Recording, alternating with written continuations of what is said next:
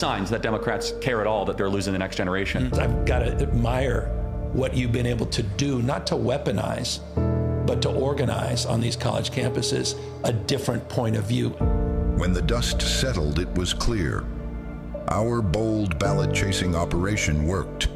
Our volunteers, staff, and full-time activists chased over 500,000 ballots in battleground states. I want to give a very special thanks to everyone at Turning Point Action who outworked and outorganized the radical left. This isn't about one cycle or one candidate.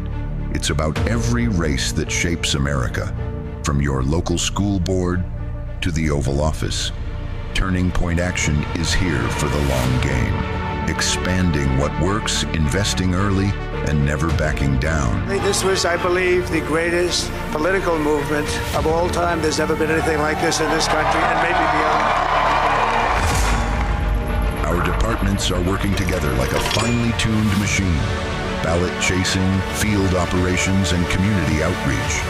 Each gear driving the next. Brick by brick, ballot by ballot, state by state, we're building a red wall by turning battlegrounds into strongholds. Turning Point's midterm strategy is about focus, winning back Arizona, expanding into Nevada, and building momentum in New Hampshire. With a little bit of our ballot-chasing expertise, our youth vote outreach, and our major expansion in the grassroots in New Hampshire, we could ultimately be very, very successful in the Granite State. This is the roadmap to a conservative victory that will last for generations. And it starts with us.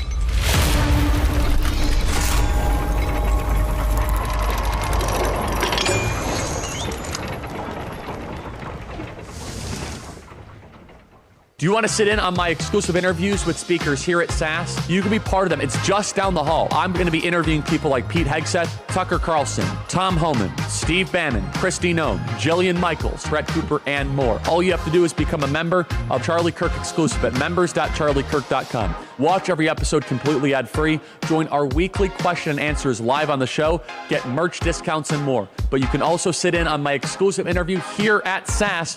The time and location will be on your SAS agenda, so go to members.charliekirk.com. That is members.charliekirk.com for up-close and exclusive access to my show. It's all happening here at SAS.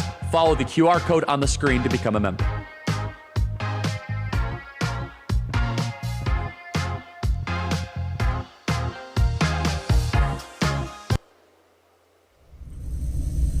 We raised money on the idea of protecting freedom of speech. A government coming in and saying, no, you can't do that is not something I want to participate or be a part of. Everyone should have an option to go see what the other side is saying, whether you agree with them or disagree with them.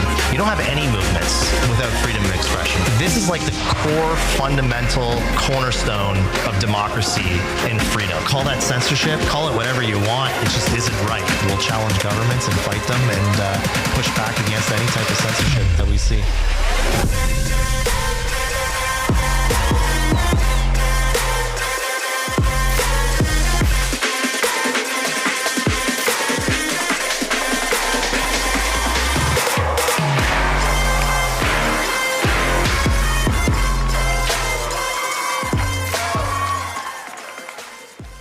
How's everyone doing today?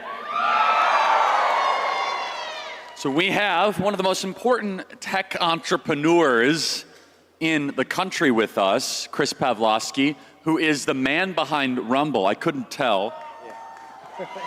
We love Rumble. Don't we love Rumble? This entire event is streaming live exclusively on Rumble. Chris, you and I have known each other for a while. We've been through some ups and some downs, but your company's doing amazing.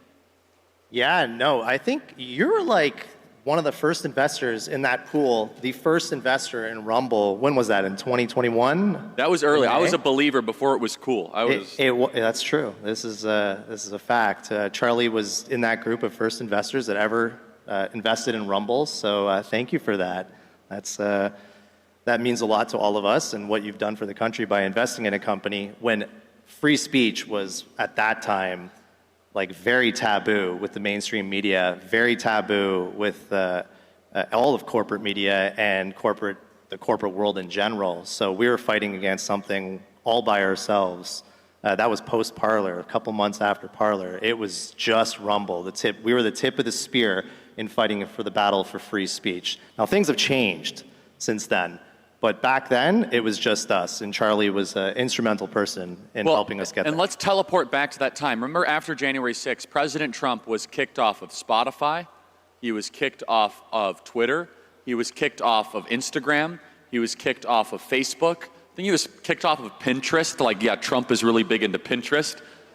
He was kicked off of every social media channel, except he was not kicked off of Rumble. And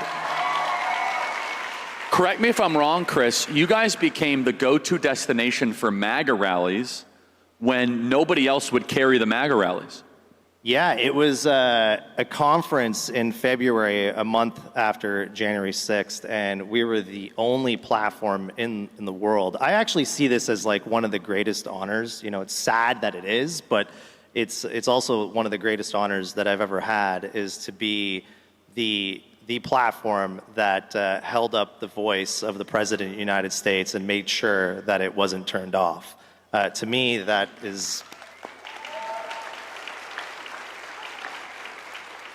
That was an essential thing, and it really sucks that I was the only person to do that, but you know, we were there, we held it up, we ended up streaming all of his rallies from 2021 and on, and it was the only platform for many years to have the President of the United States on, Donald Trump.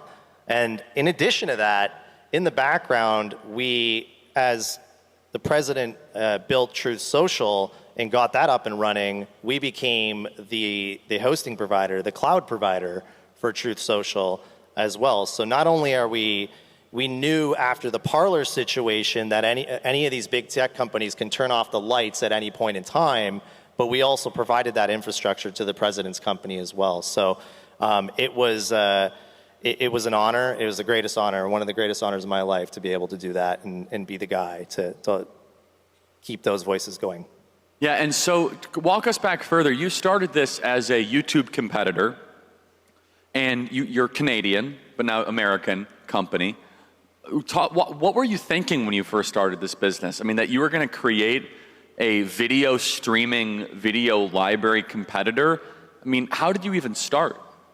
So my politics when we started Rumble were cats and dogs, no joke. It was a video platform that allowed small creators to upload their viral videos. And the reason why is because I started to see the pendulum swing. All the incumbent platforms were starting to preference large corporations, big brands, and really leave behind your friends and family, aunts and uncles, the small creator. So we put a huge focus on the small creator in 2013, built a great business.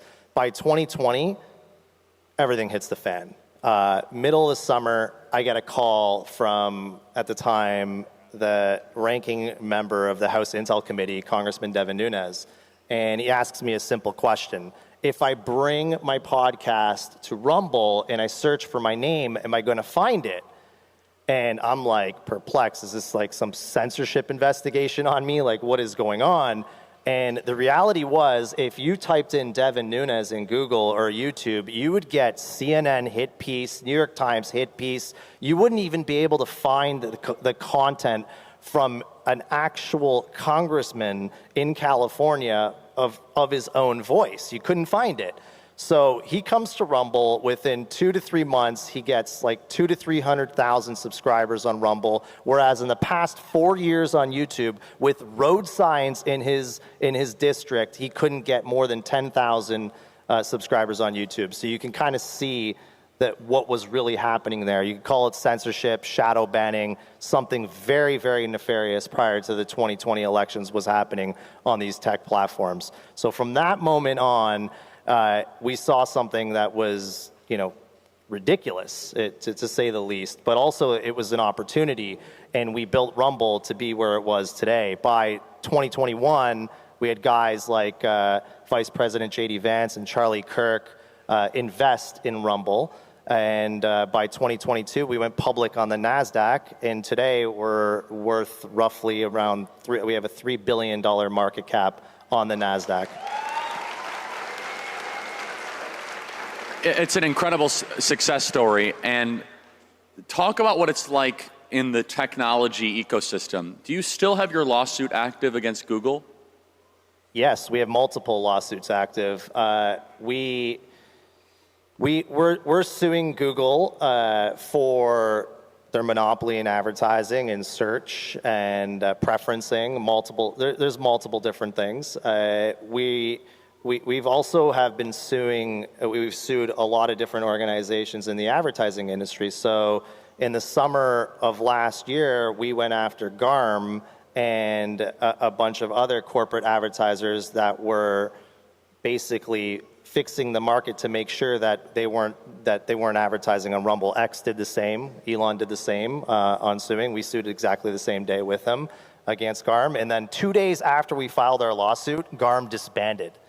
It just tells you like what is going on. For the last 4 years, these companies have been making sure, it's probably way longer than 4 years, 4 to 5 years in the Rumble world, but this probably extends for like a decade now. The corporate advertisers have been boycotting all voices on a specific side of the aisle for a very long time, trying to make sure that really, anybody on the right side of the aisle doesn't get any type of economic advantage or economics out of speaking their truth and speaking what they believe. And it wasn't until late last year that you saw companies like Rumble, well, I think we were a little bit earlier, and then obviously X joined in the fight on fighting this corporate world that has shifted all the ad dollars to one side of the spectrum. And now we're starting to see it change a little. GARM disbands, but it's still not enough. It's still really bad. I don't think, Charlie, you don't have like the big top 10 companies advertising on your show yet, right? Not yet, no.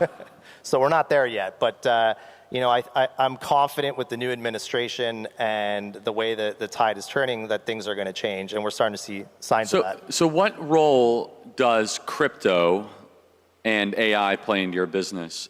Anyone here own crypto? All the young men's hands are going to go up. Is there a single young lady that owns crypto? There you go. 3 of them. Crypto is very masculine and very male. What role does crypto play into Rumble? You guys had a very significant announcement recently. Yeah, so we announced in late last year the largest crypto company, the largest stablecoin in the world, took a strategic investment in Rumble to the tune of $775 million. And you're probably familiar with it. The company name is Tether, USDT, is the stablecoin. So they took a position in Rumble. We closed that in February of this year, and now Tether is one of the largest shareholders of Rumble. One of the greatest things about Tether is, when you combine and you bring in a really large player into your business, and you have the ethos that Rumble has around free speech and how important that is. Like we've walked away, like. I remember when they tried to cancel some of our creators, these corporate advertisers, we'd end up walking away from them and not letting them advertise on Rumble at all because we just didn't agree with with them boycotting specific creators on our platform. And when you get a huge strategic investment that's going to own a huge part of your company, you want them to be like firmly believing in the mission that you currently have.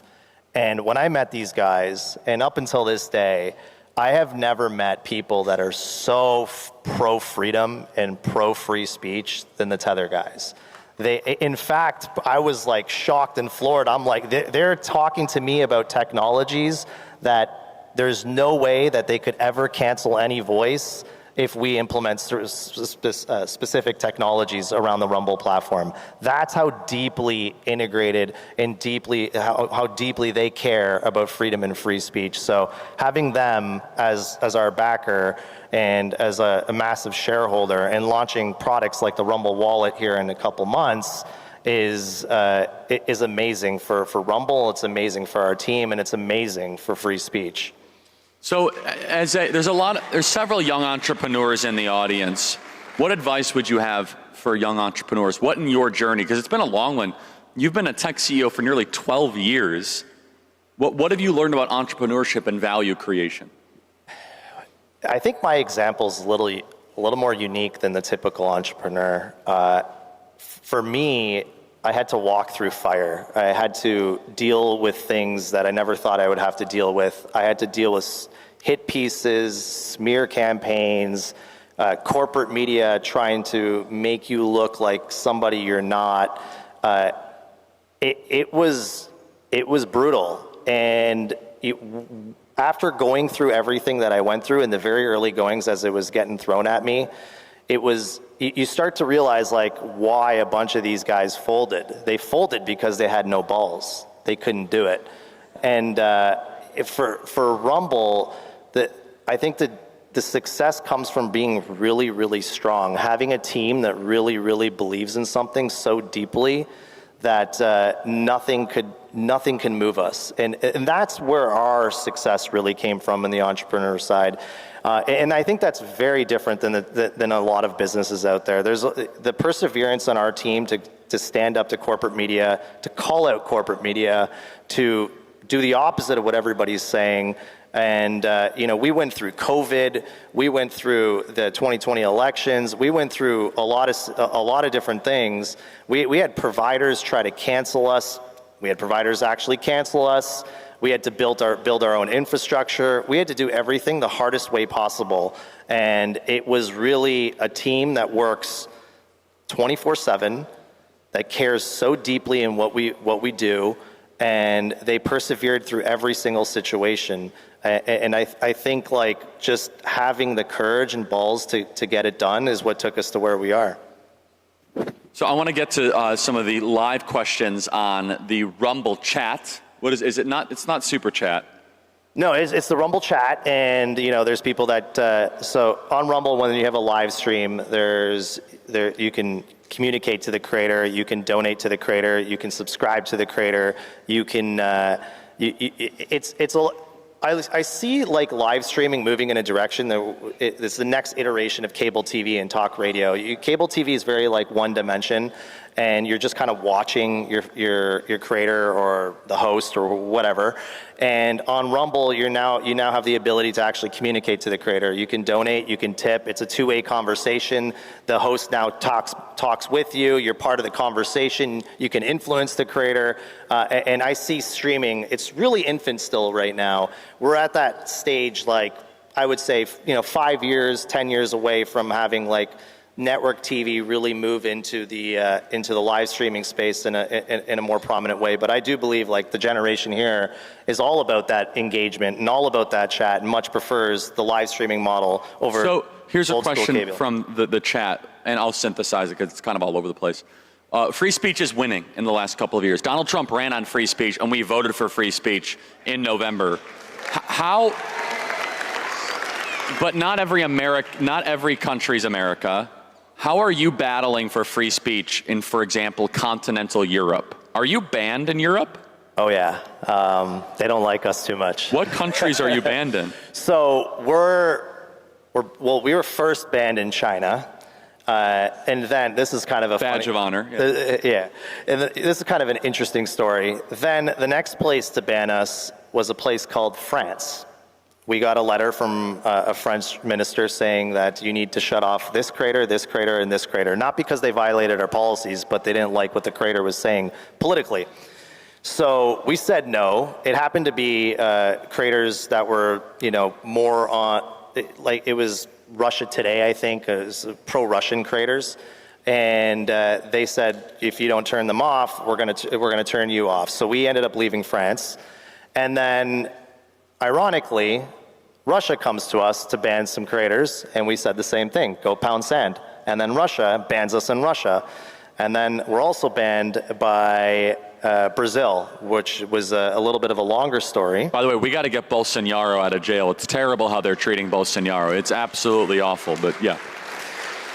So a couple of years ago, we got a notification saying to ban a bunch of pro-Bolsonaro supporters on the Rumble platform, and we once again said no, based on the principle of free speech. They didn't violate our policy. It's just political. And so we ended up turning off Brazil. Then we get a letter from Brazil saying, you know what, this guy's okay now. You can turn Rumble back on. No joke. This happened like a couple months ago. It was like Friday night. I'm like, wow, we're coming back to Brazil. This is awesome. So we turn on and light up Brazil. By Sunday night, we get another letter with a litany of creators to basically shut off. And not only that, they ask us for all the data in the United States on those creators to pass. So the Supreme Court, I think Justice Alexander de Moraes was requesting all of this US-based data and creators based in the United States.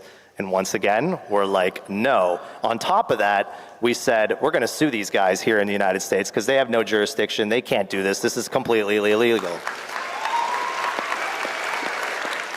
So we sued them here in the United States, and we got the motion that we wanted out of that, and that's still continuing to, we filed an injunction.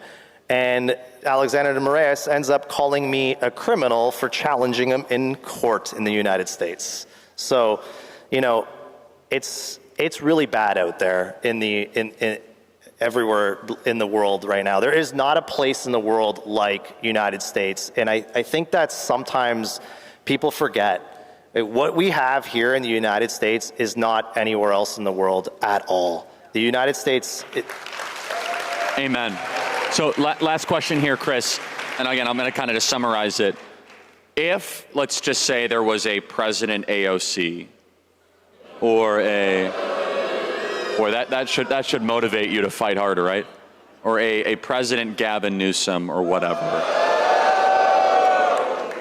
What could they do to stop Rumble, stop speech online? And, well, it's not nothing. No, that's not true. The government has a lot of power, soft power.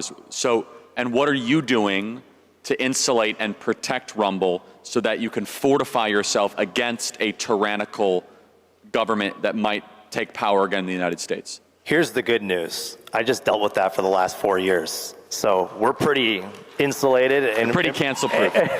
And pretty ready for that moment. So one is they put pressure on the hosting companies to destroy you by canceling you entirely. They send notices to the hosting companies saying you did X, Y, and Z, and next thing you know, you're shut down like Parler. They can't do that to Rumble. Rumble is, when Google goes down, when Amazon goes down, when X goes down, Rumble's still standing all the time. We saw it a couple months ago.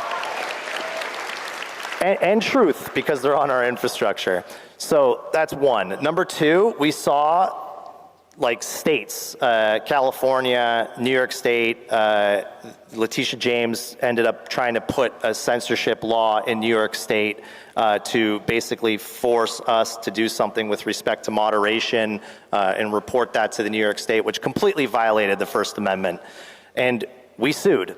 We opposed it. And we won it, and I think now it's under appeal. But we have been through this fight for the last 5 years under the last administration. So we are ready for whatever comes. And, you know, at the end of the day, the best part is we have the Constitution of the United States. We have the First Amendment, and that is the most important thing, that Constitution, that every American needs to protect, and every judge needs to protect, and every administration needs to protect, and thankfully we have that. I want to just say Rumble's our primary sponsor here at the Student Action Summit, helping make this all happen. Give it up for Rumble, and download the Rumble app, everybody. Thank you so much, guys. Talk to you soon. Thank you, Chris. Excellent. Thank you. Thank you.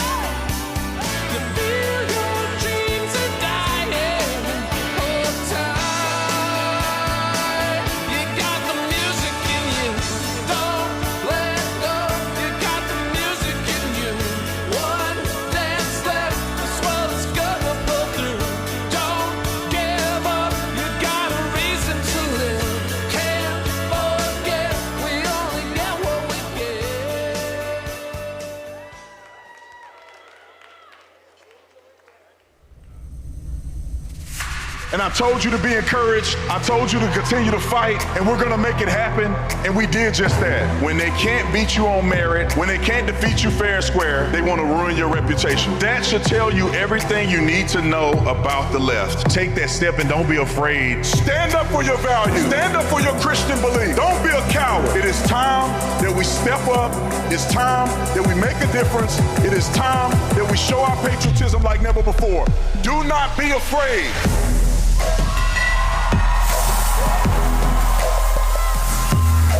What's going on, Sass? What's going on, Sass? All right. Man, y'all look good. I'll say that I want to give a shout out to Charlie Kirk, man. Can y'all give Charlie Kirk a round of applause?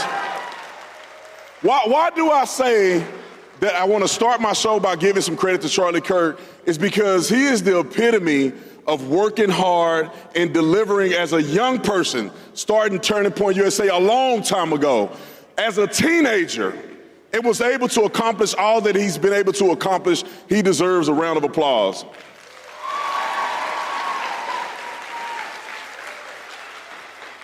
And I want you guys to give yourselves a pat on the back, because you guys are in a unique position in this country to make an incredible difference. We're depending on you.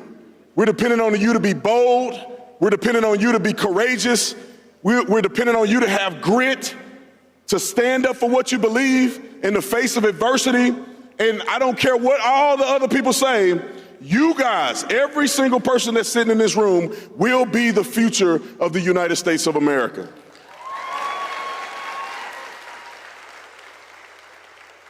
And you know why I believe in you guys so much? Is because at one point I was a young person. Now I'm old now in Turning Point years. All right, it's like dog years. When you're 40, you're old now. But I was once a young person who was confused initially, right? I thought I was on one side. Y'all know what side I'm talking about, right? The wrong side. I thought I was on the wrong side, and then I went to college and it opened my mind up, and now I understand what conservatism is. I understand the value of capitalism. All of the things that you guys have learned over time is something that I had to learn. And once I learned that, I became a force. And so you guys that have learned about capitalism, about freedom of speech, about loving the country, you are now equipped to be an incredible force. And I'm very proud of you guys, and I look forward to seeing many of you guys stand on a stage like this and be able to be an impact to others, all right? So let's get to some politics real quick. I know y'all want me to talk about some politics. All right, I'll get to some Epstein in a minute, but let me start with this. Do y'all remember UC Davis? I don't know if y'all remember me at UC Davis. Some of y'all didn't see it, I'm glad. Some people were flying in the air at some point. But what I want to say is, if you've seen the video and you saw that we were under attack at UC Davis, they tore down our tent, they were acting a fool. And for many of you, you looked at me and you said,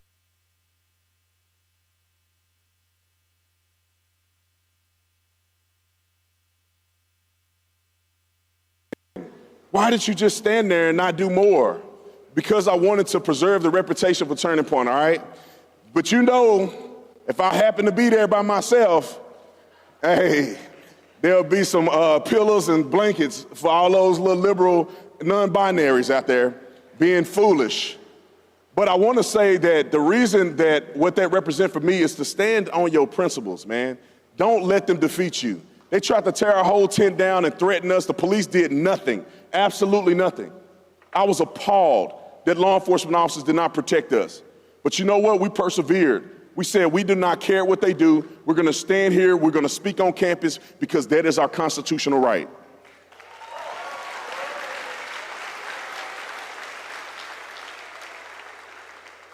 I want to talk about immigration for a minute. Do you know how crazy it is that there are people in our government that are crying, spitting on each other, acting a fool because we would dare make people who are illegally in our country leave our country? I think it's asinine to think that people are going to throw rocks at ICE agents They're gonna shoot guns at them, assault them for doing their doggone job. And I think we should support our ICE agents, and we should support us deporting people who are illegally in the United States of America. Now, I like to be fair, balanced, and nuanced about it. We can show compassion, but you still got to get out of here. You cannot be here in our country illegally. When there were people who stood in line, paid the money, fought to be in this country, waited in line for 3 years, 4 years, 10 years, with family members over here, married to people over here, and they had to wait in line, so your doggone butt have to wait in line. And there's nothing wrong with the United States of America standing on principle. Let me add this. We are not a nation of illegal immigration. We are a nation of immigrants who came here the right way, who add value to the United States of America, who assimilate to the cultures that we created. And let's not forget that. These leftist nut jobs want us to forget it and want to, conflate the difference between the two. There's a big difference. When you come to this country, you got to respect this country. You better love this country, or we're going to kick your butt out of here.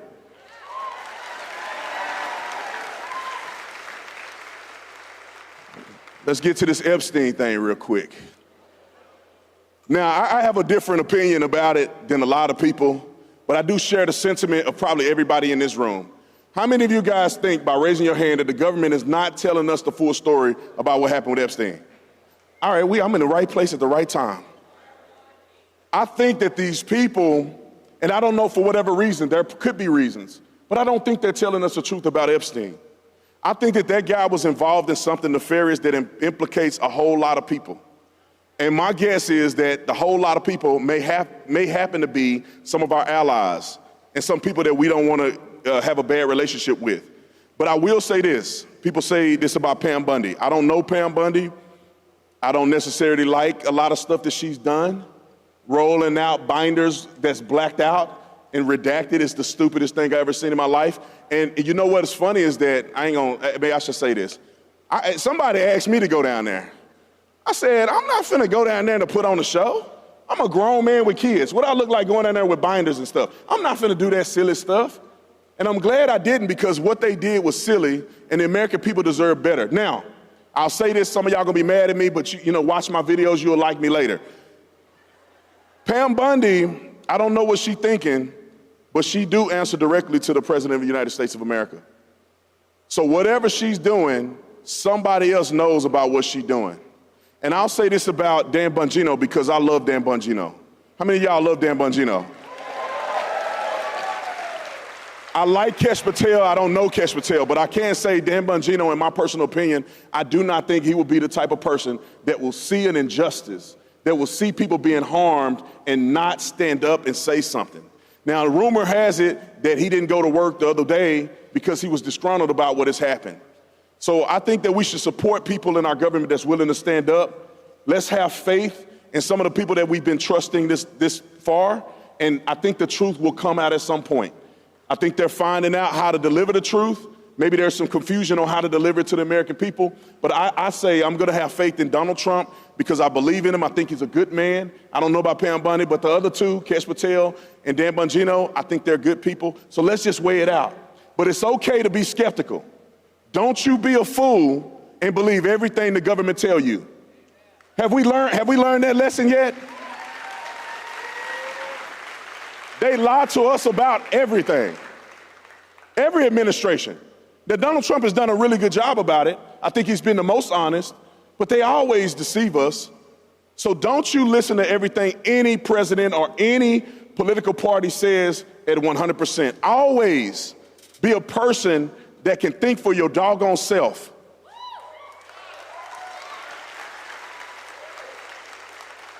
The only reason that I'm here today, one is because I have my faith in God, and the second is that I know how to think for myself. I have this term that I use in all of my research. If it's too juicy, you better do some research. If it's too juicy, that means the first time you hear it, you're like, oh, that's crazy. But what? They did what? Donald Trump did what? Do your research, because there's always something on the back end of that if you just take a little bit of time you'll find out the full truth. Now I got about 5 minutes, and this is what I came here to really talk to you guys about, all right? Don't get mad at me, okay? Y'all love me? Make some noise if you love B. Tatum. All right, I'm gonna try to do this in 5 minutes. All right, I came here to tell you, I hope this land right, do not get married. I told you before, if it sounds too juicy, you need to wait. Don't get married until or unless. My wife's sitting right there. You think I'd be saying don't get married in front of my wife? But I want you guys to understand where I'm coming from with the don't get married thing. I don't want you to rush into running into a marriage and be like 50% of people that get a divorce. Young people, hear me out. And I'm not trying to discourage anybody else's thought. You can decide to listen to who you want to listen to. But I got married in my 30s. We had our first child in our 30s, or at least me and Corinne had our first child in our 30s. And I know a lot of young people feel the pressure, especially you young men. I gotta be married, I gotta run out here. If your mama and them still paying your bills, you shouldn't be thinking about going on no date with no woman. Can I get an amen? Young men, I tell the young men that work for me this very thing. He say, Brandon, I'm going on a date. I'm going on a date. Why are you going on a date? You should be focused on building your career. You should be focused on finding out who you are, what you want out of life. How are you going to raise a family and you're immature at this point? Young men, focus on yourself. Focus on developing your skill set. Focus on generational wealth. Get your stuff together before you decide you want to go marry somebody. And I'll tell you this is the key sign that you shouldn't be dating. If you think you're gonna go on a date with a young lady and you don't know who's gonna pay for it, you shouldn't be dating. I'm not getting a lot of claps by young men, but hear me out. I'm not telling you something I read in a book, I'm telling you something I know. Because not knowing who's gonna pay tells a few things about where you are in life. One is that you're not ready. You're not financially stable enough to take care of anybody if you can't pay half of a meal. I mean, you can't pay for the full meal, meaning your deserved half that you took out on a date. Women, I see y'all clapping. Y'all finna be mad at me now. Young women, this has come from my heart. There may be a lot of young women in here, or young women that may not get married in your 20s. That may not have children in your 20s. But listen to me clearly. God has got your back.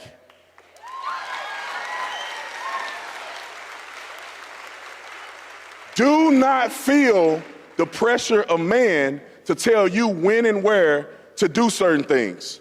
You need to listen to what God has called you to. And while you're waiting, don't be waiting, hooking up with people and doing all this old crazy stuff. You need to wait in the Lord. Spend your time volunteering. Spend your time finding out who you are. A lot of times young women rush into relationships and you don't even know who you are. So then you date a guy who don't reflect who you really are. And then you want him to rush and get married and then you don't like him no more. Why? Because he's lazy. He ain't who you thought he was. He don't treat his mama right. And if you wouldn't have rushed, take your time, wait on the Lord, you will find the right man. Ask my wife.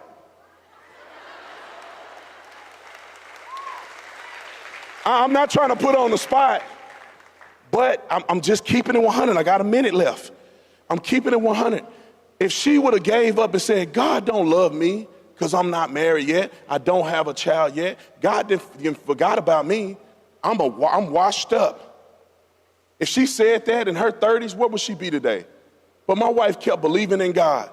And it would be great if all of you guys were married at a young age. Great if you were equipped to be married. And the reason I say don't get married, because you need to be ready to be married. You need to be ready to take responsibility for somebody else. I wish they gave me a little more time. Marriage is not Instagram. Marriage, the people that are married, have been married for a while, your mom and them, they agree with me. You gotta be ready to be selfless when you're married. You think me and my wife agree every time? No, we don't. I probably get on her nerves. But you got to be mature enough to say, I'm not going to quit in a committed relationship when I made a commitment before God. That takes maturity and growth to get to that point.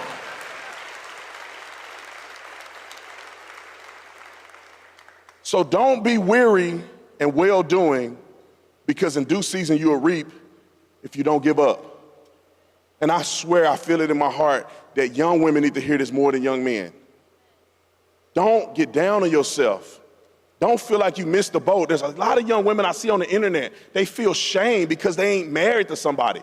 It's better for you to wait than to be married to somebody and they unhappy. Look at all these young people that you probably know on Instagram. They wait a little bit.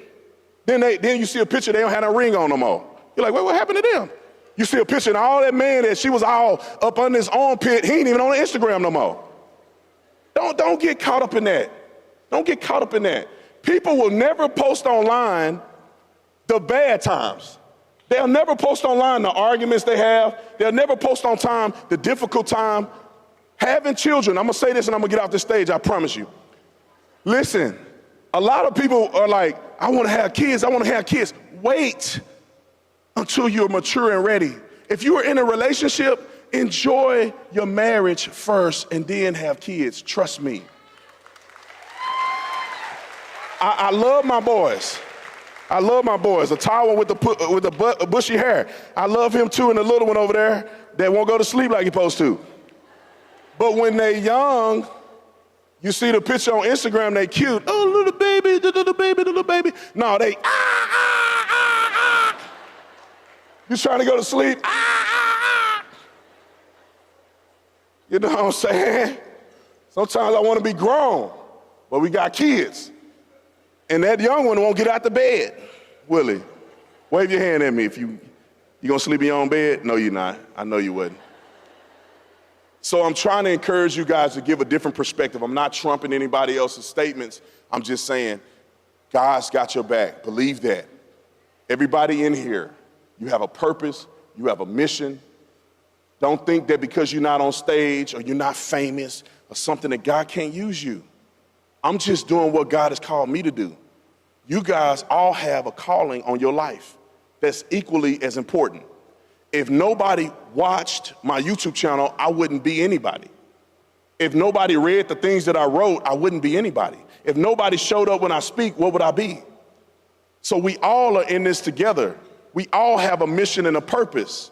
Your purpose ain't gonna be his purpose ain't gonna be her purpose. But you need to identify your purpose. How do you identify your purpose? Real quick, 30 seconds. Is building a relationship with God. Not a religious ship. It's not about religion. It's not about how many times you go to church. It's not about how many times you do this. That's religion. It's about how many times in the intimate moments of your life that the first thing you go to is God. How many times when you're down and out and you're ready to give up and you said, I'm done with this mess, that you go to God. That's relationship. Times are gonna get hard for you young people. It ain't easy. But where do you go to when it gets tough, when it gets rough, when you wanna give up, when you wanna throw in the towel, your mom and them getting on your nerves, college is taking a toll on you, you're ready to be done with these leftist lunatics, you sick of it. Where do you go? You go to God.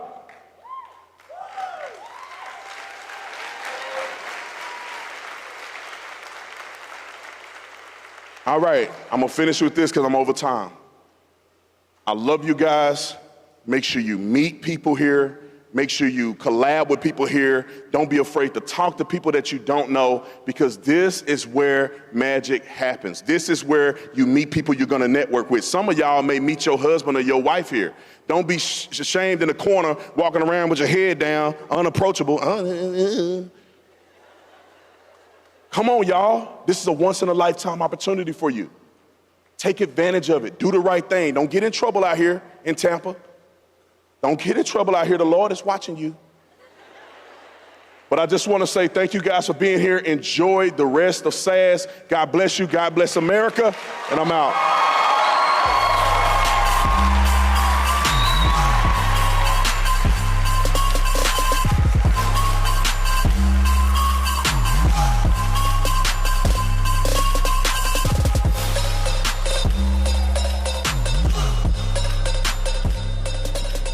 Good afternoon. So good to see you. My name is Michelle Bachmann. I'm a former member of the United States Congress. So thrilled to be with you here at Charlie Kirk's event. You are the ones that I have been waiting for to show up, to move our country forward into a path of victory. You are the ones that are going to deliver. I am so proud of you. I'm here also as the Dean of the Robertson School of Government, C.R. Booth, but I'm here to speak to you right now as a board member of the International Fellowship of Christians and Jews. We're an organization that's over 40 years old, and it's one of the most positive, unifying organizations that there is to support relationships between Christians and Jews. There's something amazing that happens when you bring unity between two biblically based forces, Christians and Jews.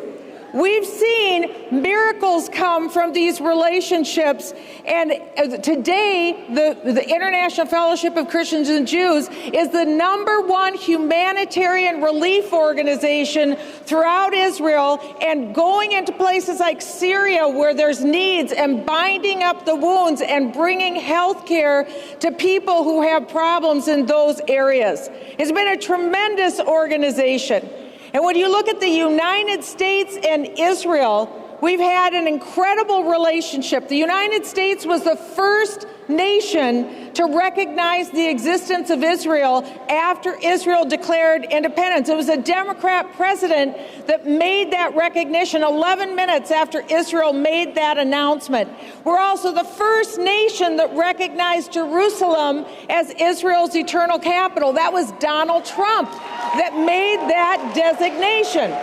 Both of those designations ended up bringing peace into the world. We were told it would bring war. It did just the opposite.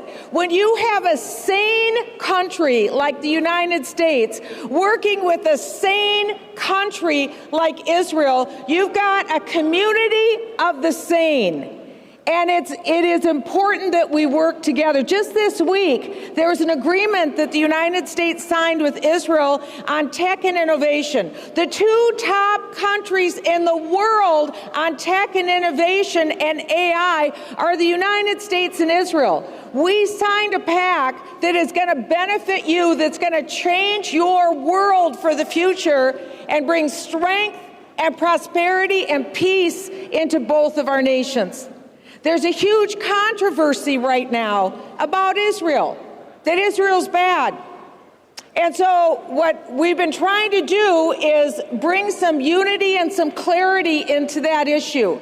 So last year, a program was developed by the Fellowship of Christians and Jews to have campuses which have become anti-Israel actually take a stand for Israel, because that anti-Israel thinking has turned into violence. And so on the campus at Regent University last year, we put up flags, and we're calling it Fellowship of Flags. And so American flags, United States flags, we put it up and made a showing on our campus that we're going to stand for this sane country of Israel. And why is it that we're seeing an unprecedented level of anti-Israel, anti-Jewish, Jewish hatred here in the United States? A report was just released not long ago. It was published in the Free Press, Barry Weiss's publication. And it said this: there are nations in the world who are bad actors, who are evil, who have evil motivations. And yes, those countries, including Iran and Qatar, for 46 years, Iran has been designated the #1 terror nation promoting terror in the world for 46 years. We know this from America. Americans were taken hostage. And yes, contrary to what was stated, Iran has killed Americans, many Americans. They are a threat to the United States of America. But Qatar, as Iran has done this, Qatar is the leading state financer of terrorism. And you're their target. You may not know this, But Qatar has spent close to $100 billion to target you with an anti-Israel viewpoint. How did they do that?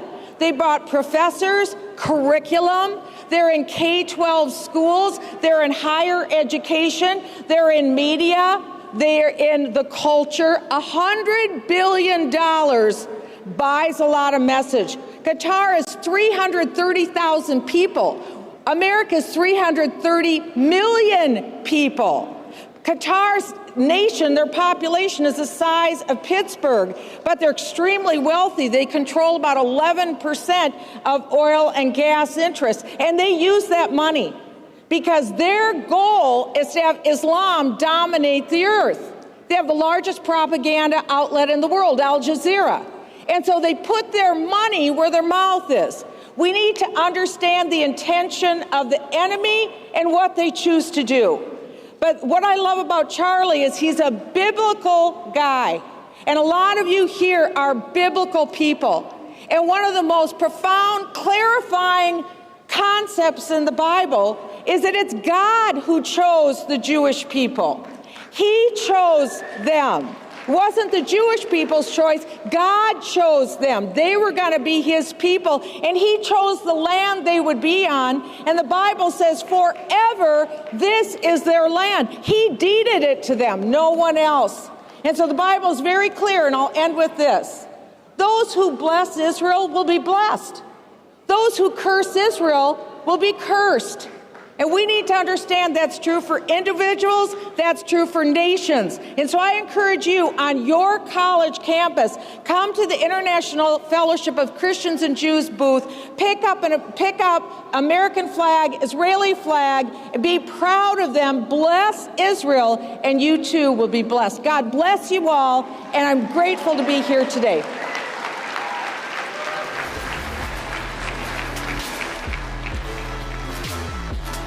Shalom from here in the Holy Land to everyone at the Student Action Summit in Tampa. And I wish that I could be with you there in person, but I'm calling in from Israel to share why the fellowship is here with you today. As so many of you know, on October 7th, 2023, there were over 1,200 innocent lives taken in the worst attack on the Jewish people since the Holocaust. That day, it awakened a deep evil that we're seeing around the world, not only in Israel.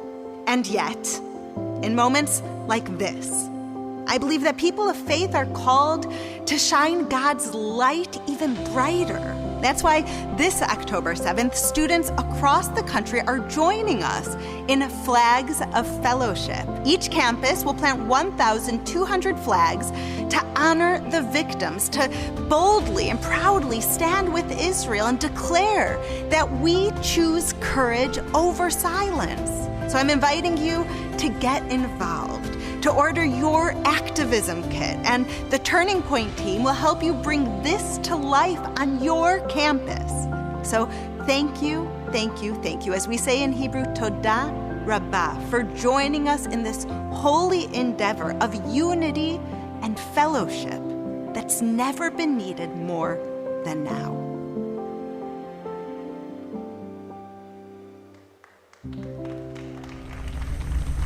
I went from America's favorite Disney mom to America's favorite domestic terrorist. I don't believe that I was ever canceled, just redirected. God will always make a way for me, and I will always take that step with his firm foundation. We are authentic in that fight for courage and bravery and speaking the truth, and we cannot be bought. At the end of the day, what side of history do you want to be on? So be grateful, be brave and courageous. Do not be discouraged, because in this storm you will bend, but you will not break.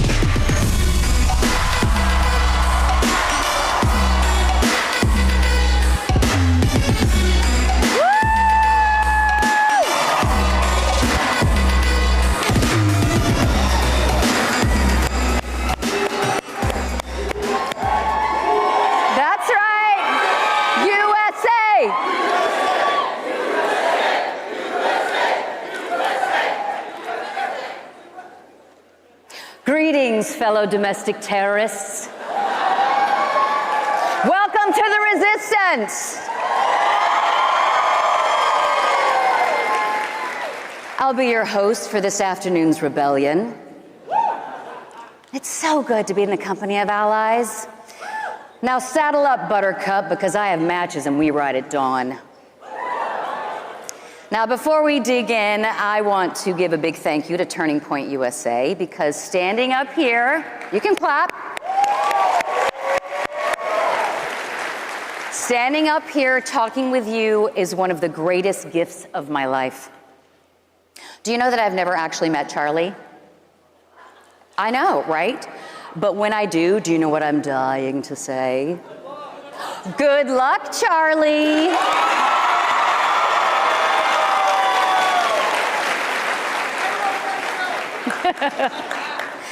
As you know, I spoke up for our freedoms during Biden's reign of terror and was canceled, threatened, fired, condemned, dropped by friends, but God.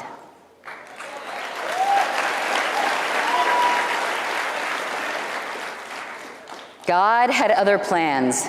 In June of 2024, he plopped me on stage at TPUSA's Young Women's Leadership Summit, and those girls, let me tell you, they breathed a fierce breath of life, of love into me. And my purpose grew stronger, my connection to God grew stronger, and my love for your generation grew stronger. So just to catch you up to speed on my situation, I fled Mussolini's California.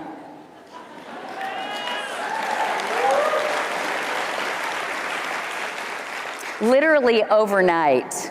And don't fall for the slick hair gel nice guy routine. He's wanting to be president in 2028. Don't elect this dude, I'm telling you. He will burn this country down just like he did California.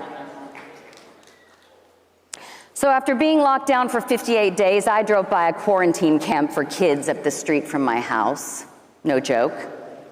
I came home, looked my husband in the eyes, and said, "I'm leaving tomorrow with the kids and the good dog. We hope you join us." Spoiler alert, both my husband and the bad dog joined us.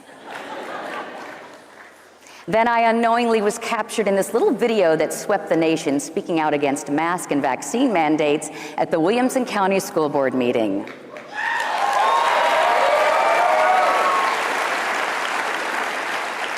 I mean, I've spoken at a Los Angeles School Board meeting and no one cared. I had no idea that little Williamson County was the hotbed of anarchy. Yes, the First Order. And I was recruited as Darth Mom. The next day, articles and posts went viral about the racist, sexist, homophobic mom from Good Luck Charlie, a very threat to our democracy and our lives. I got death threats, rape threats, lots of messages hoping that my ugly children would die. Excuse my language, but I got lots of dick pics in my DMs. And if anyone is watching who sent those vulgar pics, that was really hard for me to see. Because they were teeny tiny. I even did this. I did this. Nothing.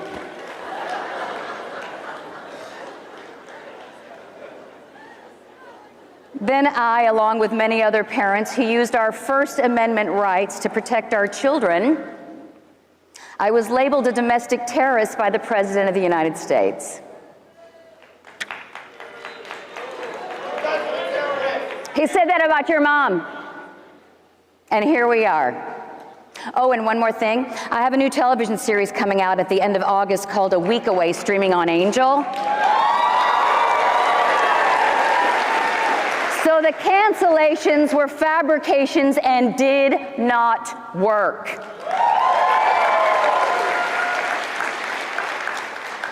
Contrary to popular belief, the far-left extremists cannot wave their magic wand and make people disappear. I mean, who do they think they are, the Clintons?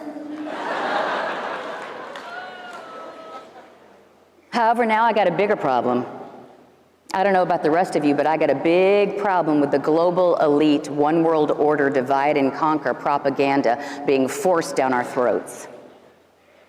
Constant brainwashing, manipulating, indoctrinating, where they rule and we submit.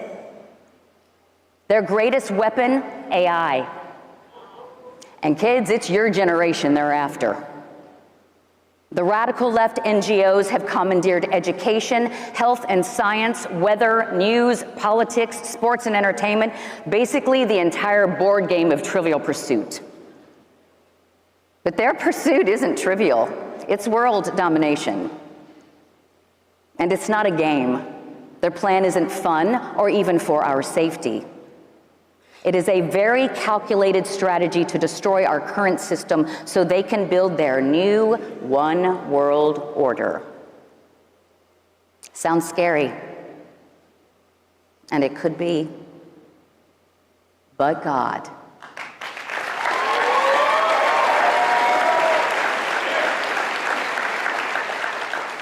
His words tell us in Romans 12:2, do not conform to the pattern of this world, but be transformed by the renewing of your mind.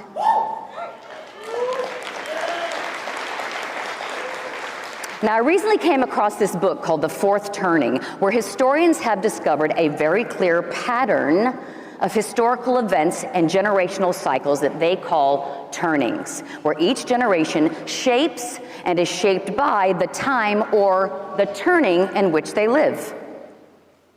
Now, they did not name a specific event, but anticipated a period where America would be challenged to the core, eventually leading to complete and unrecognizable transformation or a rebirth. Now, bear with me here. The first turning is called the high. It's compared to the season of spring. It's post-World War II, the mood and the energy around the high. It's one of confidence, rebuilding, teamwork, order. Society has united together to rebuild after crisis. These events shaped the generation known as boomers. They are value-driven leaders and visionaries. The second turning is the awakening, the season of summer. Events from civil rights movement to Vietnam protests and sexual revolution create an energy of passion and questioning, resulting in people rebelling against institution. Gen X was birthed in the awakening. They are independent, pragmatic, resilient. The third turning is the unraveling, the season of autumn, where culture wars, 9/11, and the rise of individualism create an environment of cynicism, of fragmentation, disunity. Culture becomes distrustful and fractured. This is the turning that birthed the millennial generation. The problem solvers. Now,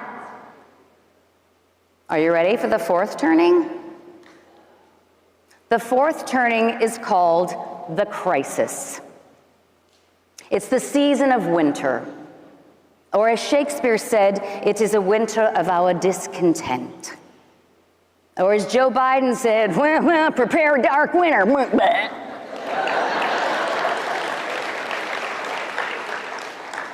This is the era we are in now. Doesn't that sound fun? You were born in the crisis turning, where the Great Recession, COVID, riots, social division, cultural confusion, AI, and geopolitical conflict create an atmosphere of danger and urgency where our very survival is threatened, leading us to total destruction or, hear this, rebirth. You were not born by accident. You were born on purpose and for a purpose in the middle of the storm.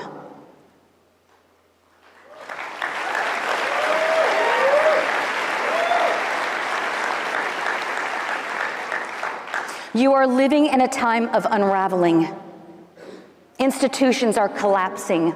Truth is blurred. Children are trafficked. Criminals run free. Lists get lost. It is no wonder that people are anxious, angry, or numb. It often feels like the world is ending. But God.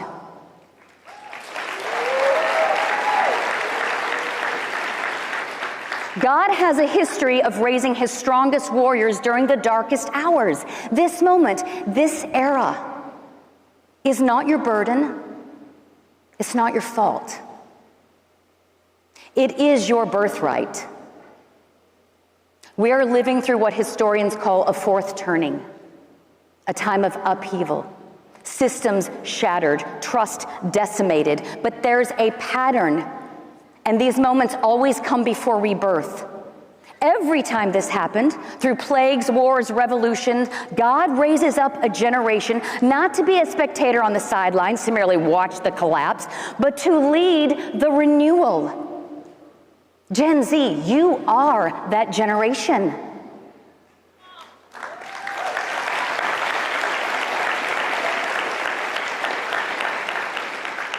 But do not conform to the pattern of this world, but be transformed by the renewing of your mind. Make no mistake, these globalists are working overtime to shape you, break you, scare you, own you. They have Gen Z in their crosshairs. With algorithms, with empty ideologies, with fear and distractions. Many of your peers are submerged in cultural conformity disguised as rebellion.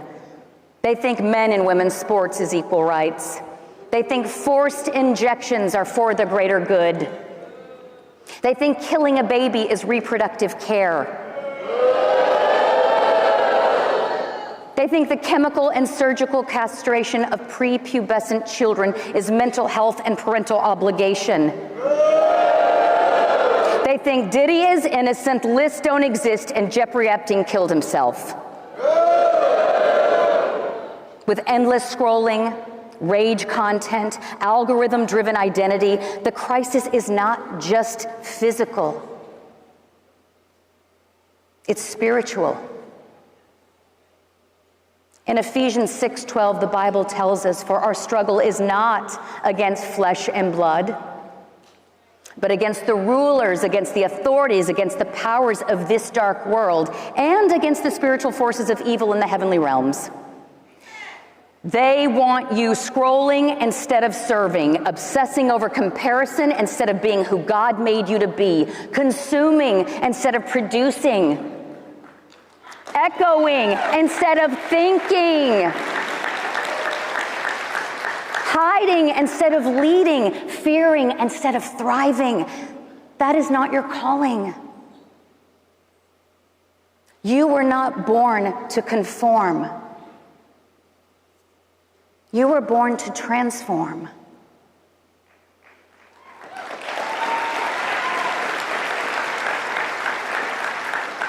Yeah, I know you're young. I know you don't have a bunch of life experience, but God. In Scripture, when God wanted to renew or redirect history, he called upon the young. Jeremiah said, "I am too young," but God made him a prophet to the nations.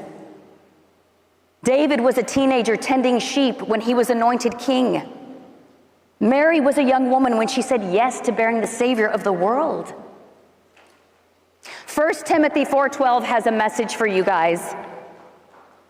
"Let no one despise you for your youth, but set the believers an example in speech, in conduct, in love, in faith, in purity." Don't say, "I'm just a kid." Don't say, "Oh, what do I know?" Don't say, "My voice doesn't count." Don't say it's too late. Do not say the world is too far gone. Because every fire that looks to be down to its last ember, but God.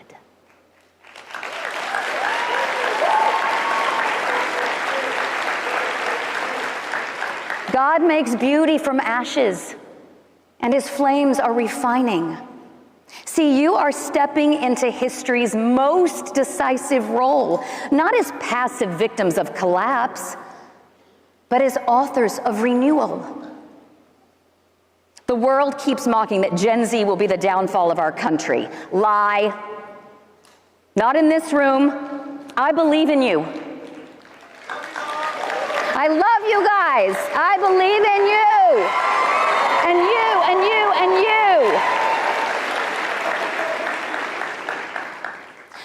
are not a generation of screen addicts or victims of chaos.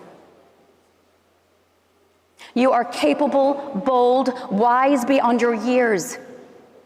Don't you see God is using you, crafting you, shaping you, molding you to spread His glory over a nation that is decimated by propaganda, oligarchic overlords, and greedy corporations. Gen Z, you are not the destruction of our country. You are the hope for it. So I challenge you to not just be a critic hiding behind a screen, but to be a builder. We all can easily see the problems: injustice, corruption, division, hate, where good is evil and evil is good. Do not consume their cultural programming. It's meant to wear you down, to break your spirit. Become unbreakable. Do not compare yourself to the fakes of Instagram. No one's telling me is that flat unless they're doing this. If you cannot get away from your scroll, fill your scroll with good. Fill it with scripture. Consume food made by God, not Kellogg.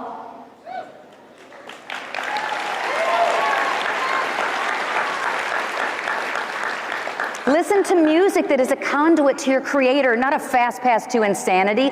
Forrest Frank, Doja Cat, I'm just saying, you have a choice.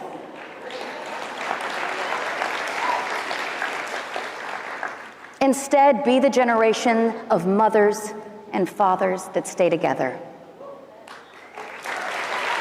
Shore up your family. Be the homeschool co-op educators. Be the intentional builders of close-knit communities. Be the healers, not the drug pushers. Be the technologists with uncompromising ethics. Be the poets and reformers, the musicians that fill the world with hopeful, intentional, uplifting music at a healing frequency. Be the rebel that grows your own organic food. Make art that reflects love. Make babies.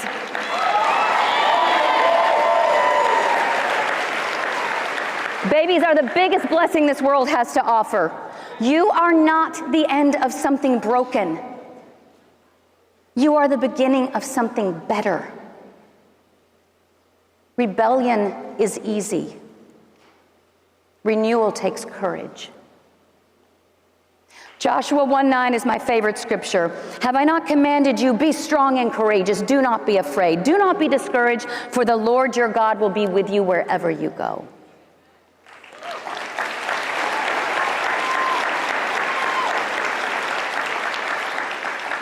Now, this scripture has carried me through the last 5 years. God Himself commands me to be strong and courageous, so I am. He commands me to not be afraid, so I'm not. But you know what I totally missed in the scripture? I literally glossed over it until I sat down to write this speech. He also commands, do not be discouraged. So not only do you not have to be afraid, you don't even have to be discouraged. Esther was told, who knows but you have come to your royal position for such a time as this? I tell you today, you were born in the chaos. You were not born for the chaos. Not to run from the storm, not to join the storm, but to calm it.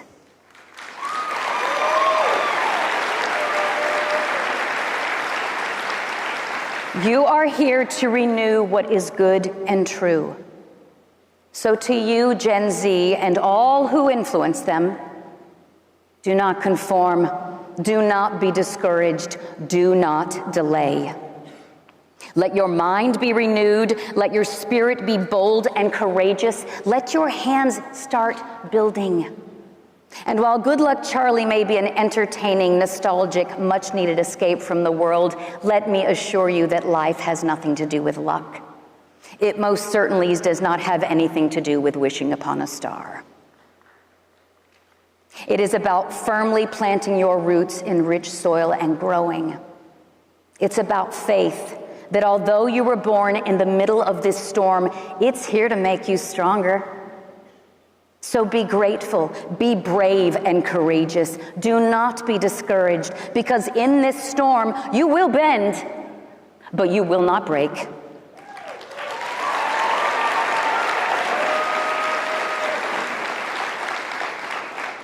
Our very history tells us that you are not the end of a broken world. You are the answered prayer for a better one.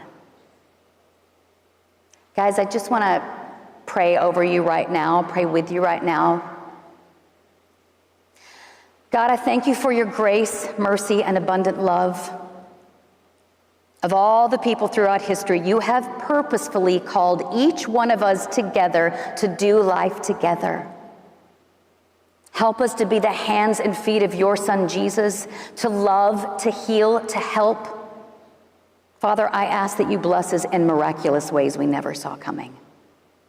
That wisdom would reign, that clarity would be undeniable, that truth would triumph, and that the fire of courage would never dim, that we would shine your light for others to see, and that your voice would lead us onward, towards restoration, forward into the renewal this world so desperately needs.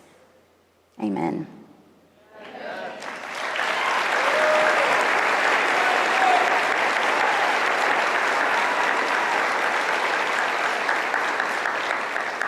Real quick little tag on here. I want to talk to you about worrying about what other people think of you. It's bogus. Don't fall for that trap. You will never please everybody all the time, ever. We love you guys. You guys got to be strong and shore up and speak the truth. Where one voice speaks, I'm telling you right now from an experience, many will follow. It takes just one voice to stand up for many. Then many will join and be voices of plenty. I guarantee you. The Bible tells us in Proverbs 29:25, the fear of man brings a snare. Don't fear him. But whoever leans on, trusts in, and puts his confidence in the Lord is safe and set on high.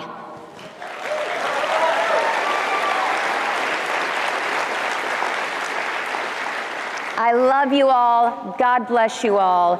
And good luck, Gen Z.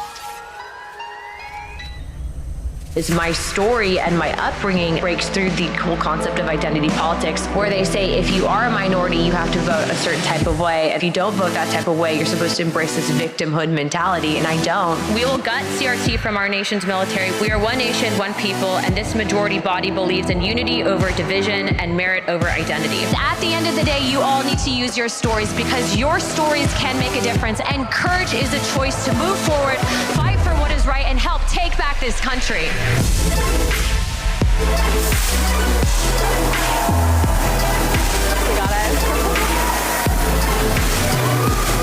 Got it.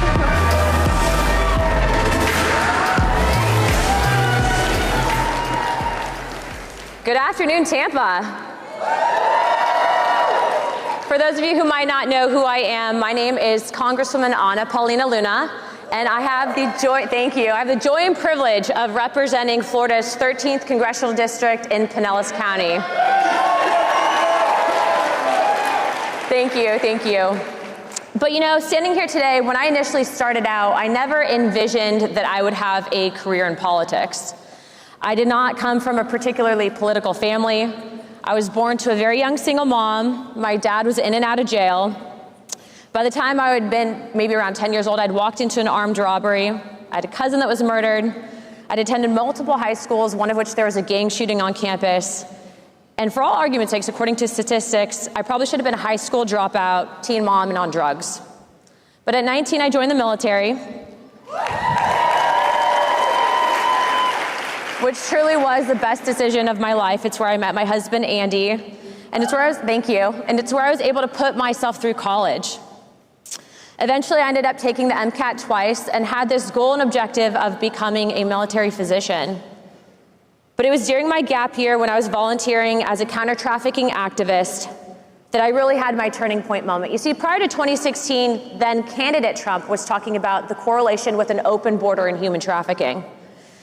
And I think most people will agree that open borders hurts people on both sides. Here I was, a female Hispanic veteran, granddaughter of immigrants, and I argued that it wasn't racist or xenophobic to want border security, yet I was called a race traitor. They would actually always make fun of me and call me a coconut. It means that you're brown on the outside or white on the inside, of which I would always respond, well, I'm more like a vanilla wafer, and that seemed to really tick them off. But in my opinion, if you're given a position of power or a platform and you don't speak out against injustices, you're just as complicit as the injustice that occurred.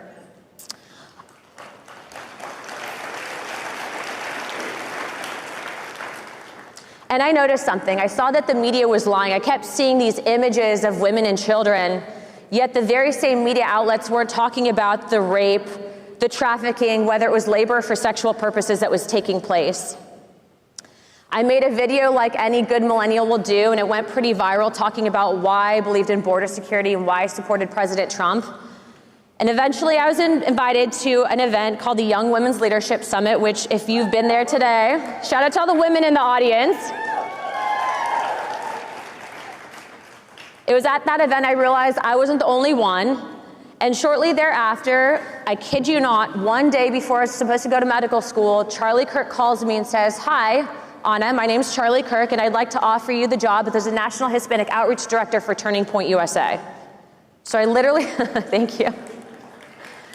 I had 24 hours to decide what I was going to do. Was I going to go down one path, which was medicine, or was I going to go down a very different path that seemed like I was being pushed in the direction of politics?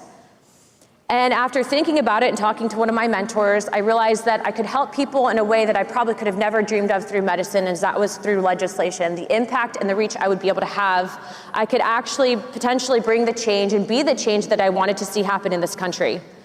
So in 2020, I decided to run for office. And in 2020, I was not successful, but when you fail, you try again, and you will be successful, I promise you that. Everyone remembers that BLM was a summer of love, and I promise you, I'm not just telling you this to bore you, I'm not just telling you this to make you feel bad about the life and circumstances which I was born into, but this all correlates, because when you're in your biggest struggles, I do believe it's God putting you there, preparing you for something. In 2022, despite being outspent $12 million to one, having my own party back a pedophile defense attorney against me, I won my election.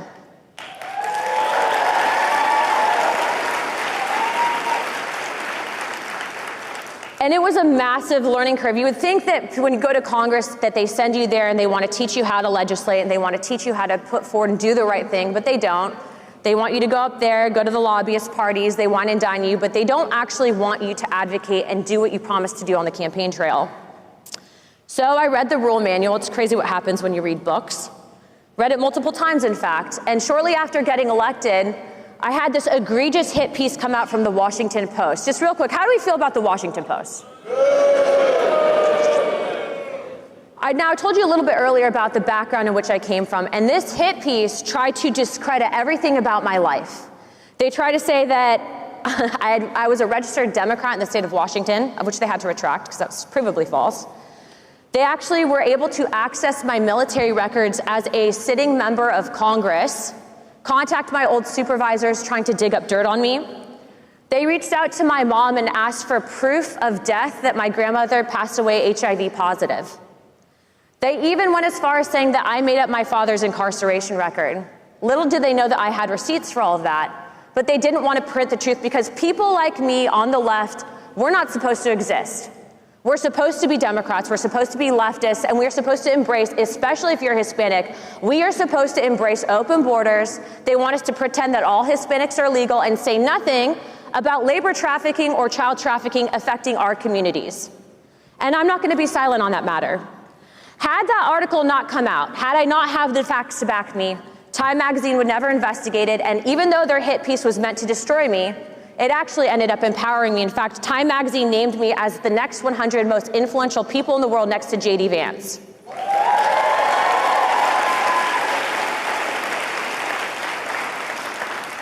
In that same congressional cycle, so in the 118th Congress, I was the member of Congress that censured Adam Schiff for his hoax in the Russia collusion and going after President Donald Trump. And I was also the member that led the fight against Merrick Garland, a corrupt attorney general who protected Joe Biden in his cognitive decline, and 4 Republicans voted against holding Merrick Garland in inherent contempt. It just goes to prove the corruption that we have within our own party that needs to be flushed. Drain the swamp indeed, and the swamp is real, I promise you that. In 2024, because of my work and efforts in the previous Congress, I was charged with a task force to investigate some of the most grisly crimes in U.S. history, starting out with the assassination of John F. Kennedy. What I can tell you, and I would say that this model of transparency in the declassification of the JFK records is literally what they should be doing with Jeffrey Epstein.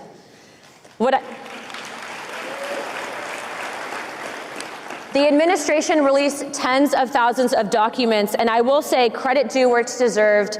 The CIA director, Radcliffe, was the only CIA director in U.S. history who was able to release something called the Joe Needes files. What this file proved, and it had been hidden for over 60 years, was without a doubt, and this is not my analysis, this is not my opinion, this is based on evidence that we have backings on. Without a doubt, the CIA engaged in a cover-up of the JFK assassination. The CIA lied to Congress. Joe Needes, who was a CIA operative, did indeed have contact and was observing Lee Harvey Oswald, who in my opinion was a patsy and cover for multiple shooters in the assassination of John F. Kennedy.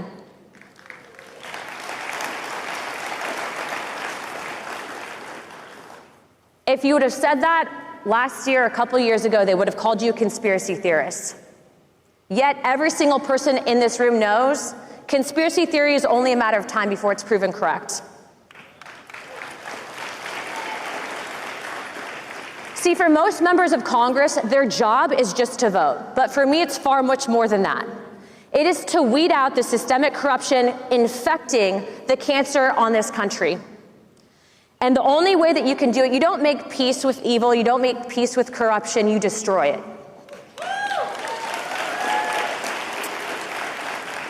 Which brings me to my next thing. These LA riots, these anti-ICE riots. When I saw those, I looked at this from an activist perspective. Who's funding these riots? Where are they coming from? Right? Follow the money trail.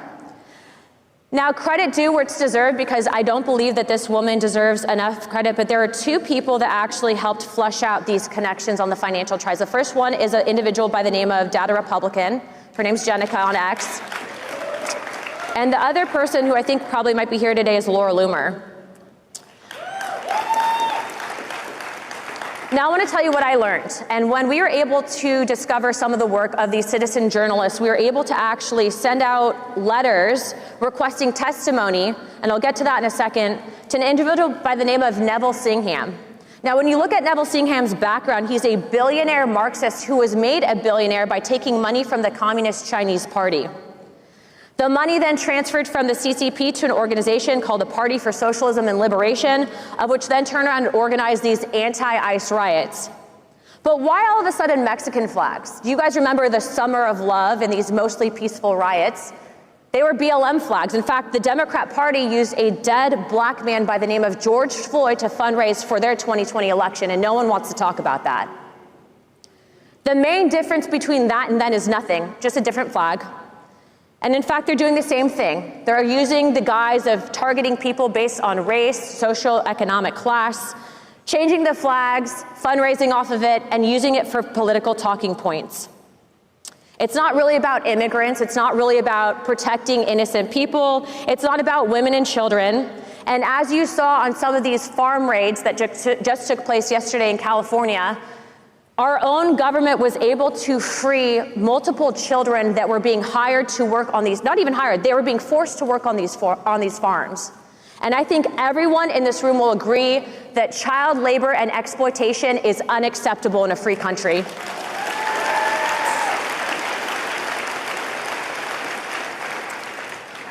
Now, what I will say is there's a really good movie. Who's seen the movie Kingdom of Heaven? Okay, if you guys haven't seen that movie, you really need to watch it. It's a great movie.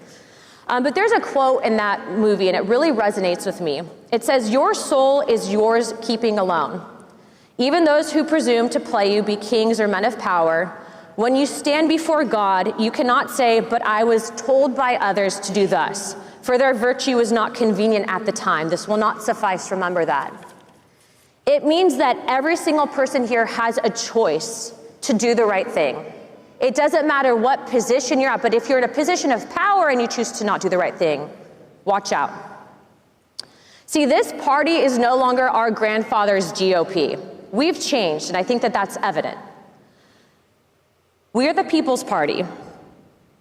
We value truth and understand that only through transparency can that be accomplished through trust. We defend the Second Amendment. We understand that children are a blessing, and the backbone of a strong country is the nuclear family. We understand that forever wars only hurt us, and that it is only truly accomplished with peace through strength.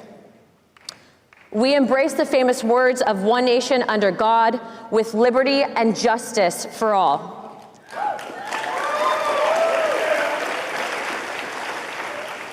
It is your responsibility and obligation to stay in the fight, to rise to the occasion and be our next generation of leaders and fighters. Thank you. I'm not the only one that needs you. This country needs you. And I can tell you that based on what I've seen in Washington, D.C., I can promise you I'm not going to be there in the next 20 years. I don't want to.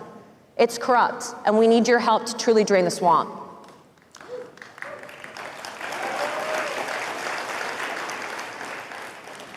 Together, we will keep this country great. Turning Point's just informed me too that I have a couple minutes to take some questions from the crowd, so I'm going to be opening it up to you guys in a minute. But I do want to say this.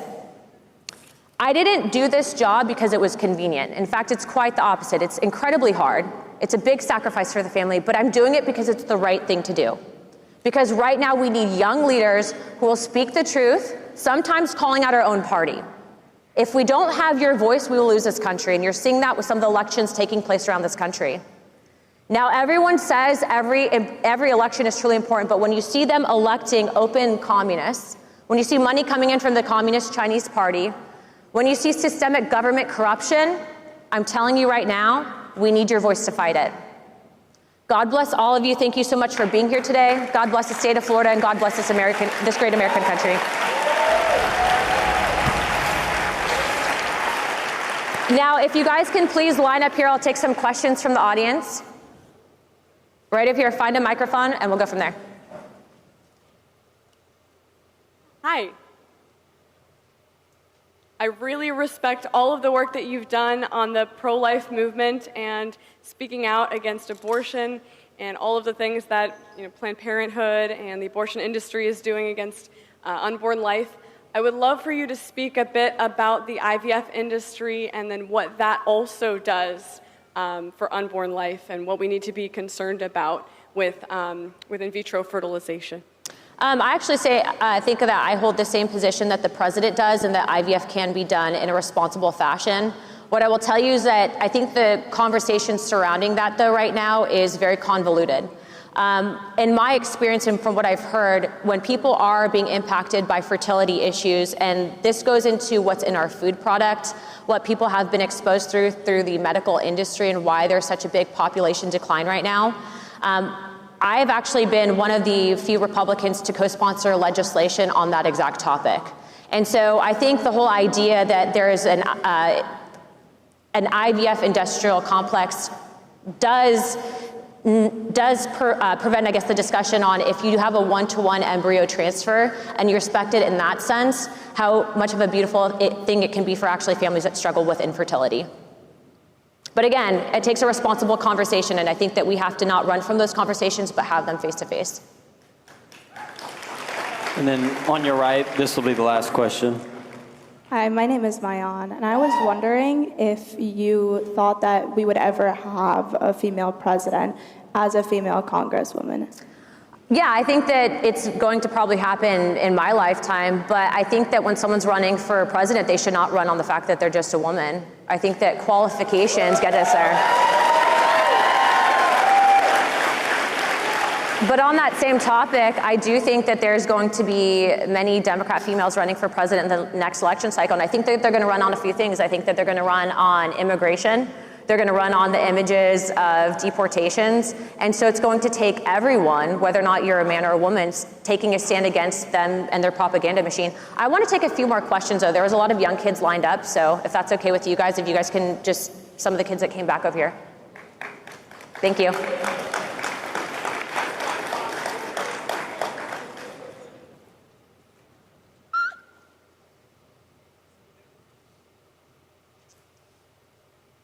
Spot's on you. Hold on, wait 1 second so there's a mic so they can hear. We'll take 5, so rock, paper, scissors. Congresswoman Luna, I have a lot of respect for you as a congresswoman because you sponsor legislation that would give child abusers the death penalty. That's a big reason why I respect you. I got a good question. What type of work have you done with the Trump administration to crack down on child abusers, especially right near the southern border, and what more is there to be done? I'm really glad that you asked this question. So what you're not noticing in the press and the media, any mainstream outlet aside from, I think, Fox News and then, of course, some of the independent networks, is this administration has done an incredibly amazing thing in deporting actual rapists, child exploiters, all of it. In fact, just today was announced that they actually found 10,000 of the over 300,000 missing children under the Biden administration. Now, it's not up to the White House, though, for the policy changes. It actually has to come from Congress. And so I'm going to call out my own party. Why have people not got on board to legislation to increase the mandatory minimums for child rapists and pedophiles in this country? Should it not be the platform of the pro-family party and the GOP to do that?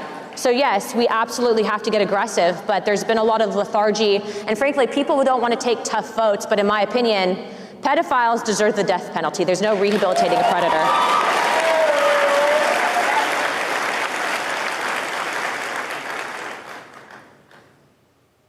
Congresswoman Luna, thank you for all the work you've done on releasing the JFK files and trying to get the Epstein files released. A good friend of yours, Steve Bannon, who I'm also a huge fan of, did an interview with Jeffrey Epstein in 2019, and he recorded almost 15 hours of footage interviewing Jeffrey Epstein. There has never been an interview with Jeffrey Epstein publicly released, except some of the depositions and whatnot. Would you ask Steve Bannon to release this footage now? Because I think it's very relevant and might give us some insight into what Jeffrey Epstein's motivations are and whatnot. Well, I think you just asked him for us, right? That's actually the first time I'm hearing of that, but yeah, I'd be very interested in seeing that footage, and I think the American people would too.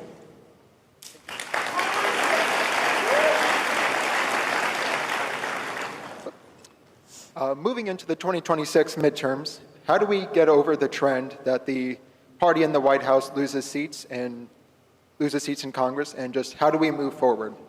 Well, according to the polling I'm seeing, we're not losing any seats. That's I think that's a historical record will reflect that. But again, you know, I feel like 10% of us in Congress do 90% of the work. And so it's our whole goal and objective to push the party into codifying and getting off our bums and actually doing the right thing by maybe doing our jobs in Washington. And so if you guys can continue to help with that message, that would be great. Thank you guys. God bless. We'll talk soon.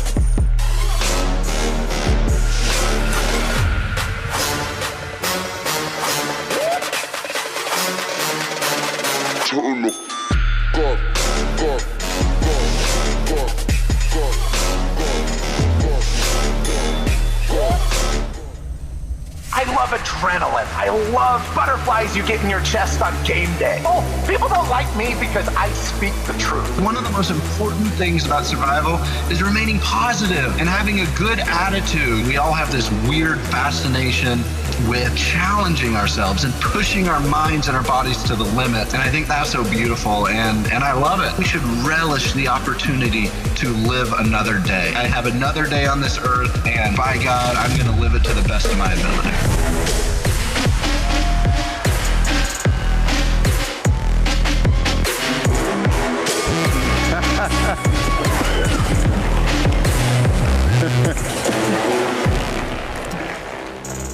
Man, wow, you guys, this is awesome. It's an honor to be here. It's good to see your faces. It's an honor to stand on this stage where we've seen all the legends of the conservative movement being here. And thanks, buddy. Nice hair. I'm truly honored and humbled to be here. And, my favorite line from the weekend was actually Tucker Carlson last night when he said, "I'm just an American who loves my country." And anybody else? Anybody else? And I guess that's why I'm here, okay? I'm not going to be building any primitive fires or starting any shelters today, but it was funny when Charlie and the team asked me to speak. I'm like, sure, yeah, I'll come down. I was thinking it was a workshop or something. I'm like, what do you guys want me to teach? Like primitive hunting, shelter building in the jungle. They're like, no, Jeff, we want you to talk. And I'm like, you guys know what I do for a living, right? I literally, spear electric eels and wrestle alligators. And they're like, no, you'll be fine. You'll be fine. It's okay. So, Lord be with us, all right? You guys, usually I'm a bit too feral for big events like this, okay? But actually, this is the first time anybody has explicitly asked me to put clothes on for a speech. True story. True story. They had to make sure I knew that. So you're welcome. But you guys, my name is Jeff Zausch, and most of you probably know me as that guy from Naked and Afraid who spends way too much time running around the wilderness trying not to die. Okay, and unlike the polished, brilliant speakers we've heard from this weekend and today, like Congresswoman Luna, Scott Jennings, and others, I'm probably the only guy up here that's wearing a dirty cowboy hat, sporting a few too many scars, and can honestly say that I've eaten more snakes and bugs for dinner than I'd like to admit. But I'm actually talking about something deeply important today. What does it mean to be a conservative in today's world? Conservatism isn't just about politics, all right? It's about optimism, hard work, resilience, and courage. And these aren't just buzzwords either, they're survival skills.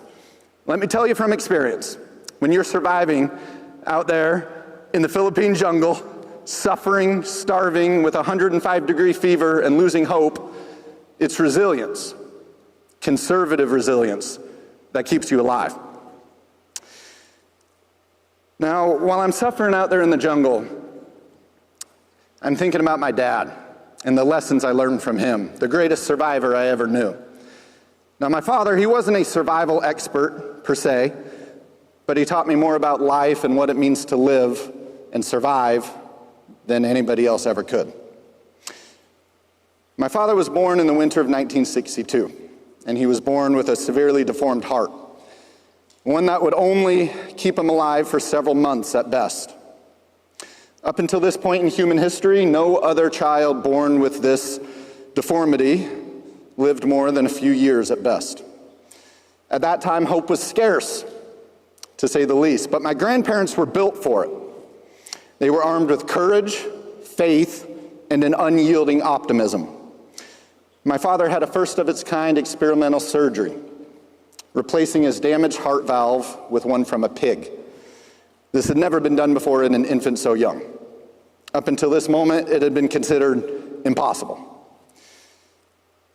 But through prayer and faith, somehow the surgery worked. And because of that miracle, I'm here today.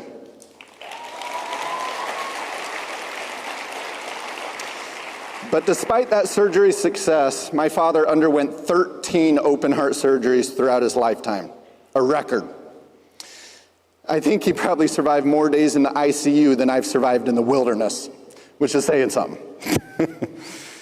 The pain he endured was unimaginable.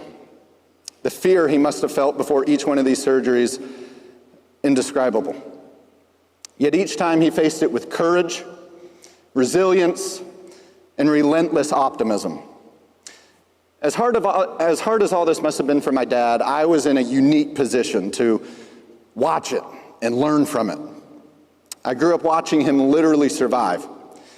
I watched a man battle through hopeless moments, overcome near impossible surgeries, and still refuse to give up. My dad could have taken disability at the age of 18. He could have survived off of government assistance the rest of his life, and no one would have blamed him for it. But he chose a harder path. He went to college, got an education, studied in hospital beds when necessary, and became an architect, later designing the exact hospital that I would later be born in. He didn't quit. He refused excuses. He never accepted convenient handouts. He chose resilience, hope, and hard work every single day. Years later, after a lifetime spent watching him survive, I found myself lying in the mud on day 52 of a brutal 60-day survival challenge. I had a 105-degree fever and was losing consciousness. As part of this survival challenge, I could tap out at any time for any reason. And when I was laying there in the mud, I tell you, I thought, geez, I could just quit. I could receive assistance, go to a hospital, nobody would blame me. But then I remembered my dad, and I remembered his example and his strength. So in the dead of night, I got on my knees and I prayed, and then I dragged myself to the edge of the river, submerged myself up to my mouth in what felt like glacial water, and my body started shaking so violently, I actually remember I had to consciously clench my jaw shut just to keep from biting pieces of my tongue off. And I endured that agony for 5 straight hours, wondering if my heart would give out. In this moment, optimism wasn't just useful, it was essential. While shivering in the water and looking up at the stars, the darkness felt endless. But optimism wasn't a choice, it was survival. The ability to see hope in darkness is the cornerstone of conservatism. Knowing that no matter how hard things get, tomorrow can always be better if you persevere and push forward. When the sun rose the next morning, my fever had broke. So I went on and I finished the final 8 days of that survival challenge, becoming the first person to ever survive 60 days in the wilderness with no clothes and no tools.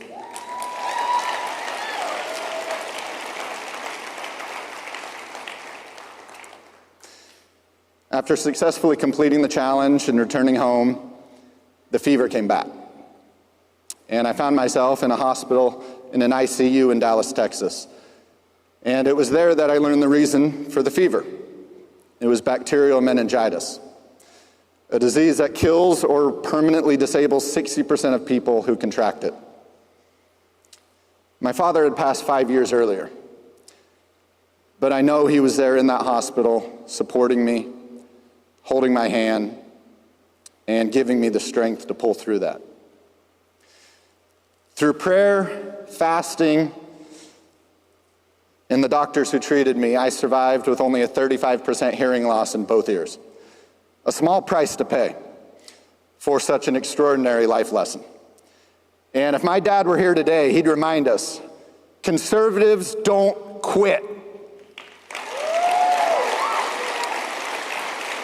We adapt. We persevere. We thrive under pressure. And this mindset's the same mindset that kept me alive.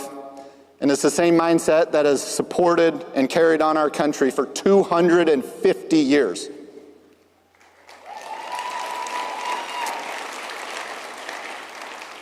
A couple years after that fateful survival challenge in the Philippines, I found myself on a mountain summit in the Himalayas.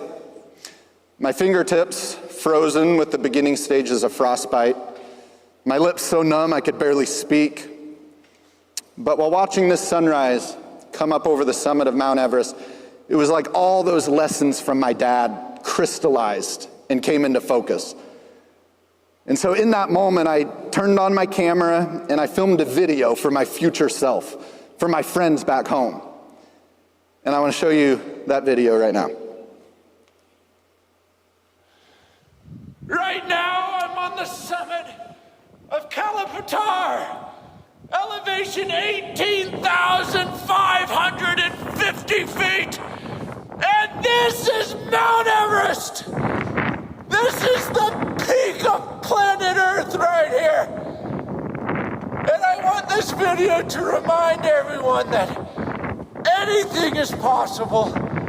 Everything is achievable. And you are capable of more than you even understand.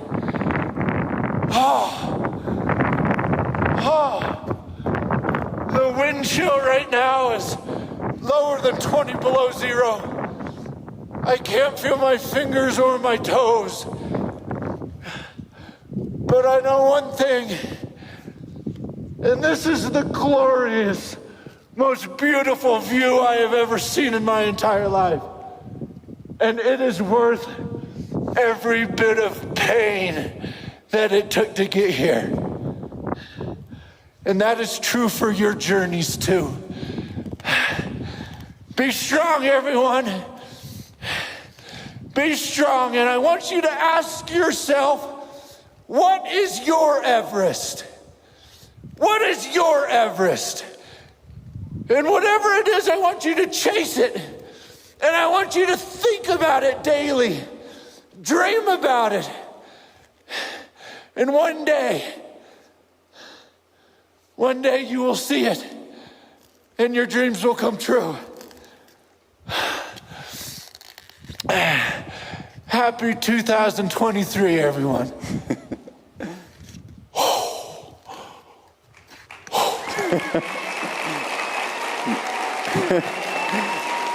Oh man, watching that's crazy. I'll be the first to admit my brain was a little oxygen starved in that moment, okay? But I tell you what, I had never seen the world so clear. So, you guys, I'm here to challenge every single one of you. Young conservatives, you're the future of our movement. To embody these values, be tough, resilient, courageous, embrace optimism, and never shy away from hardship. You have unlimited potential. Nothing is impossible if you meet every challenge with prayer, optimism, and heart. Look, if a feral survivalist like me can put on a shirt and get up on a stage like this one and give a speech, you guys, just imagine what all of you can accomplish. You guys, thank you so much. God bless you, and God bless America. Thank you, guys.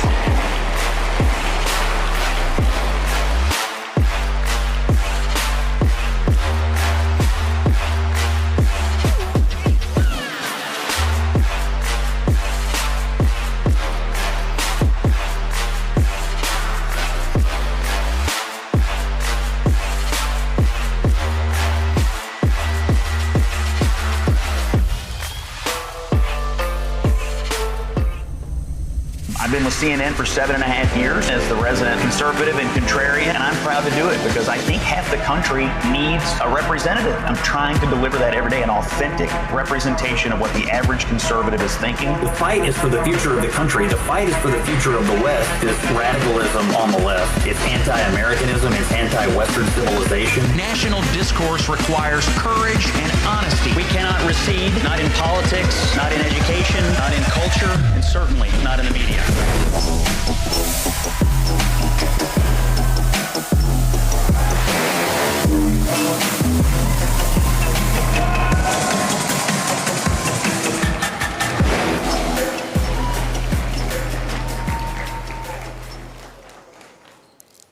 Good afternoon, Tampa. I'm not used to hearing applause when I walk out onto the stage at the office these days. It's all garlic and crucifixes for yours truly. Or should I say, how do you do, fellow comrades? That's what they'll be saying in New York City soon enough, right?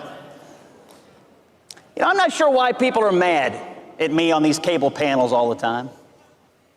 I'm just a designated driver at a party where everybody else is trying to crash the country into a ditch. I don't know whether I'm the Caitlin Clark of CNN or she's the Scott Jennings of the WNBA. Either way, we take a lot of abuse, but we score a lot of points along the way. I actually admire her, but I don't get it. They finally found someone who can make a layup and sell tickets. And their reaction is, let's see how smart she is after we gouge her eyes out. The trick to being a good pundit, it's also good advice for life. Just tell the truth and keep smiling. You'd be shocked at how few people can do it. But I'm not here today to talk about cable news or basketball. I'm here to talk about something bigger, about what's happening in the heartland of America. I'm here to talk about the revolution of common sense. That's the title of my upcoming book, and the phrase is courtesy of Donald J. Trump. And I wrote it, absolutely.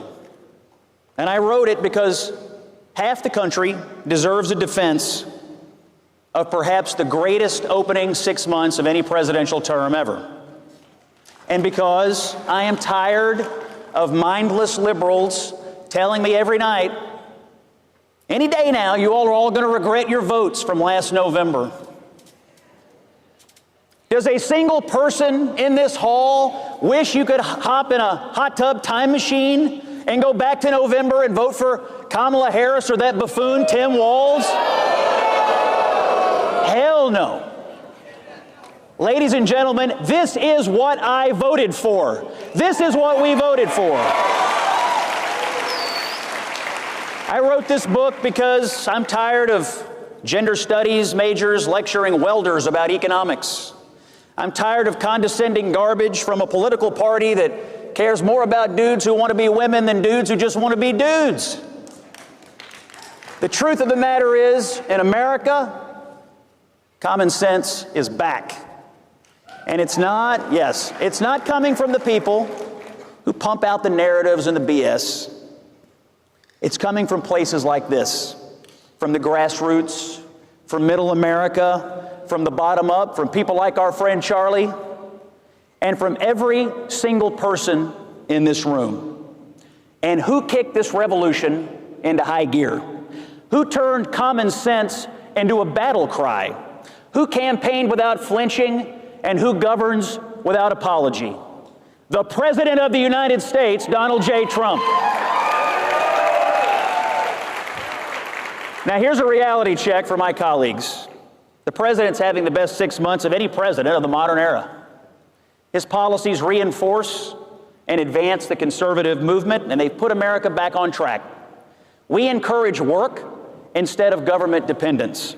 We prioritize American citizens over illegal aliens. We secure the border instead of pretending that it doesn't exist. We unleash American energy instead of bottling it up. We keep taxes low on the people who actually pay them. The working men and women of this country, from the assembly lines to the barber shops, to the diners, to the garbage trucks, to the farmers in the fields, hardworking Americans that just want to get up and go to work, provide for their families, make their lives a little bit better without being condescended to by the elites in Washington, D.C. They now have a champion in the White House. Oh, and by the way, he's delivering world peace along the way. The Middle East, Africa. For God's sakes, give this man the Nobel Peace Prize already. And he's doing it all in the face of a hysterical opposition that has not recovered from the trauma of last November. Let's see. The Clintons, the Obamas, feel free to boo along. The Bidens, the Harrises, the never-Trumpers, the leftist media, the narratives, the lies, the political information distribution complex. Gone, gone, gone, gone, gone. All thanks to our president, Donald Trump. But here's the best part. He's not alone. He's got a movement. It's young, it's smart, and it's hungry to win. Now, judging by the statements of some of my sparring partners lately, the left is panicked. Why? Because you aren't playing by their rules anymore. They want you to sit down and shut the F up. They want you to stay in your lane. Little did they realize that you would build your own road and go right through them.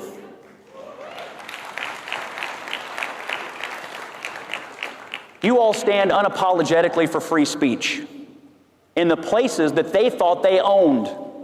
And Trump is bringing radical campuses like Harvard, Columbia, and UPenn to heel as we speak. Now let me be blunt and give you a direct message. We cannot concede any ground, not an inch, not a campus, not a corporate hallway, not a school board, not a TV network, not a single corner of our culture will we concede. And certainly not a dictionary, which is under assault from people who think words and DNA no longer have any meaning.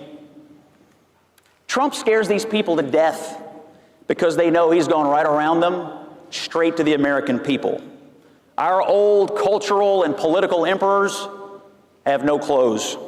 Now it's just a hateful, buck-naked mob, desperate to regain some relevance. But the thing I learned, and I have learned, is never ever give an inch to this mob. Everyone learns sooner or later. No appeasement is ever enough. But you know what scares them even more, I think, than Trump? It's actually young conservatives with microphones, cameras, facts, and no fear. They thought they could cancel you.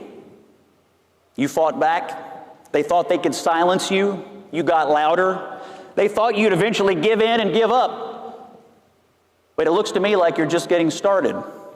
They thought when Trump was gone, their nightmare would be over. Nope. This is how we win. Not by hiding, but by marching right into the heart of their spaces and saying with a smile, we're here to tell the truth, and the truth shall set us all free. Let me say this clearly. Western civilization is not a crime. It is a miracle from God. It is the worldview that gave us liberty, dignity, reason, beauty, and yes, our common sense. But it is under assault. The barbarians are at the gate. It's our job to defend it. You are the vanguard. You are the next chapter in this American story, the heirs to the Minutemen and the patriots who gave us this country in the first place. And with Donald Trump back in office, you have a president who believes in you. So let's keep going. Let's fight for the dignity of work. Let's defend the necessity of borders. Let's stand up for women instead of deviling and devaluing them.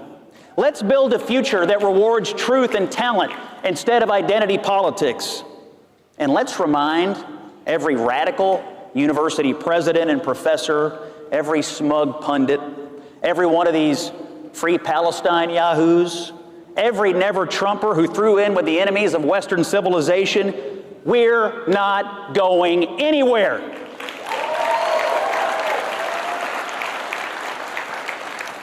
You know, my first job as a teenager back home in Kentucky was taking care of people's yards.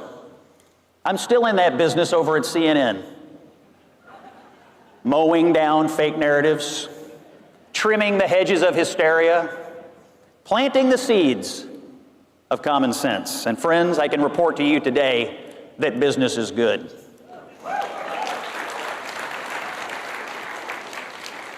I want to thank Charlie for this invitation. I want to say God bless you. I want to say God bless this movement. I want to say God bless our president, and God bless the United States of America. Thank you all very much.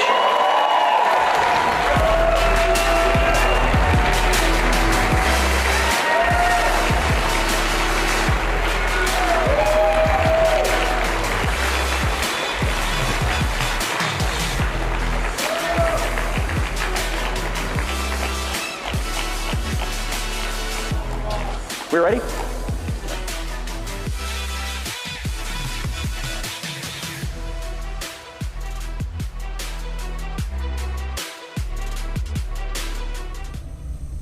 Just a few months ago, I was trapped behind those prison walls, and now I'm free. I'm free, and it's because of you. You made this moment possible. This is bigger than Bitcoin, bigger than crypto. Freeing me took many, many people from all walks of life coming together and saying, we care about freedom. And keeping somebody like Ross in a cage until he dies is a threat to freedom itself. So let it be known that Donald Trump is a man of his word.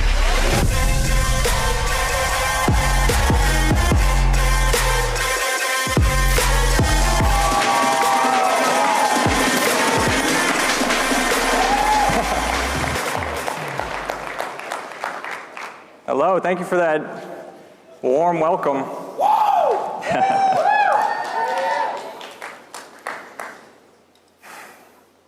President Trump had a profound and deeply personal impact on me and my life.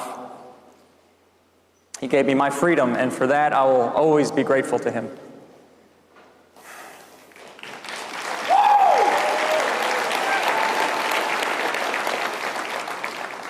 For those of you who don't know me, I'm Ross Ulbricht. Some of you know me. For those who don't, I created an e-commerce platform when I was in my 20s, and I called it Silk Road. It was kind of like Amazon, except I used Bitcoin and Tor to protect the privacy of my users. However, people use Silk Road to buy and sell drugs, and I did not try to stop it. I didn't try to stop it because I believed that it was a good thing that people be allowed to buy and sell whatever they wanted, so long as they weren't hurting anyone else. I thought I was giving people freedom. I was given 2 life sentences plus 40 years without parole. That is a slow motion death sentence. I was not supposed to be on this stage talking to you today. But President Trump changed that. He changed that. On his first full day in office, he pardoned me. He wiped the slate clean, and he let me out of prison. It was an act of incredible mercy, but it was also an act of defiance. Here's what he said when he did it. The scum that worked to convict Ross were some of the same lunatics who were involved in the modern-day weaponization of the government against me. So the people who went after me are the same people that weaponized the government against him. Let me tell you,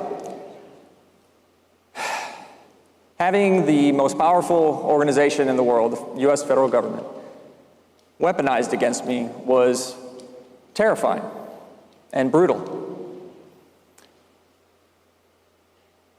And I don't know how I got through it, but somehow, with the help of a lot of people, my family and I made it through. And I want you to understand that by voting for Trump, those of you that did, you helped him win the election. And by helping him win the election, you also played a role in me getting my freedom back. So, thank you. Thank you.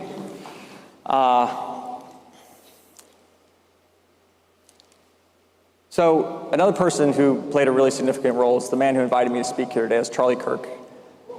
He advocated for me behind the scenes and in public, so a big thank you to him as well. So I made it through, and I learned a thing or two along the way, and that's really what I want to do here today is share you some of the things I learned from that experience. So, because I sat behind a computer screen when I broke the law, I was sealed off in this kind of sanitary bubble. Nothing bad could get through to me. And I hid what I was doing from the people in my life because I didn't want to get in trouble. So I had no one to give me critical feedback, to question what I was doing. All I heard was encouragement from the Silk Road users and my own thoughts, which told me, hey, you're a hero for standing up for freedom and for what you believe is right. I was never exposed to the terrible consequences of addiction and the negative effects that rippled out from Silk Road into the world. But that changed when I was arrested. I spent over 11 years in maximum security federal prisons. I met scores of men who are addicted to harmful drugs. I helped some of them in the long, arduous process of overcoming those addictions. And what I learned is that addiction destroys lives. It destroys families. It destroys communities. And I see now that equating drug use and freedom is hopelessly naive. And here's why. Someone who's addicted to drugs, their neurochemistry is hijacked. They're not free. They are hopelessly enslaved in the most pernicious way imaginable. Imagine this. Imagine there's a button. Imagine there's a button right here on this stage, on this podium. And if I push that button, it will eliminate all drugs from our world. It will make them chemically impossible to exist, gone forever.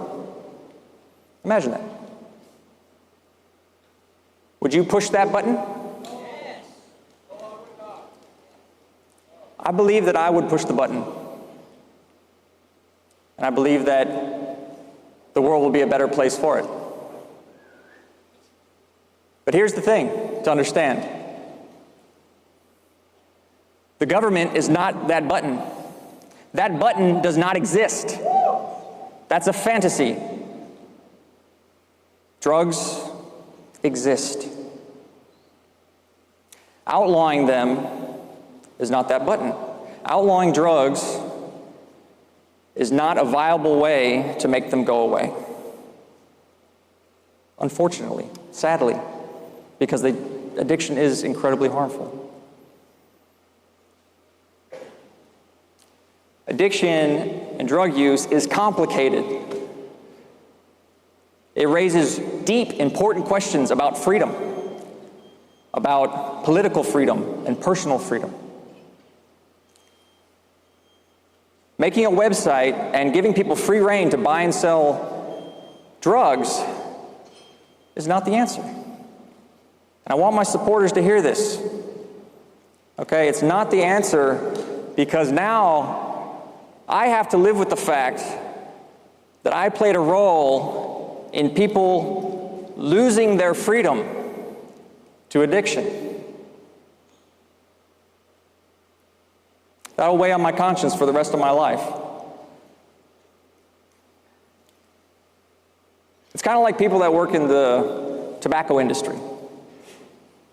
They have to live with the fact that they play a role in people's addictions and the harm that comes from it.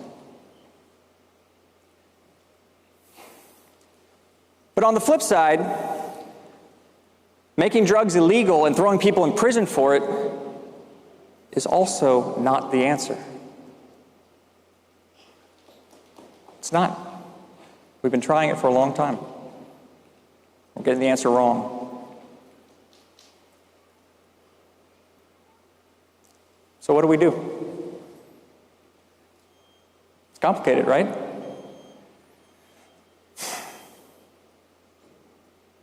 I'll give you an example.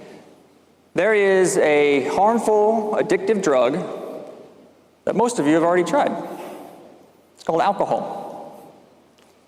Alcohol's legal. It's sold in bars and grocery stores. And as a society, we leave it up to the owners of those stores to decide whether or not they're going to sell it. And we leave it up to individuals to decide whether or not they're going to buy it and consume it. Personally, I don't drink. I stopped drinking when I went to prison and haven't had a drink since.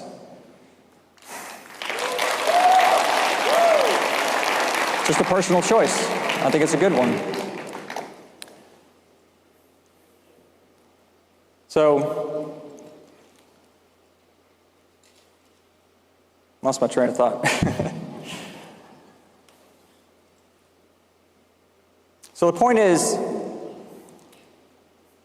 well, okay, so I'm telling you I don't drink, right? It's not that easy for everybody. Some people succumb to alcoholism, right? And it's a terrible thing. Alcohol can tear apart marriages and families as surely as any other drug. And we have churches and AA and rehab to help people with that problem. But alcohol exists. And it always will. And it doesn't matter if we legalize it or make it illegal. But we know that if we make it illegal, it doesn't go away. It only makes things worse. Look what happened with alcohol prohibition, right? Earlier last century. People kept drinking, but it also led to organized crime and violence. Those are awful. Those are terrible things.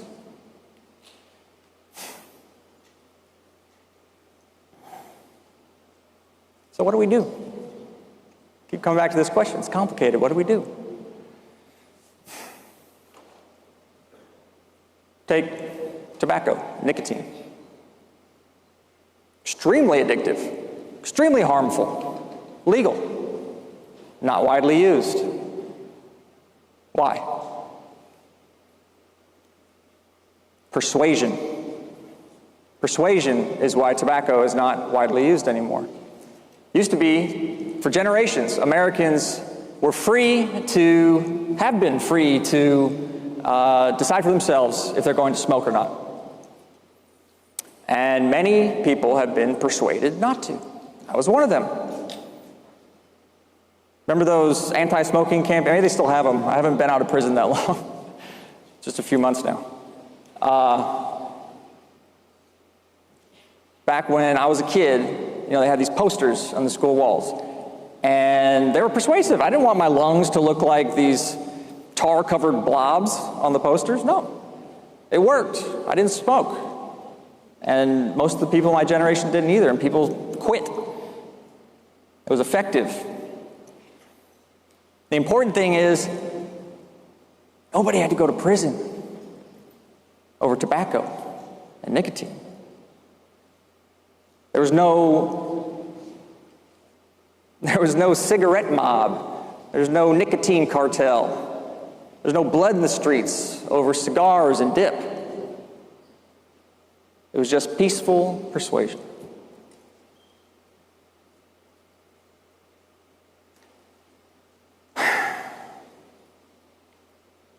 So, when we look at alcohol prohibition, and we see the havoc that came of it, and that the havoc disappeared when it went away, the exact same thing's happening with drug prohibition. Exact same thing. The cartels, the street gangs. I met all kinds of people in that world in prison.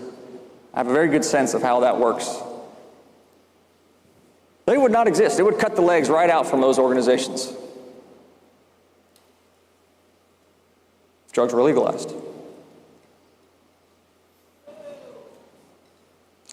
I'm here to tell you the truth, not necessarily what you want to hear.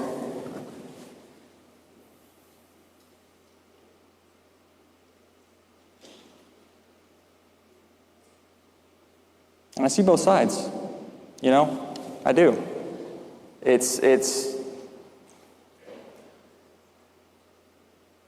You want to make it go away. You want to push the button. You want to say, make it stop, make it stop. Stop all this bad stuff. And the sad truth is, by pressing that button over and over, you're just making more bad stuff. So, it's complicated. It's not a simple problem. So look, here I am. I've just spent over a decade in prison over drugs. And on the one hand, I'm telling you, I would push the button to make drugs go away if I could. And on the other hand, I'm telling you that we'd all be better off if drugs were just legalized. And if that still seems like a contradiction to you, just remember, government is not that button. Government is not some magic genie that will grant you wishes if you can just get control of it. I'm sorry, it's not. It doesn't work that way. Here's the thing.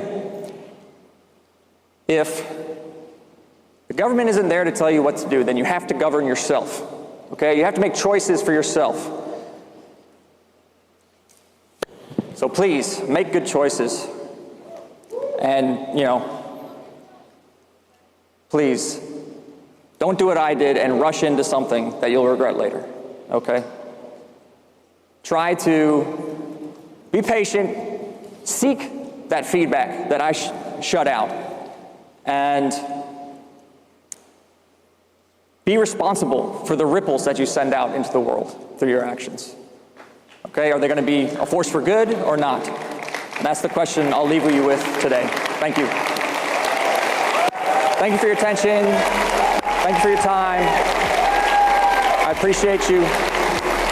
God bless you all.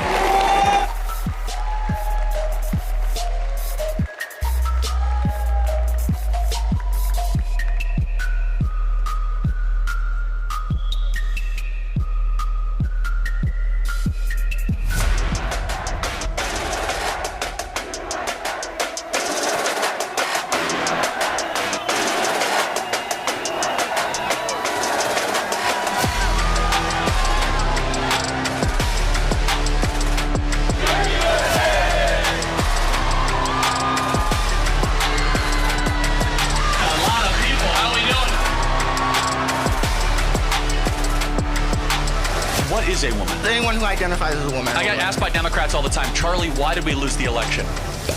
We want a country based on content and merit. You are a perfect reminder why we won in November. So thank you for that. The American left in one picture. They are intolerant, they are mean, they are ugly on the inside, and they are losing, and we are winning in this country, everybody.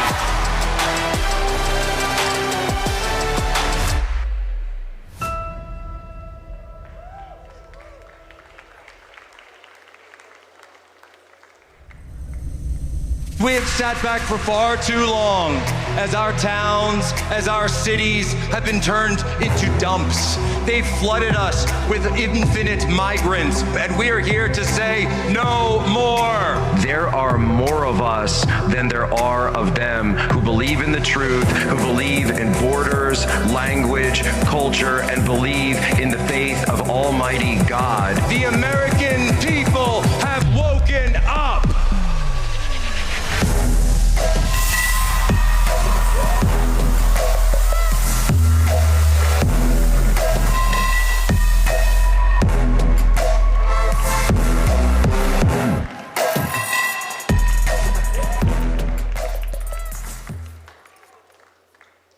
This is why we do everything.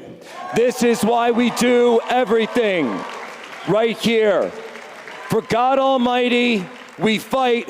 For our Lord and Savior, Jesus Christ, we fight. My Lord and Savior is Jesus Christ. If the left want to say there's no kings, I agree. No kings but Christ, because Christ is King. Christ is King. Christ is King.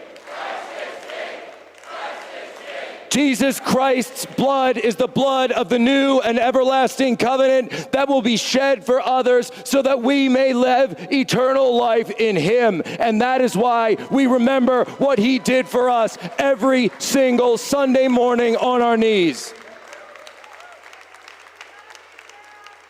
So on a lighter note, but well, and it's why we do this. I've got my wife, I've got my children right here in the front row. My brother's right here in the front row. This is all about family.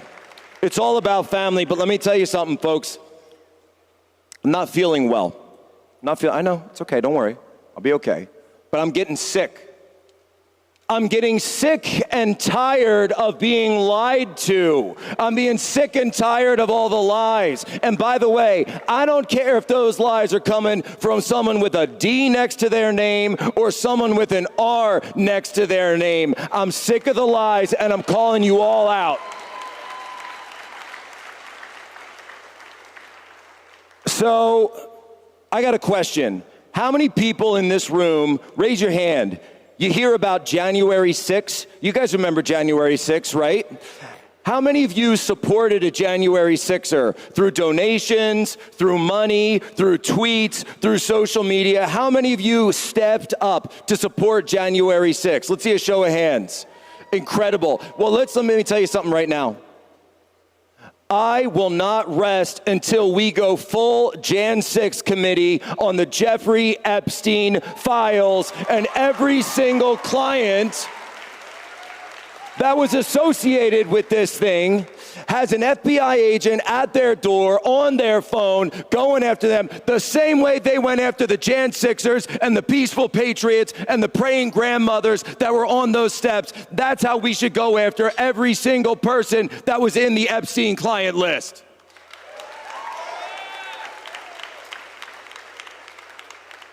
And Pam Bondi brought me to the White House and handed me a stack of papers.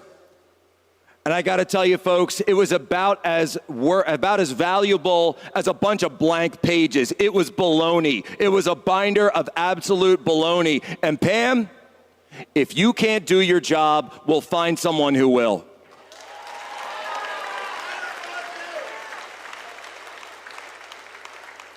Because that's what this is. But this isn't personal.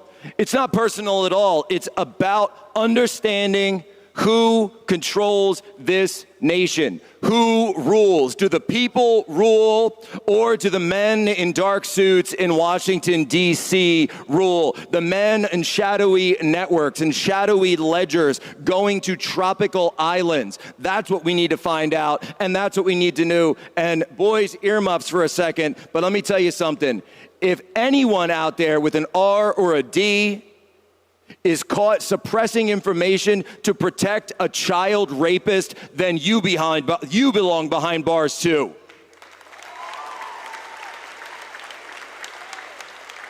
And anyone who is participating in something like that, like Jeffrey Epstein was, now look, we don't know exactly what went on in that cell when Jeffrey Epstein was locked up, but I'll tell you one thing, folks. I know Jeffrey Epstein right now is exactly where he belongs, straight in the pit of hell where all child rapists go. And I'm sick of it, I'm sick of all of it, and I'm sick of being lied to. I'm sick of being personally used in these discussions. So look, if you want to have a conversation, we'll have a conversation. But if you want to fight, you got one. Because that's what MAGA is all about. MAGA is all about fighters. Now, President Trump had a very interesting tweet earlier this morning, a Truth Social post. I think you all saw it. Rosie O'Donnell. And he said, you know, Rosie O'Donnell, maybe we should go and take a look. You've left the country, you've fled, you've spoken out against the United States government. Maybe we should look at taking your citizenship away, Rosie. Maybe we should talk about denaturalizing Rosie O'Donnell's citizenship. And I want to talk about that. I do want to talk about that because we've got a huge problem in this country, and I think it's been a problem for a long time. And the problem number one is 40 million illegal aliens that every single one needs to go home. All of them need to go home. And we need to look at the H-1Bs, we need to look at the H-2As and the H-2Bs and every single one of these as well, because why should we be bringing in foreign students and foreign workers to work in tech when there are American people who are out of work, when there are STEM graduates who can't get a job, and they're bringing in scab labor from overseas? It's disgusting, and we need to shut it down until the American people are made whole. And this idea that I think we've been laboring with, this experiment that we've tried in mass immigration, has been a mass failure. It has been a failure. And this idea that if you just hand someone a piece of paper, that makes them American, guess what? It's failed. It's wrong. It's not true. And as I stand here before you today, I'll ask you a question. Does Kami Mamdani, does Zohran Mamdani seem like an American? No, he's not an American. Is Zohran Mamdani an American like we are? No, he's absolutely not. Is Ilhan Omar American like we are? No, and I can do the list all day long. I can do the list all day long of this. What I would submit to you then is if you are a naturalized citizen who lied and committed fraud in your naturalization process, because you are asked in that process, to whom do you owe allegiance? Do you owe allegiance to the United States of America or not? And you are required to swear an oath. And if you have broken that oath, then you committed fraud. And if you committed fraud, your citizenship should be stripped and you should be sent back to wherever you came from. That makes you an illegal alien. And we are just a few months away, I'm telling you. That means New York City could be run by an illegal alien. That means that you've got members of Congress who have immigration through fraudulent means. Ilhan Omar, just saying, there's some questions, Ilhan. There's some questions, some familial questions, Ilhan Omar. Look, what does it come down to? It comes down to this idea, and I'll explain it this way. What is America? Is America just a place and a system called a constitution?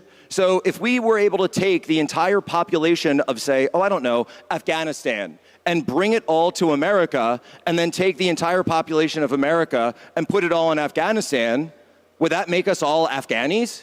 No, of course not. Of course it wouldn't. That'd be ridiculous. The same way that it wouldn't make them American. And yet why do we keep saying that if we just hand them pieces of paper, they'll turn into Americans? That's not how it works, because America is not a place. America is a people. America is a country. America is a nation with borders, a nation with language, a nation with history. We all know that that's what an American is. And the lies that have been told to us by corporate America that want to bring in this cheap labor, and the lies that have been told to us by these Democrats who want to bring in fake votes and dilute our national census, it's done.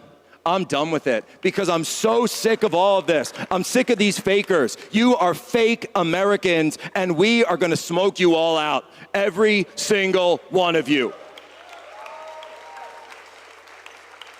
And that's what it comes down to. That's what it absolutely comes down to. There is no nation on earth that treats its own people this way, and it's high time that we stop treating our own people this way. When I say America first, I mean the American people first.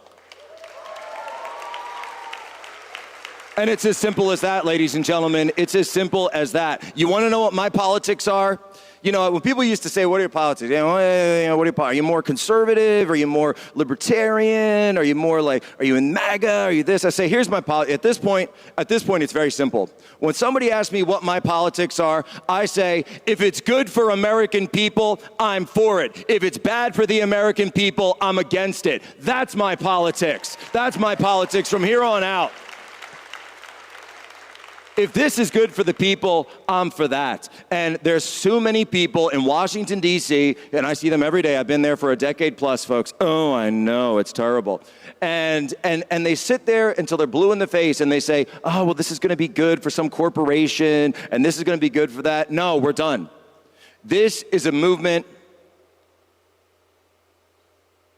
behind Donald Trump that 1 year ago tomorrow, 1 year ago tomorrow, and we can never forget this, never let anyone tell you that on that field in Butler, Pennsylvania, exactly 1 year ago, that you did not witness the hand of God reach down from heaven and protect Donald Trump from being killed in front of an entire team, entire crowd of people. And when that man was down on his knees, and he was hearing the voice of God in his ears, and the bullets were still flying all around him, and he had no idea if the threat had ended. He could have rushed away. He could have ran off to his car. He didn't do that. He got up and he went back for the podium. He went back for the microphone. He went back for the people, and he said, "Fight, fight, fight." And don't let anyone tell you that that wasn't a miracle from God Almighty sending Saint Michael, the archangel, down with the sword of Saint Michael to protect him, to deflect that bullet from striking at the fateful moment. I truly believe that God is with us. And I truly believe that this movement and this country has God at our backs. That's what's called heaven reaching down and giving you its mandate. And the mandate is simple. The American nation must be restored. The American people must be restored. So you come to me and say, "Oh, we got the big issue that's going on." I say, 40 million have to go. No, but you got 40 million have to go. No, but say, no, let me stop you right there, because 40 million have to go.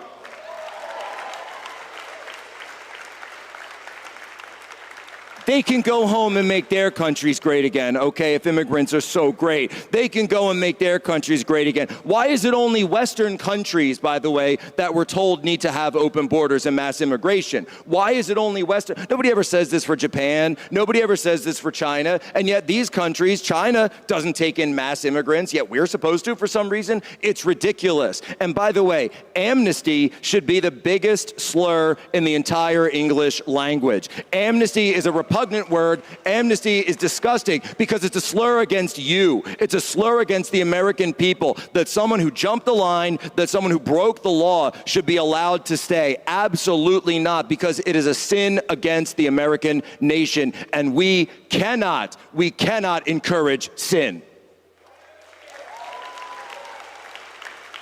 Although I certainly know that we live in a sinful society, but we're working on it, folks. We're working on it, because what I look out and see a Turning Point audience, and this incredible audience and the movement that Charlie has put together. And I talk to media all the time, and they say, "Oh, well, the youth are against you. The youth aren't going." I say, "Excuse me? Come to a Turning Point event and tell me the youth are not on our side. Come to a Turning Point event and saying the youth aren't there. Come to a Turning Point event and say that the youth are not as based as they come and willing to do what it takes and fight the fights to bring this country back." So I say this to all of you, who are the youth who are here, the people who are watching. We will never stop fighting for this country. We will never stop fighting for truth. And no matter what you put in our way, no matter what comes after us, we will take the hill. We are going to go up on the top of that hill and we will plant our flag, the American flag, not the flag of another nation, not the flag of some gender group or whatever else. No, one flag, the American flag, the red, white, and blue.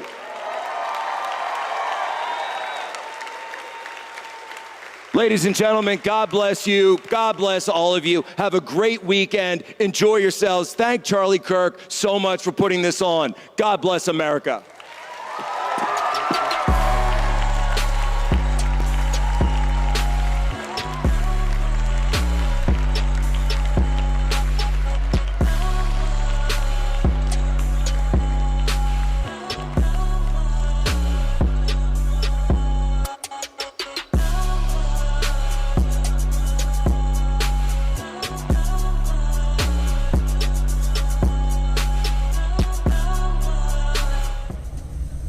people will seek praise from the mainstream media and use any opportunity to get it. They believe what they're doing is righteous, but it's really groupthink. Where is the virtue in passing along untrue information to the masses? So we go undercover because the most vital and necessary function is to tell the truth to the people. So I say, let's do the impossible.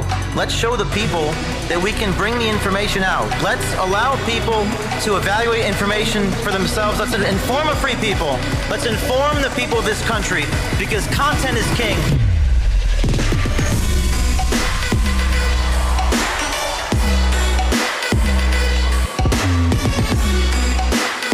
Hello, Turning Point. Hello, everyone.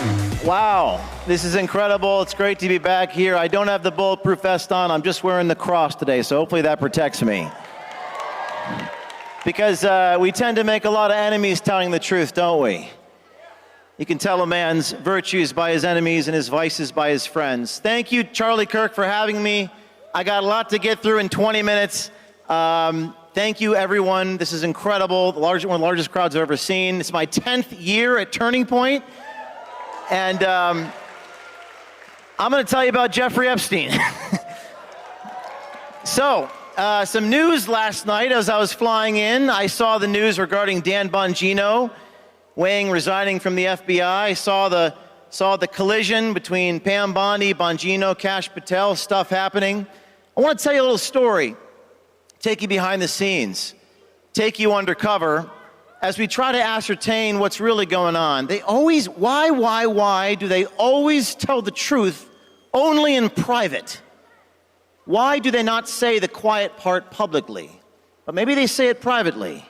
Let me take you back to the month of April. This is April 28th in a restaurant in Washington, D.C. This is the Attorney General of the United States talking to someone.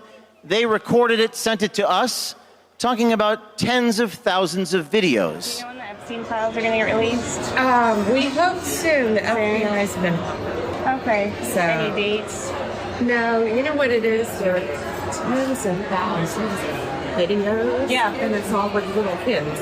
So they have to go through every one. Now, we sent the Attorney General an email requesting comment. This is on May the 1st. A couple days after the 28th, we quoted what she had said, tens of thousands of videos of little kids, not something that's been reported publicly.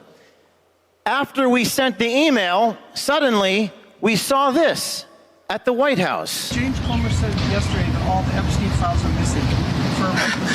We still haven't heard from you. No, the FBI, they're reviewing, there are tens of thousands of videos of Epstein with children or child porn. It seemed to mirror quite identically what we had captured just 9 days prior.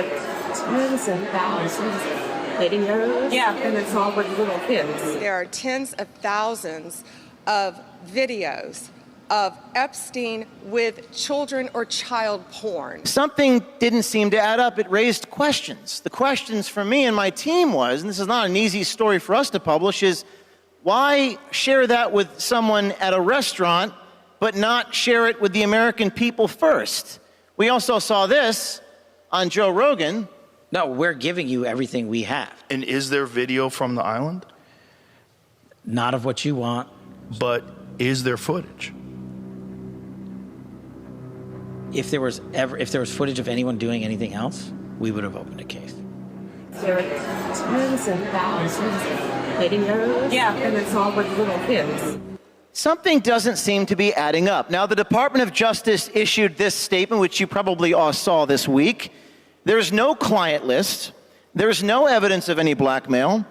And there's no evidence that could predicate an investigation against anybody else. There's no story? There's no evidence? Now listen, as a reporter, as a journalist, I can always tell you, there's always a story. It's just a question of to what degree. But to see the government tell us there's no story, it just doesn't seem to add up. And I'm a little biased on this issue because I myself, my team, as you know, have been raided by the FBI. Granted, it was the previous administration that did this. You're looking at a search warrant. The FBI taking battering rams to our doors a couple years ago. I'm sorry, so what is this regarding? This is the search warrant. Open up. Let me see your hands. Let me see your hands. They go after teachers, they go after mothers, they go after journalists in the United States of America under the flimsiest of pretenses, often a pretext, often a false pretense, and they lie about it. They ruffle through our notes, they go through, and by the way, the previous Attorney General expressly forbid this. Even the liberal news media was against it at the time that it happened, but this administration did get around to releasing the affidavit, the probable cause. The case is now closed. In my case, they closed the case and they had to release what's called an affidavit. That is the justification for the search warrant, the probable cause. Thankfully, hopefully, we'll now see who lied to the FBI. We'll see the transparency. We'll get the accountability. But when they released this affidavit, this probable cause, they redacted every single word. You are looking at the justification for the raid of my newsroom. The Department of Justice right now could wave their magic wand and show you what's behind these black lines. Does the public right to know outweigh whatever marginal concern the FBI has to protect their confidential informants? And by the way, it's a crime to lie to the FBI. This is over the Biden diary stuff. Did actually Biden lie to the FBI? If you or I lied to the FBI, we'd be in trouble. In fact, the only thing that wasn't redacted on this document was a footnote that said, based upon my training and experience, I have learned, this is an FBI agent talking, that cell phones are capable of sending emails. This is just bizarre. Even the ACLU protested this. This is another liberal organization defending me in federal court. This is just bananas. What does it mean to be liberal anymore? What does it mean to be conservative anymore? I consider myself a constitutionalist. I believe in the First Amendment, I believe in the Fourth Amendment, and I believe in the public's right to know. So let's go back to this. Department of Justice statement this week. Much of the material is subject to sealing. We need to protect victims. Well, I'm all about protecting victims, and I don't believe we should publish any child pornography. But this did not expose any additional third parties to allegations of illegal wrongdoing. By show of hands, how many of you think that's a lie? 100% of you. I mean, this is crazy. So, I'm announcing, and I have announced previously, but I'm going to release some new information here on stage with you today. It's time to take matters into our own hands.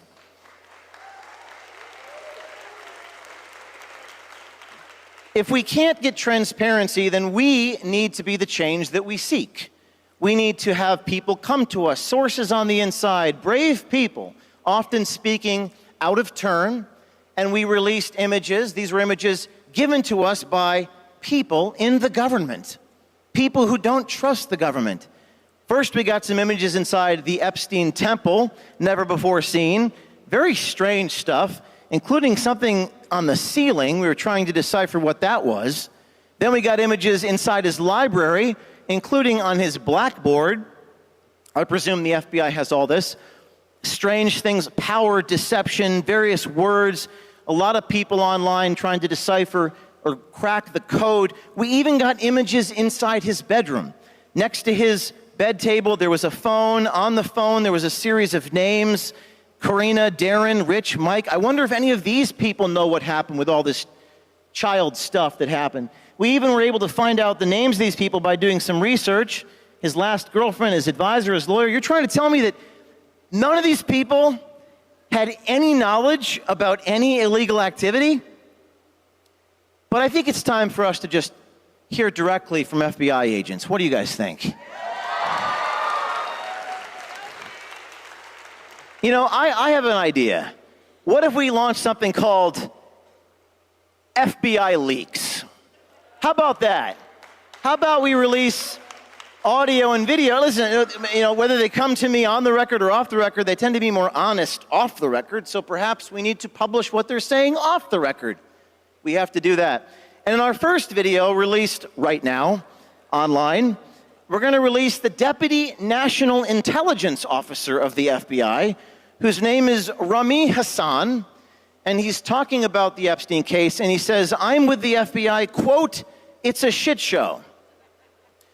And I'm just going to play a little clip. You can find the rest of it online. I'm with FBI. This is a shit show. It's a small coincidence, but I'm with FBI. He also talks about that you can kind of see where law enforcement kind of either turned a blind eye or missed things. This man is a director, and he's saying law enforcement turned a blind eye. The question is, what did they turn a blind eye to? And I'm calling on everyone on the inside with knowledge of the situation to come out, to tell the truth, because we, the American people, have a right to know.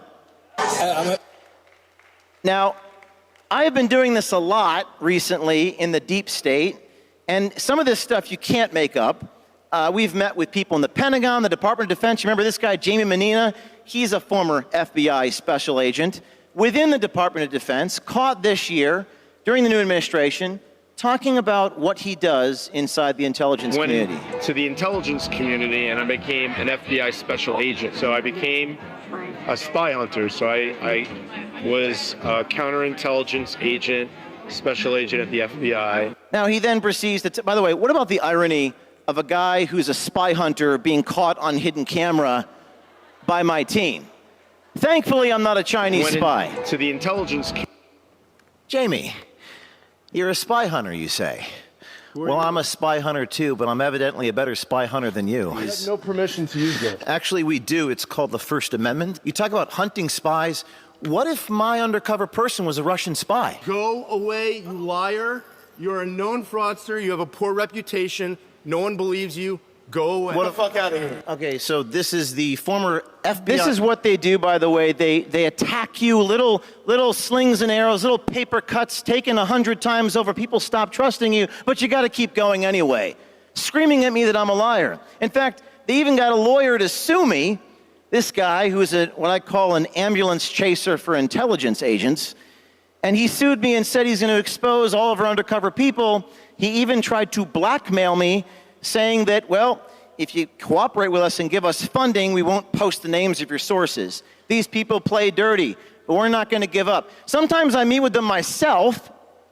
You might be saying, how is that possible in Washington, D.C.? It's possible because these people have some type of psychosis where they're not even paying attention to who's talking to them. You have to understand how these people in Washington, D.C. work. They don't care about you. They want money and they want power. But we have to expose that. This guy was one of the guys at the Biden White House telling us all about what was happening inside the Biden White House. I was sitting right across from me. At one point, the guy they never asked me a question about myself. Our undercover people, they never ask us questions. At one point, he actually says, so tell me about you. I was like, whoa, I've never been asked that question before. No one's ever asked me that before. So I turned it right back around on him and I said, you're like this famous person who's like a spy. It's like you're James Bond or something. And he was like, oh, thank you so much. He kept talking. Just flattered him, kept going. Pretty remarkable stuff. I took my glasses off, revealed who I was.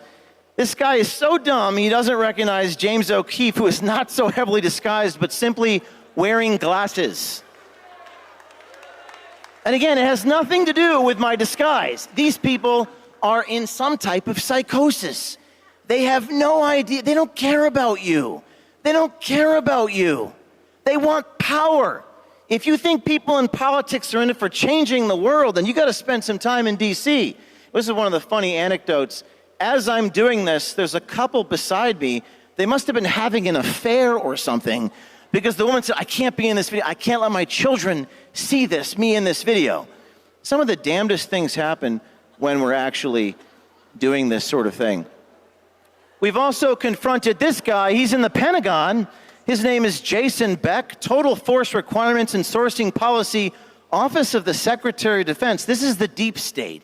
These are the names and the faces of the people that are behind the scenes, unelected, really running the show. Jason Beck says we need to abolish the Senate. He says we need to pack the Supreme Court. He says we need universal health care. At one point, he started talking about sharing all this classified information. I told him, you're making me horny by doing that. Universal health care, we could start there. Abolishing the Senate. Gosh, there's so many things that you could do. They do have the classified stuff there. That I can't talk about. Oh, you're turning me on already. I can neither confirm nor deny. So it's important to hold these people accountable. We have to use whatever legal means necessary to hold these people to account. Because without accountability, freedom is just an illusion. So we got creative. This time, we made a Netflix episode on the television in my apartment. And we put his video in the Netflix episode, sat down with him, and I said, there's this show that I want to watch with you about this guy named James O'Keefe. And he catches all these people in the government. And the guy proceeds to criticize this James O'Keefe, to me, James O'Keefe. So there's this show that's based upon like what he does, and I thought you'd find it very interesting given who you are. So I just want to show a few minutes of it and get your thoughts.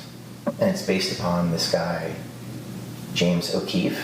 Yeah. And I think the organization was Project Veritas. Oh, Project Veritas. Yeah. Yes, that's what it was. Yeah. Have you heard of that? Yeah. Yeah. Yeah. He's a terrible person. He's a terrible person. I know. And it's horrible. Yeah. He like sets. So then we line up the episode and hit play. So there's this show that's based upon like what he does, and I thought you'd find it very interesting given who you are. So I just want to show a few minutes of it and get your thoughts. And it's based upon this guy. Now, this, I think we have the actual episode. So there's this show that's based upon like what he does, and I thought you'd find it very interesting given who you are. So I just want to show a few minutes of it and get your thoughts. And it's based upon this guy, James O'Keefe. Yeah. And I think the organization was I think when I play him the Netflix show and he's caught red-handed and he says, oh my God. And we also released this story about the Disney tapes. Now, last time I was at Turning Point, I actually said I was going to investigate Disney. Well, we did. And we caught this guy at the vice president of Disney saying he doesn't hire white people, because we don't just go into government, we go into corporations too. Oftentimes, government and corporations work hand in hand. How would they say it? There's no way we're hiring a white male Mitchell. They might say something like, you know, look, we're not looking at like the usual suspects for this job. You know, for writers and actors, we hear all the time, like, you know, looking to hire writers and actors who bring diversity. So we confront this guy, but we have to be creative. So this was a very unique one. There were two different female undercover journalists simultaneously meeting with this vice president of Disney. Two different ladies, none of them knew each other. They both worked for me, but he didn't think they knew each other. And as the second woman was meeting with him, the first woman shows up, pretending to have the other lady's apartment keys. He had told the first lady, he told the first undercover journalist that he had a tickle in his throat, therefore he can't meet with her. Oh, hey, babe. Hey. Hi. Do you guys know each other? Yes. Wait, do you guys know each other? Yes. Are you guys on a date? We are. Oh, wow. You told me you had a tickle in your throat. I did. Is this what you call a tickle? Going out with my friends? Now, if that wasn't bad enough, then I show up. He's got a white Tesla. He gets in the car. He sprints away, but because of LA traffic, he couldn't get away fast enough, and I caught up. You with don't him. have authority to put me on tape. Goodbye. I will put you on tape, and I do have that authority under the First Amendment. You know, just because you work in Hollywood doesn't give you entitlement to discriminate against people on the basis of race. Michael Giordano. We run after him. We actually catch up with him. He's gonna stop. Sir. And we caught right there. We stop. He's got the Tesla. Wait, not yet. Not yet. See if we can catch up to him. And we do catch up to him. We caught up to him. Michael. Now, you know, it's interesting. And by the way, Disney fired this vice president. So How about we just do this thousands of times? Well, how are they they're gonna recognize you. They don't recognize me. They don't recognize you. Speaking of chasing Teslas, we caught another guy who was talking about getting around the Doge standards. Charlie Kirk tweeted this out. He was admitting on camera changing the words to avoid the scrutiny of Doge, casually admitting to want to shoot federal staffers. He also drives a white Tesla. We're here with the guy inside the NIH who's driving away in his Tesla. Listen, you work for the government. You know, yes, sir. You're avoiding accountability by changing the words from race to ancestry. Isn't it true that ancestry isn't the same thing as race for medical clinical trials, sir? He's driving slowly. You don't care about people and their health. You don't, I'm a journalist. You I don't care very much. care about people or your health. One of the great ironies in my life is I'm only wearing athletic clothing at events like this. I'm running through the street in a suit. I think he was driving slowly because he wanted to hear what I had on him. So I caught up here to him. with. Now, what's next? We got more FBI tapes. Just give me 2 minutes. I'm almost done. 2 more slides. We got more FBI agents that we're going to be releasing, but I want to tell you what we're releasing this coming week as well. You know the story we did 2 years ago on this guy. We need accountability of the pharmaceutical companies. Now, I just want to play this clip, remind you what happened, and then I'm going to tell you what I'm doing next. Pfizer ultimately is thinking about mutating COVID? Well, that is not what we say to the public. No, don't tell anyone this building. You probably don't tell anyone. You probably don't tell anyone. Okay? We're exploring, like, no, you know how the virus keeps mutating? Yeah. Well, one of the things we're exploring is, like, why don't we just mutate it ourselves? Why don't we mutate the virus ourselves? But don't tell this to anybody. You remember this guy, he's the one who assaulted me and assaulted my cameraman 2 years ago. Please unlock the door. Why is going on Please unlock the door. Please unlock the door. Unlock the door.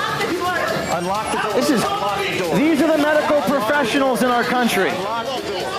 Unlock the door. This is remarkable. This guy, Yale-educated mRNA director at Pfizer. So, we know the vaccine had issues. We know there was a cover-up. So this week, what we exposed with Pfizer Pharmaceutical? Next week, we're going after Johnson & Johnson. Okay.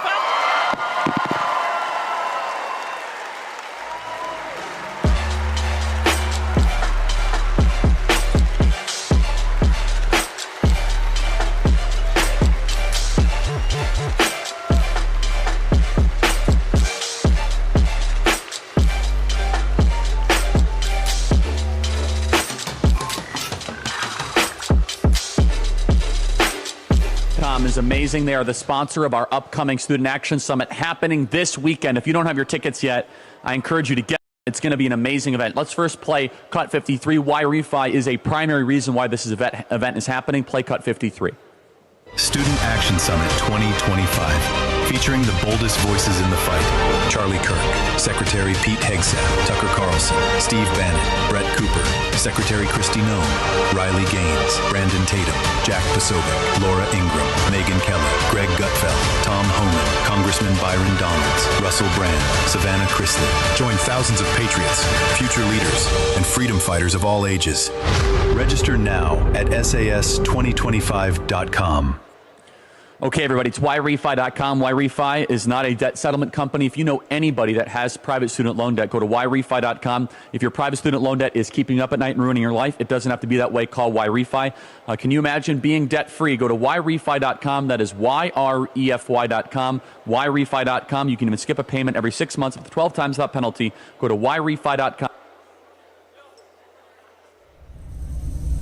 Unless politics comes in and says you cannot work with Chinese companies that have any ties to Chinese government finance or to the Chinese military, which is almost all of them, then you can't work with us. Thinking of the Chinese Communist Party was then and still is that the Chinese Communist Party cannot coexist in the same world as the United States. You're watching every one of our values get flipped upside down. They build social movements around the inversions of it, and they use that to agitate the incumbent values and politics of society. That is what communism is. That is communism.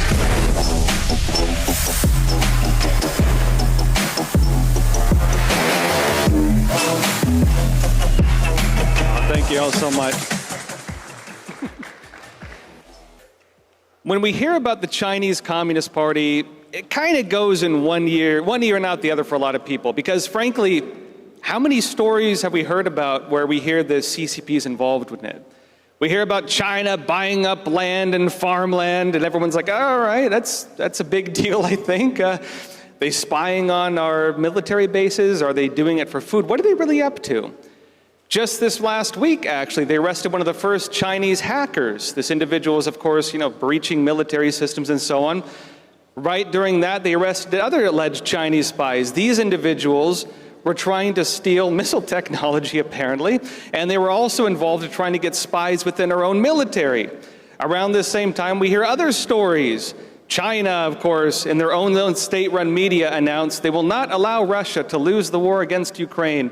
The reason is they want to keep the war going because they're worried America will pivot its military to focus on the Chinese Communist Party. We know that ahead of the October 7th attack against Israel, what happened? The Chinese Communist Party met with the leaders of one of the main terrorist organizations in that area. Same thing we saw with the Taliban. Right before the Taliban went and took over Bagram Airport and undid everything our veterans fought so hard to accomplish in Afghanistan, the Chinese Communist Party met with the leaders of the Taliban. Recently as well, what happened? Chinese individuals were caught laundering money, at least accused, when it came to the drug cartels. We hear the Chinese Communist Party is the main force behind the drug trade. They supply the precursors, they supply of course, synthetic drugs, and they do the money laundering. What I find most interesting, though, is nobody talks about what ties all of this together. What is the big picture? Why are they doing it? And when you talk to individuals who work in each individual case, it's like the elephant in the room. Everyone's feeling one little part of it, but nobody can tell you what creature we're looking at.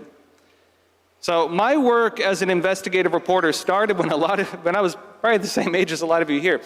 I was still a student. And back, a long time ago now, back in 2008, I accidentally uncovered one of the largest Chinese spy networks in the United States, which was, of course, the United Front Work Department. This was tied in with the Chinese consulates. It was also tied in with the Chinese mafia. And what I uncovered over time was a large-scale program to infiltrate our government. This included bussing around voters for elections. This included getting straw donors for political campaigns. This included trying to bribe and blackmail government officials. This included programs to invite business leaders on trips to China. And if you look at the entire picture, what was this? This was a system still in place as we speak to infiltrate our government and make it not represent the American people, but to instead represent a foreign government. And I know that's a lot. How does this all work? If you want to understand what's really going on in the world when it comes to China, let's start with the farmland. We can go back to last year. Congress actually released a report on it. Republicans in Congress had a big hearing. They brought together 24 heads of government agencies, among them the head of the USDA. And what did they say? They said China is trying to take over America's food supply. That was the reason they're buying up the farmland. Why are they doing that? Two different reasons. On one side, it's because, well, the Chinese Communist Party, they've essentially destroyed the environment in China. They have swine flu, they have avian flu because of soil pollution, because of water pollution. They've relinquished their programs for grain self-sufficiency. They need to import their food. And what are they doing? Well, they're getting countries in debt traps. They're bribing governments in Africa and Latin America. When they default on the loans, they gain control of the natural resources, of course, rare earth minerals being among them, but also farmland. When they do that, they effectively control the food supply in those countries. They hold the lives of the countries in their hands. And they've been doing it in the United States as well. They've been buying up farmland in the United States, according to the U.S. congressional report last year, because they want to take the food, grow it here, and send it back to China. During COVID-19, when there were American meat processors who shut down and said there's not enough meat for the American people, members of Congress sent letters to those companies asking, why are you telling Americans there's not enough food for Americans, but you have record amounts of food and meat being sent to China? You're telling us you can't feed us, but you're saying you can send it over to the Chinese Communist Party? How does that work? What this all ties into is a program I briefly mentioned, the United Front Work Department. And what is this and how does it really work? Because as I mentioned, USDA farmland, the report last year, it wasn't just that. They found across our entire government, 24 US government agencies, the Chinese Communist Party is infiltrating, it is bribing, it is buying people off, it is subverting. This is, we talk about Epstein, this is honey traps, this is debt traps, it's business deals. Maybe your cousin or your wife or your brother or your son gets an advisory role in a Chinese company and they pay you through that. This is the taking over of our government without having to invade it. The exact slogan of the United Front Work Department, the exact mission of it, is to overtake what they call the civil society. This is how you conquer a country without invading a country. This is how we will lose our country if we don't wake up. What does that mean? The theory of Chinese espionage, of the Chinese Communist Party, is this. What is that which constitutes a government? Well, our Constitution, of course. The Constitution lays out what defines our government, how it works, our laws, our protections, and so on. But how does that actually get implemented? That is the civil society. That is your politicians, it's your business leaders, it's your ideological leaders. Think your YouTubers, your TikTokers, and other agents of influence, or your business leaders. If you can take those people, if you can win them over and serve the interests of another system, you control the country.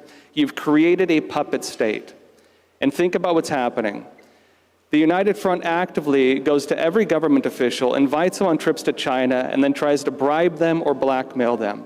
In fact, they do this pretty aggressively. They do it to business leaders. And why is it that businesses, Hollywood, cannot create a film and get it shown in China without co-producing with the Chinese Communist Party? They have to show core socialist values.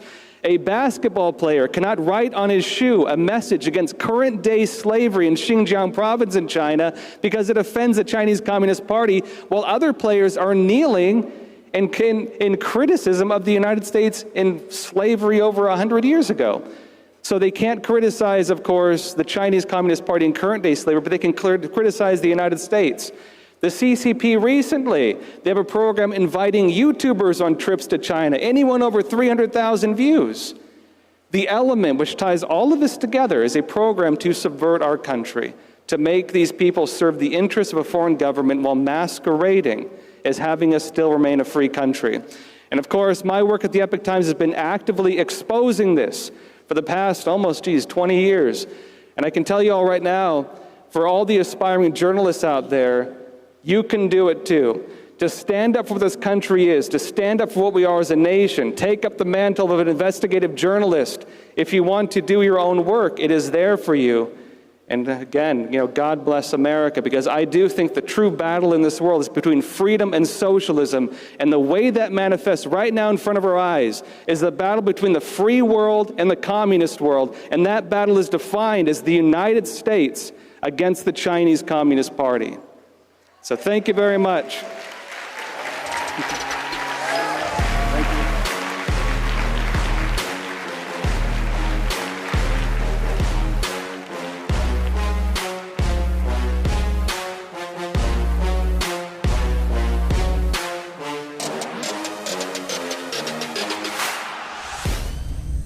The first time that I sat down and started and tried out a Christian prayer, I felt like it was very genuine. I felt like I am speaking to God.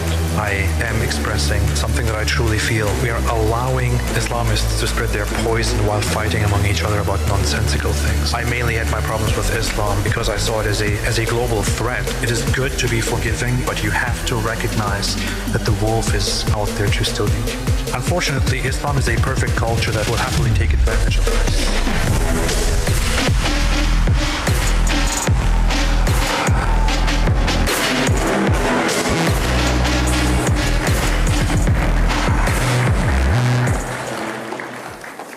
Wow.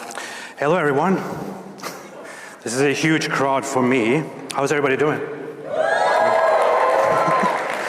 I personally have no idea why Charlie put me on here because I don't speak English very well. I'm an immigrant. I've just learned to speak English. And the biggest crowd that I spoke to was like 200 people, and now we have thousands of people here.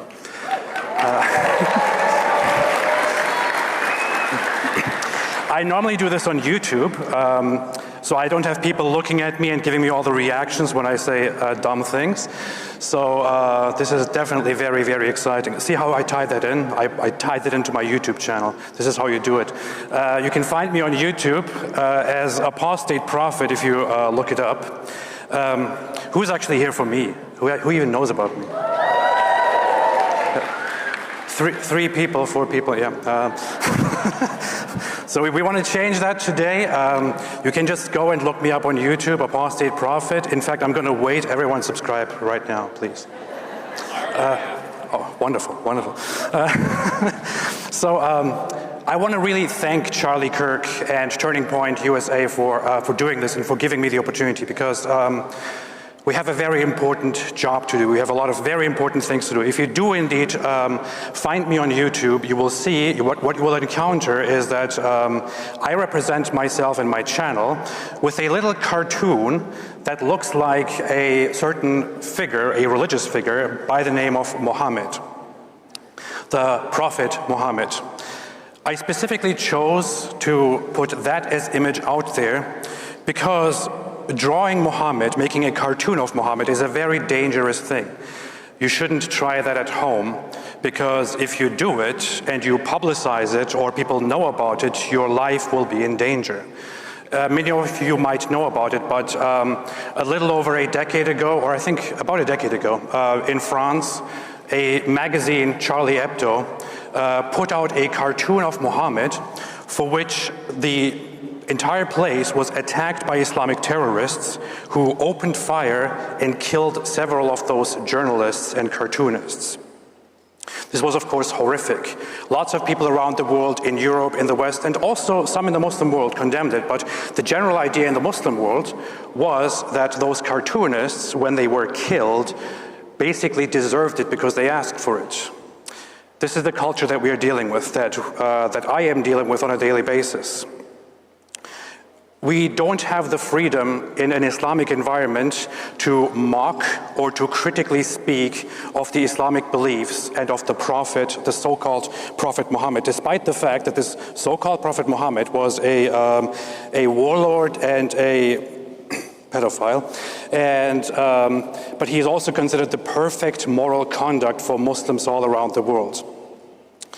I would know this. I didn't have the privilege, unlike most of you wonderful people here, to be raised in a Christian environment with Christian values and Christian rules, or to be raised within a country, a beautiful country like America, where you have the freedom, where we have the freedom to say whatever we want without fearing repercussions.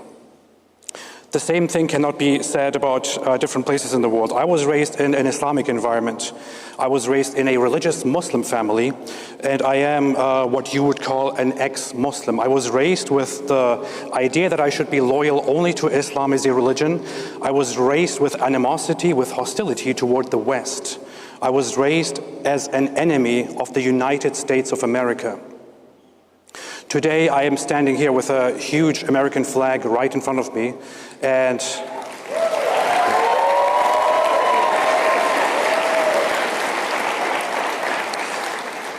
I proudly and happily call myself an American.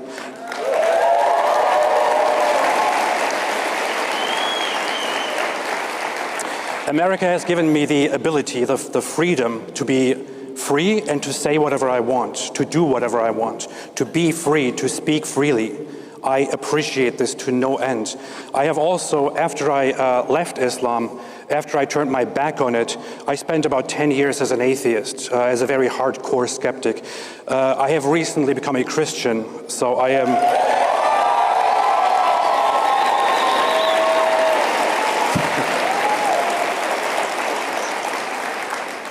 So I can finally share the beauty of Christian values and Christian beliefs, which I didn't know, which were taught to me in a very limited way, but which were also demonized by my own culture and by my own religion.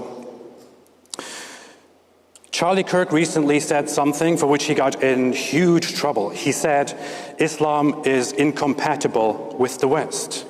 He also said Islam does not belong in the West. It has no place in the West. But unfortunately, it is rapidly growing in the West and having a lot of influence. I can tell you, as an ex-Muslim, as somebody who has left Islam, who has it behind himself, and who is now in your culture, in this free culture, I can tell you that the Quran, the Islamic fundamental text, equivalent to the Bible in Christianity, has certain ideas and doctrines such as it tells Muslims directly, do not befriend the Jews and the Christians. Whoever befriends them is one of them, because they, the Jews and the Christians, are allies of one another, and they are basically hostile enemies of Allah and Islam. It further says in chapter 98, verse 6, it says that the Jews and Christians and all the other disbelievers are the worst creatures. I'm not joking. It's right there in the Quran. This is what it says, that Christians and Jews and disbelievers are the worst of creatures.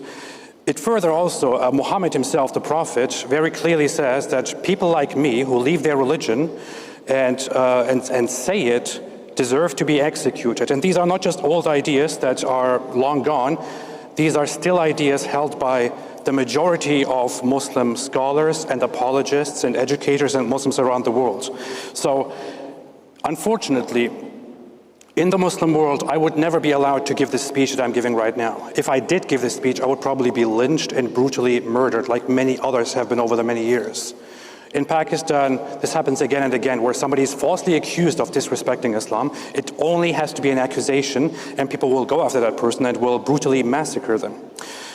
In Europe, unfortunately, this problem is getting bigger and bigger, because Europe made the stupid mistake, the very stupid mistake, of allowing massive numbers of people to simply come in unchecked and to give people this idiotic impression that we all are the same. All cultures are the same. They are, anybody who comes from a different culture, no matter what they do, if they are among us, and they just see our kindness and our goodness and our civilization, they will just change and be just like us. It doesn't work that way. Now we have massive numbers of people in the UK, in Australia, in France, in Germany, in many other countries that actually want to start imposing Islamic rules. They have already started it. In the UK, it has become very much impossible to openly criticize Islam and get away with it. People go to jail because of it. We don't have that in America. America is still a free country where we still have freedom.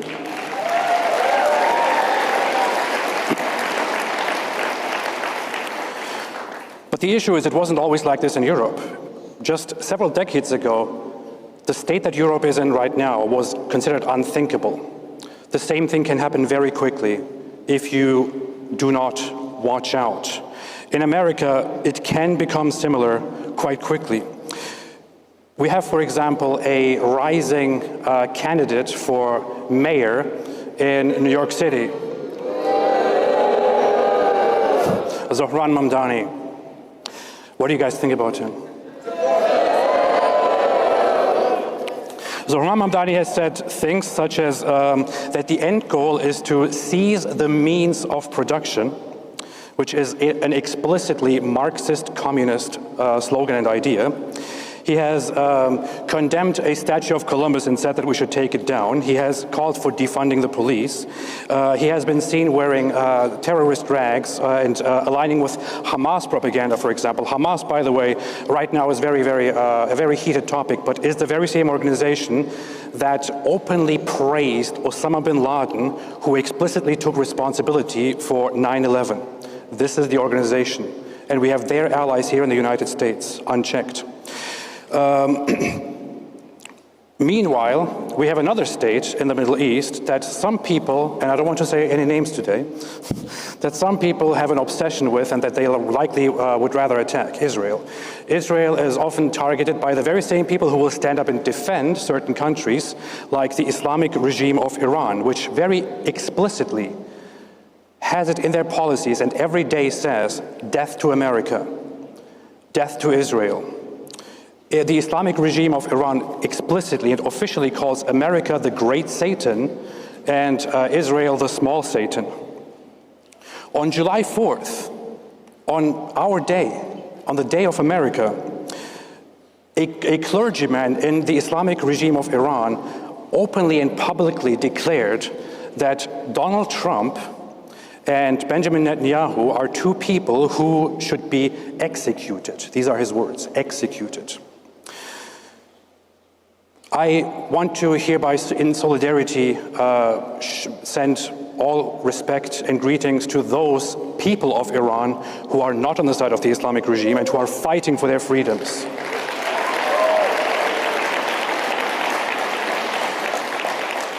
Because the Islamic regime of Iran is not just a danger to their own people, it's also a danger to the entire world. It is in their constitution, believe it or not, that the Islamic revolution that they accomplished should also be spread abroad, and other countries should also be led toward an Islamic revolution. And we have many Muslim scholars and apologists, and you will see that if you engage with my content, who very proudly and happily say that. So what is the solution? As an ex-Muslim, I think there are some things that we should not be afraid to address. There are certain things to do, such as learn about Islam, learn that it's not simply a religion, it's a political system. Yeah, not all Muslims are bad, whatever, I don't care. But the religion itself is pretty bad. If a person does not explicitly identify with political Islam and an attempt to overthrow the government, he's still part of a religious system that is pretty bad. So learn what Islam is, or amplify those who know about it, like me, shamelessly plugging myself here again. Another thing to do, the Muslim Brotherhood should be designated as a terrorist organization.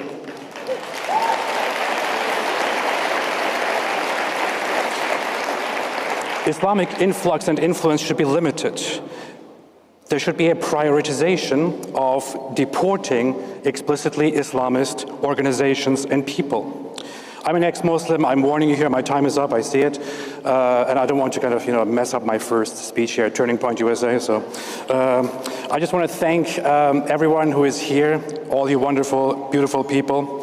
I want to thank Charlie Kirk for this opportunity. I want to thank Turning Point USA. Big applause for Turning Point USA, please.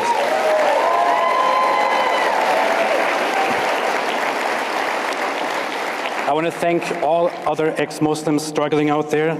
My friend David Wood, whom people should also follow and know, he's fantastic.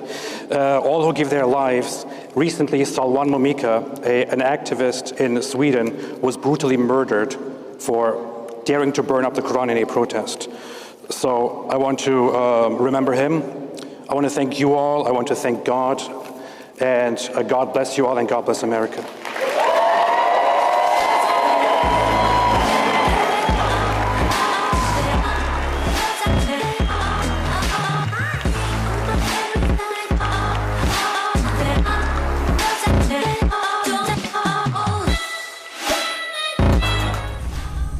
When I weigh the pros and cons of each side, I find the positions on the left are so radical and so dangerous. And we had hoped they would take a stand on the health issue. This one is not nuanced. It's black and white. It's right and wrong. It's good against evil. Americans are sicker and more unhealthy than ever. What the food companies are doing to people is disgusting. It is strategic. It's deliberate. It's by design. They're putting profit over people. That is structural violence.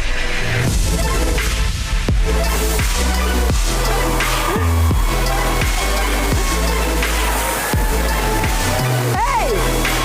You guys hear me? I don't think so. I said, can you guys hear me? There we go. How are you? Small little shindig here, huh? Wow. First, I want to take a second to thank Charlie Kirk for having me. What a cultural force that guy is. Unbelievable. All right, so question. How excited are you guys to listen to these incredible speakers? Megyn Kelly, Tom Holm, and Kristi Noem, Tucker Carlson. Wow, right? But you know what's interesting is that all of us across the spectrum are equally as excited to come and talk to you. Because we realize that we are simply stepping stones to something much greater than ourselves. And it's you guys who are going to inherit the country and inherit the world. You are the future of our country. And subsequently, the future of all human race. You guys are super duper special and important. So there's been a lot of like, my blood pressure's up. My God, it's like China wants to get you, and Iran wants to get you, Israel wants to get you, and the deep state wants to get you. Let's take a step back from that for a second. Let's talk about you guys and what you guys want for yourselves and why you're here. So show of hands, who's here because you want to focus on your purpose, you want to hone your vision, you want to contribute? Oh, I need a little more, come on. Okay, so let's talk about the ways in which you can do that really effectively. The first thing is to be authentically yourself. And I saw that Megyn Kelly said this last night, and she was talking about kids in college and don't kowtow to narratives. I'm not gonna ask you, to plant your feet firmly in the sand and not move. But what I want to lean into with regard to that message is that don't get caught up, and this is a broader conversation, it is not political, do not get caught up in the shoulds. And I think that message that she was giving you is really important to reinforce. Because along the way, we get so sidetracked by the things we think we should do that we don't end up doing the things we are meant to do. And what we're meant to do are the things that we love, that we're uniquely passionate about. Now, oftentimes, the how, the work associated with the goal can seem really intimidating and overwhelming, especially for youth right now.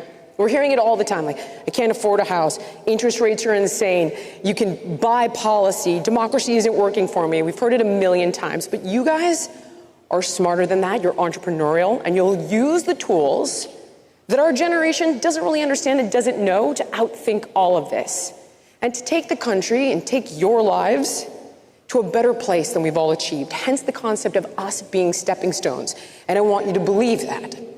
And the more you focus on this long-term goal, the more the how will be tolerable. It's been said that if you have a why to live for, you can tolerate the how being the work associated with the goal. What do you need? You need discipline. What do you need discipline for? You want a healthy, strong body. When you're feeling strong physically, you're feeling strong, you're feeling empowered in every facet of your life. It's true that your health is your number one wealth. That's important. I think we can put that one aside now. I think we've established that. I don't think anyone's going to disagree with me about that. I want to talk to you about diet for a second. And I'm not talking about food. I'm talking about the information that you're taking in. It's really important that you fortify your mind with different perspectives. And I know that's hard, and I'm not asking you to compromise your principles. But the reason that you need to do this is because you need to seek to understand, because the vision that you have for yourself and the vision that you have for the country and the vision that you have for the world takes cooperation. So while we sit here and we point out different enemies, and I appreciate that threats are real and I get that, what does Charlie do? He goes behind enemy lines and he makes inroads. How did I get here? How did Trump win? He built a broader coalition. Not everybody agrees on everything. You see people within the Republican Party disagreeing. But it's how you communicate your ideas. You're not just fighting to win an argument, you're fighting to win people over. And you do that by truly listening to understand. And it's so easy, right? People keep telling me, I saw you on Fox, I saw you on Fox, I saw you on Fox. Click, like, picture, and feels good, right? It's quite honestly, it's like eating pizza. It's like eating French fries. It's like a dopamine hit that you don't want to deny. And you want to see those numbers go up, and you want the clickbait, and we're rewarded for that.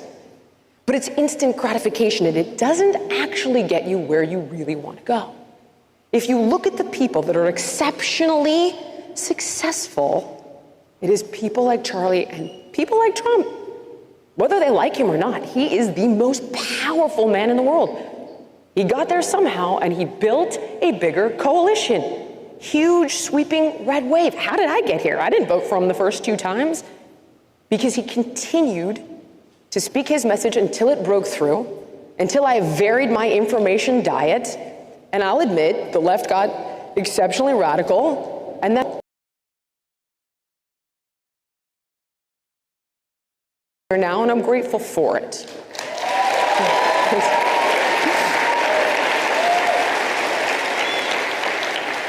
So while I love going on Fox, and I love sitting with Jesse or Sean or Gutfeld, and I take it as a huge privilege, and it's extremely enjoyable, it's a really good way to become intellectually lazy, because it's an echo chamber of your own ideas. But when I had to go on CNN last night, yeah, I wasn't fighting with the yellow belts anymore. And it's 4-on-1, and each and every topic is a trap. Orange man bad, orange man bad, orange man bad. But by putting yourself in that environment, not only are you sharpening your intellectual skills, are you learning what's important to the people you disagree with, you're learning how to fight more effectively, how to communicate more effectively, and you're learning what's important to the, quote, other side. And if you want to achieve that bigger vision, not just for yourself, but for your country and for the planet, you have to do this. And I'm here to tell you something. And we talk about enemies, and that's fine. You know, I've watched my fair share of stuff on China and Iran and all, and the deep state. I get it. But the reality is that the vast majority of us, guys, we want the same things. Who wants to be physically healthy? Okay. Who wants to have love in their life? Right? Who wants to be successful in their career? Can I get an amen for world peace? Guys, okay, we want the same things. We have far more in common than we do apart. And I know it's a big dopamine hit, and they're the bad guys, and they're the others, and they're othering you, and it radicalizes you. I even had this talk with Megyn Kelly. She's like, they radicalized me. There was no more talking to them, and she is a brilliant mind, 100%. And she does more for the conservative movement, arguably, than pretty much everyone on the stage. I think she's that impressive and brilliant. But I would simply ask you to keep in mind that while you can share the ideas and you can share the values, if you want to facilitate even greater change, you're going to have to speak to the people who watch CNN. And I promise you, they want the exact same thing you do. They just have different ideas on how to get there. So, in your mind, I want you to think about right now, what are the greatest obstacles to your success, moving from high school and college into your future adult lives? What is it? Do you feel like the system is stacked against you? Do you feel like the left is tearing apart the fabric of civilization? I want to hear ideas. Come up to the mic and tell me what the greatest problems are. So I want to hear it. Who's got an idea? Who wants to share with me the biggest problem that you think young people are facing today? Let's try to troubleshoot this. Can't afford a house. That's a big one. Okay, here's what I would say to you about that. Is it the best way forward financially? And I'm not suggesting you don't want a house. But have you ever listened to Grant Cardone talk about home ownership? And he's a billionaire? Maybe that's not the best way forward to build wealth. Maybe you build wealth without owning a home, and then later, when you have an excess of money, you can own a home because it's a liability and you have the money to spare. I'm not here to talk to you about real estate. The point that I'm making is, how can you think differently? How can you go outside of the box? We do get caught up in narratives, and it's important for you to be aware of that. It's important for you to vary your information diet so that you're aware when you're being brainwashed a little bit. But is that one? I mean, is it? I just did an 1.5 hour long interview with Grant, and he laid out for me all the ways that we invest our money that end up not working for us, that doesn't make money, that it becomes a liability. Is it possible that that's the case? Is it possible that you rent and you buy an income property that makes you passive income and you build your wealth that way, and then you can sink money into a home? How can you think differently? How can you expand on the ways that you approach a problem? What's another one? Grant Cardone's a psychologist? A Scientologist. He's also a billionaire. So table that concern and look at how he built his wealth. You actually make a great point there, okay? You made him all bad just with that statement. But nobody's all bad. So instead of wiping away all the lessons that you could learn from a billionaire on how he became a billionaire, the left is doing this with Elon Musk. He's a genius. Maybe the right is now. Maybe they don't like him. What can you learn from how this man is changing the world as we know it? What can you learn? This is why the all or nothing mentality is dangerous. Okay? Who's next? We've got a question back here on your right. Go. Hello? Does it work? It does. Anyway, probably you didn't mention this in this conference, but sometimes in universities, I see this false dichotomy between transgenderism and homosexuality, and I see that. Aren't you unwittingly engaging in, let's say, the new conversion therapy? Am I? No, okay. I'm talking about the issue. Whenever I think of transgender, I think of, oh my God, is this the new conversion therapy? Okay, conversion therapy of kids, you're suggesting. Kids or minors. But is that actually stopping you from being successful? Which, no, again, bring up another point. And it isn't about transgenderism. Okay. Here's what it's about. Well, there's an epidemic of loneliness and... Well, hold on. I want to actually address the transgenderism piece for a moment. Personally, for me, I think sex changes for kids is darker than dark, okay? And that is something that I will fight to the end of the earth, all right? And it's not because I care what adults do in their bedroom. I don't. It's because when you give off-label cancer drugs and castration drugs to children, it irreparably harms their body, and they cannot comprehend the consequences of the choices they are making, like sterilization, sexual dysfunction that is permanent, impairment of brain and bone development. So that's something I'm gonna fight for. That's a cause that means a lot to me, because for me, I believe we are protecting innocent kids. Now, if an adult made this choice, I could not care less. And the reason I don't care, and I appreciate that it might go against your religion, and I understand that, but here's what I would say. While you're trying to build a path to a better life and build more wealth and more affluence and more love, what do you care what that guy's doing in his bedroom? It's gonna waste your time. Focus on the things that really matter so that you can make an impact.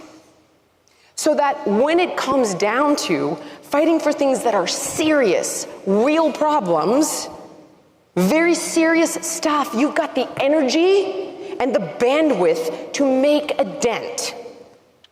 That's one thing I see a lot of kids getting caught up in, is all of these different culture wars. Who cares? Cut through the noise.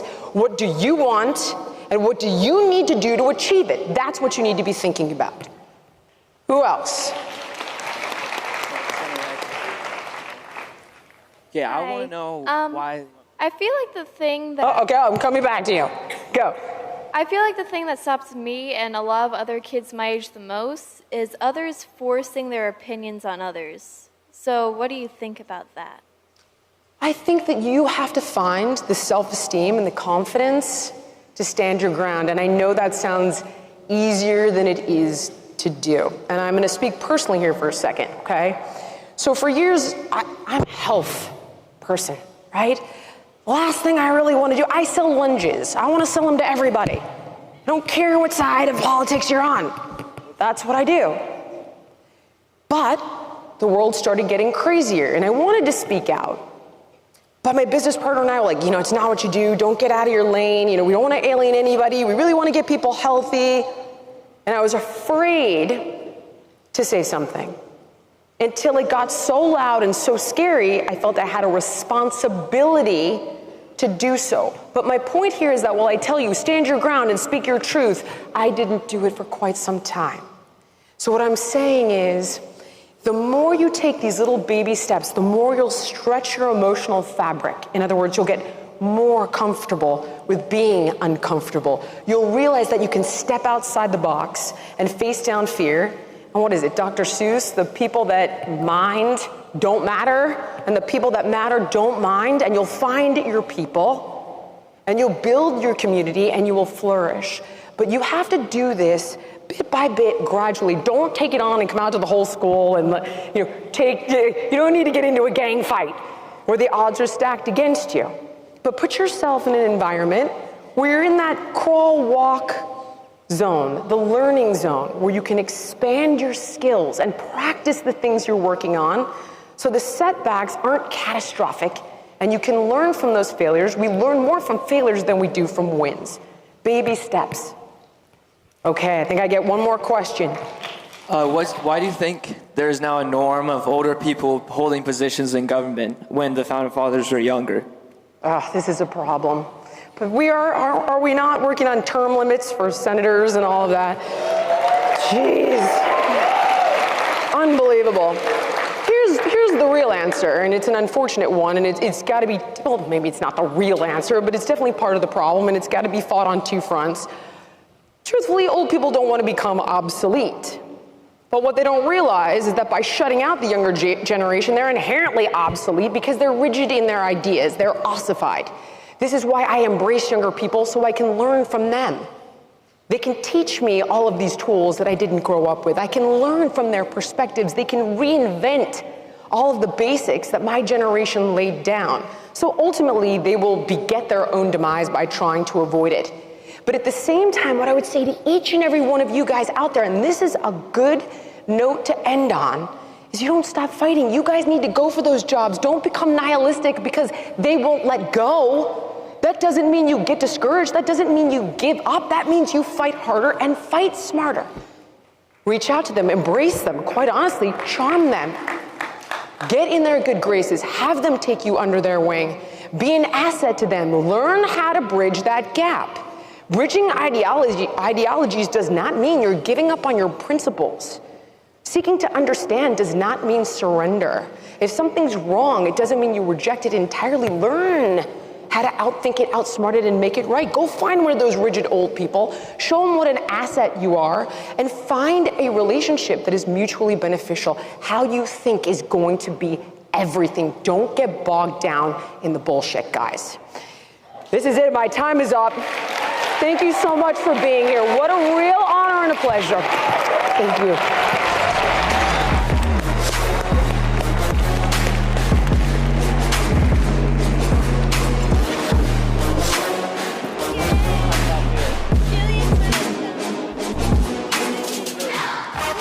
Private student loan debt in America totals about $300 billion, but $45 billion of that is labeled as distressed. Why Refi refinances distressed or defaulted private student loans that others will not touch.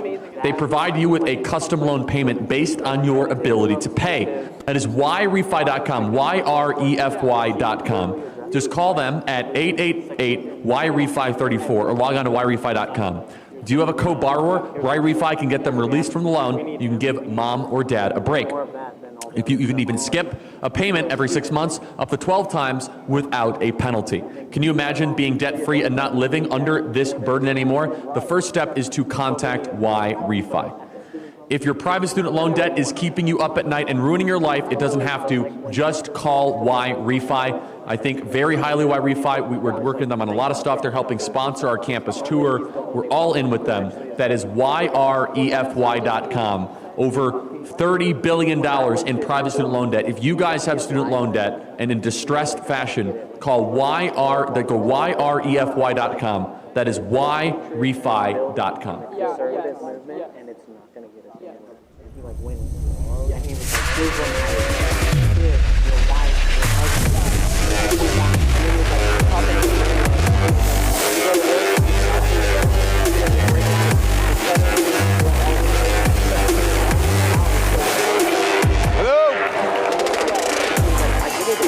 Hello to the America First generation.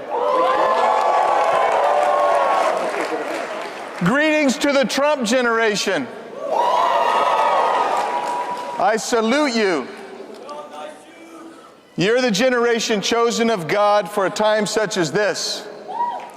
This is the new American golden age, and you're going to usher it in. You're the ones. You are in the front, the vanguard of the great column of Americans who want our country back. Every generation of Americans has their opportunity for destiny. This is yours. Every American is here, represented in you. You're in your place.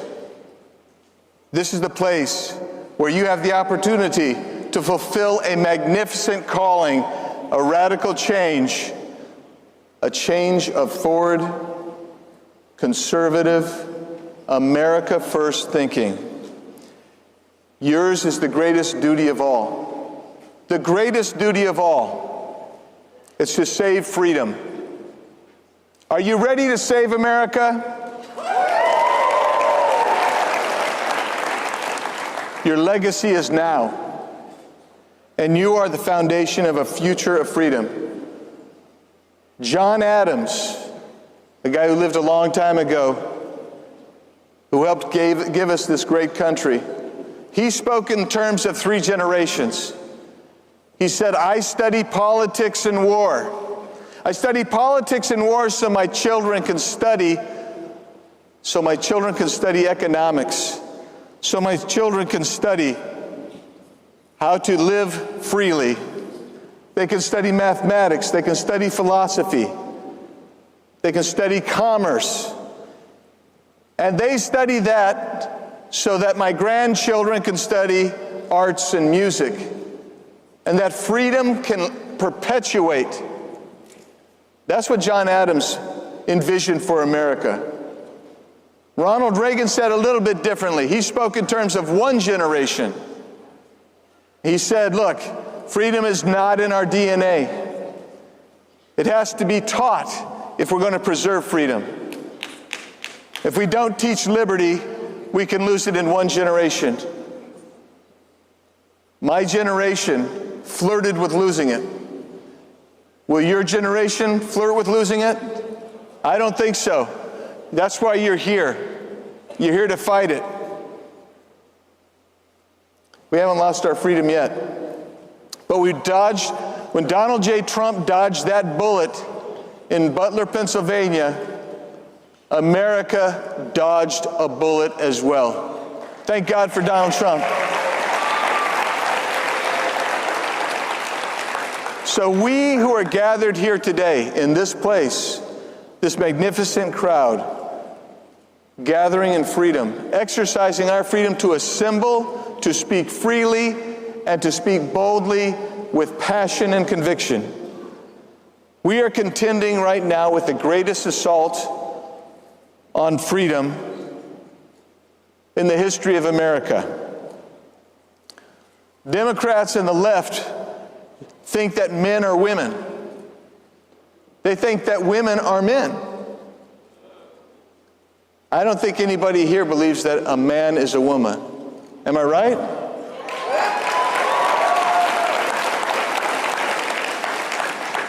Do you think men should be allowed in women's sports and in their locker rooms? Democrats and the left believe that burning cars, vandalizing buildings, looting stores is a peaceful protest. Is that what you think? We know how to peacefully protest. We've been doing that for a long time. But the leftists are trying to prevent the enforcement of our border security laws. They're attacking our federal ICE and our CBP agents. Recently, they ambushed them in McAllen. They've ambushed them in multiple places. They've attacked them. The Democrats and the leftists are bent on destroying the rule of law. But you know what you have to have in order to have freedom? You have to have the rule of law, because the rule of law is what is necessary to protect everybody's rights. All the rights that we believe are given to us, not by government, not by some yo-yo in a cubicle in Washington, D.C., not by some politician, but by God Himself. Our rights are inherent in each of us. That's what we're trying to protect. The Democrats and the leftists have made our cities and our neighborhoods unsafe. They've attempted to destroy them. They're doing it because they seek power over you and I. And again, they want to curb our rights. They are trying to teach people that they're the ones that give you the rights, and then they can take them away. Well, President Trump, Turning Point, you who are here today, you're the ones who are really making the difference. You're making the difference for a new generation. We are going to enter Trump's new golden age. Do you want to enter that golden age?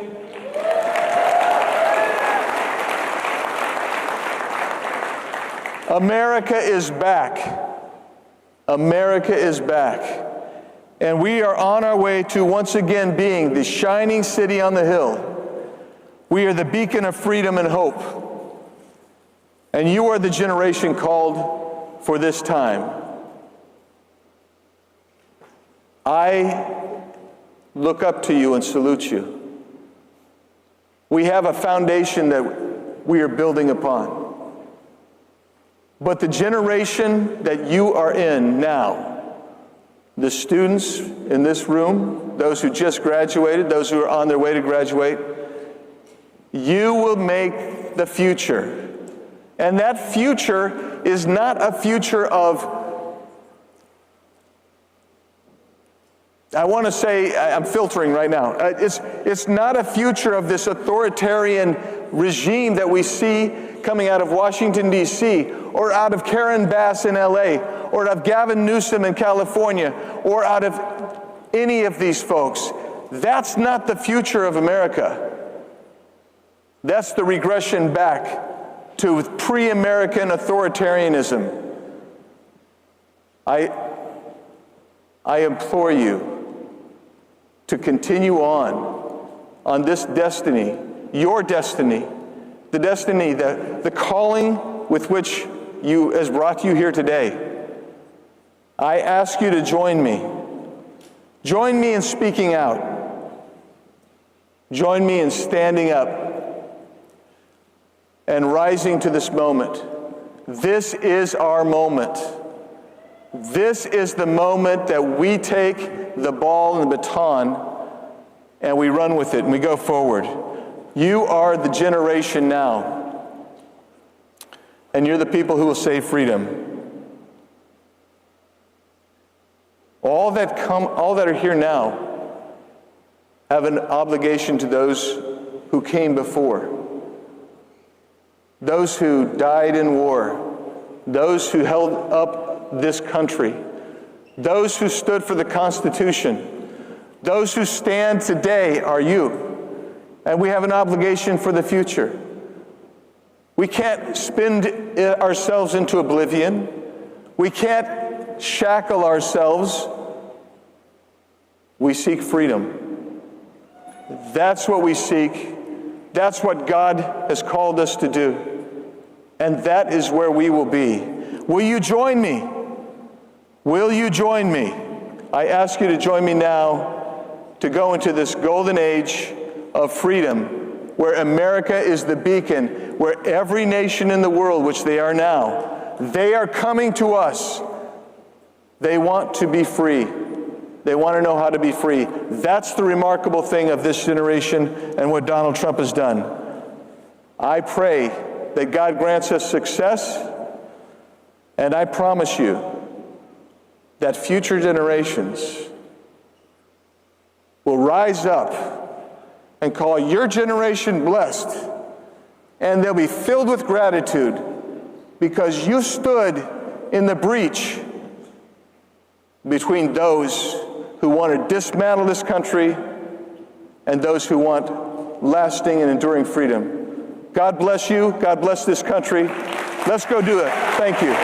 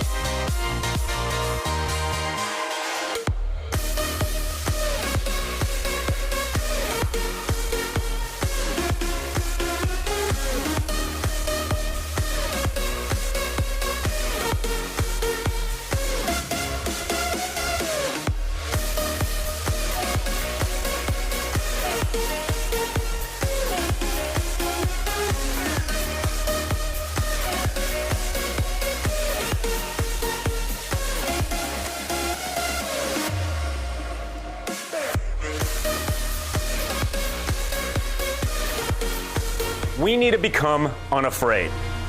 We need to become uncancelable.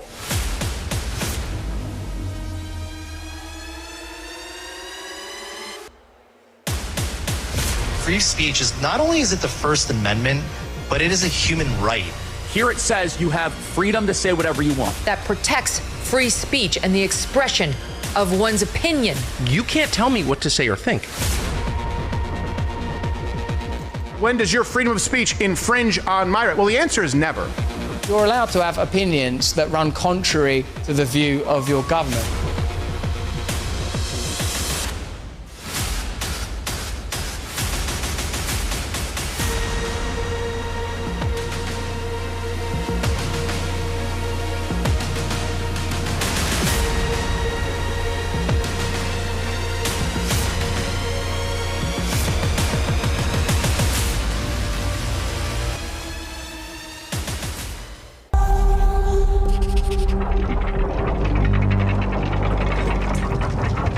Every machine begins with a vision, a blueprint, a purpose, a spark.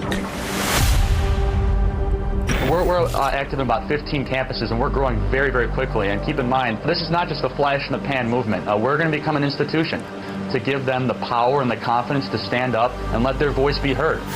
In 2024, that vision came to life. Not by accident, but by design. Against the noise, the chaos.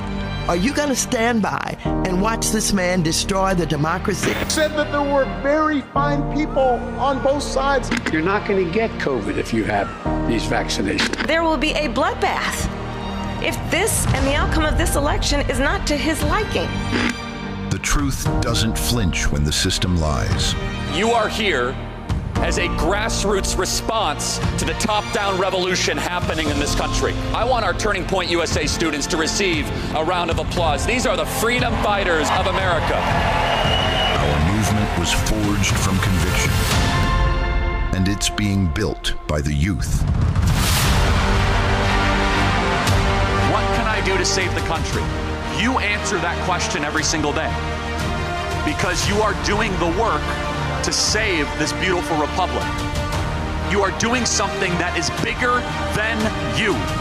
Turning Point USA is the engine driving this movement, engaging young Americans at every turn, on campus, online, in every battle. We've designed a media machine fueled by a new generation of young creators who are bringing order to the chaos. Parents are being held hostage. They did not sign up to co-parent with the government. We want a divorce. As I've seen so many videos of yours where you're just taking them down. If I agree with you on the premise, it is a pure joy to watch that. From TikTok to YouTube, podcasts to the public square, our voices are the gears shifting the culture and rewriting the narrative. We are drawing people outside of the campuses that were working men, that heard that we were in town and they just How'd they hear? Social media. Our decentralized, uncancelable content network has generated billions of views and influenced millions. We've built more than content. From campus tours and national events to education, faith, and school programs, every part working together in sync. One young man who actually told me he was on the fence, but it was Charlie Kirk and Turning Point USA who have been in and around this campus that ultimately pushed him over. Young men are becoming more conservative than they've been in 50 years. And the unthinkable happened. Gen Z woke up and joined the fight. I used to be a Bernie Sanders supporter. You're an inspiration. Awesome, thank you. You are why I do what I do. That was my first ever conservative event. Really, without you guys, I might still be a liberal. I would not have been here. Thank you, Charlie.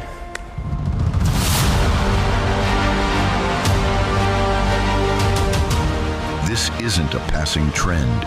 It's a movement with unstoppable force, led by leaders, anchored in truth, powered by you. The machine is in motion, and nothing can stand in its way.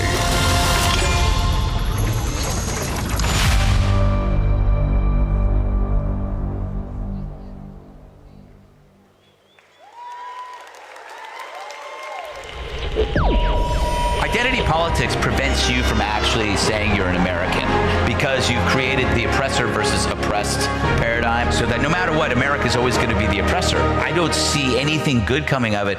Free speech allows for disagreeable speech, and you call that hate speech, then freedom of speech is in danger of being called hate speech. The right, who are the defenders of free speech, whether it's on campuses like Stanford or in social media industries and now in government.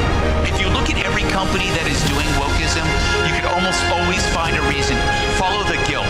You didn't see the news. You were seeing manufactured narratives from a select group of progressives. That's done. Ladies and gentlemen, Greg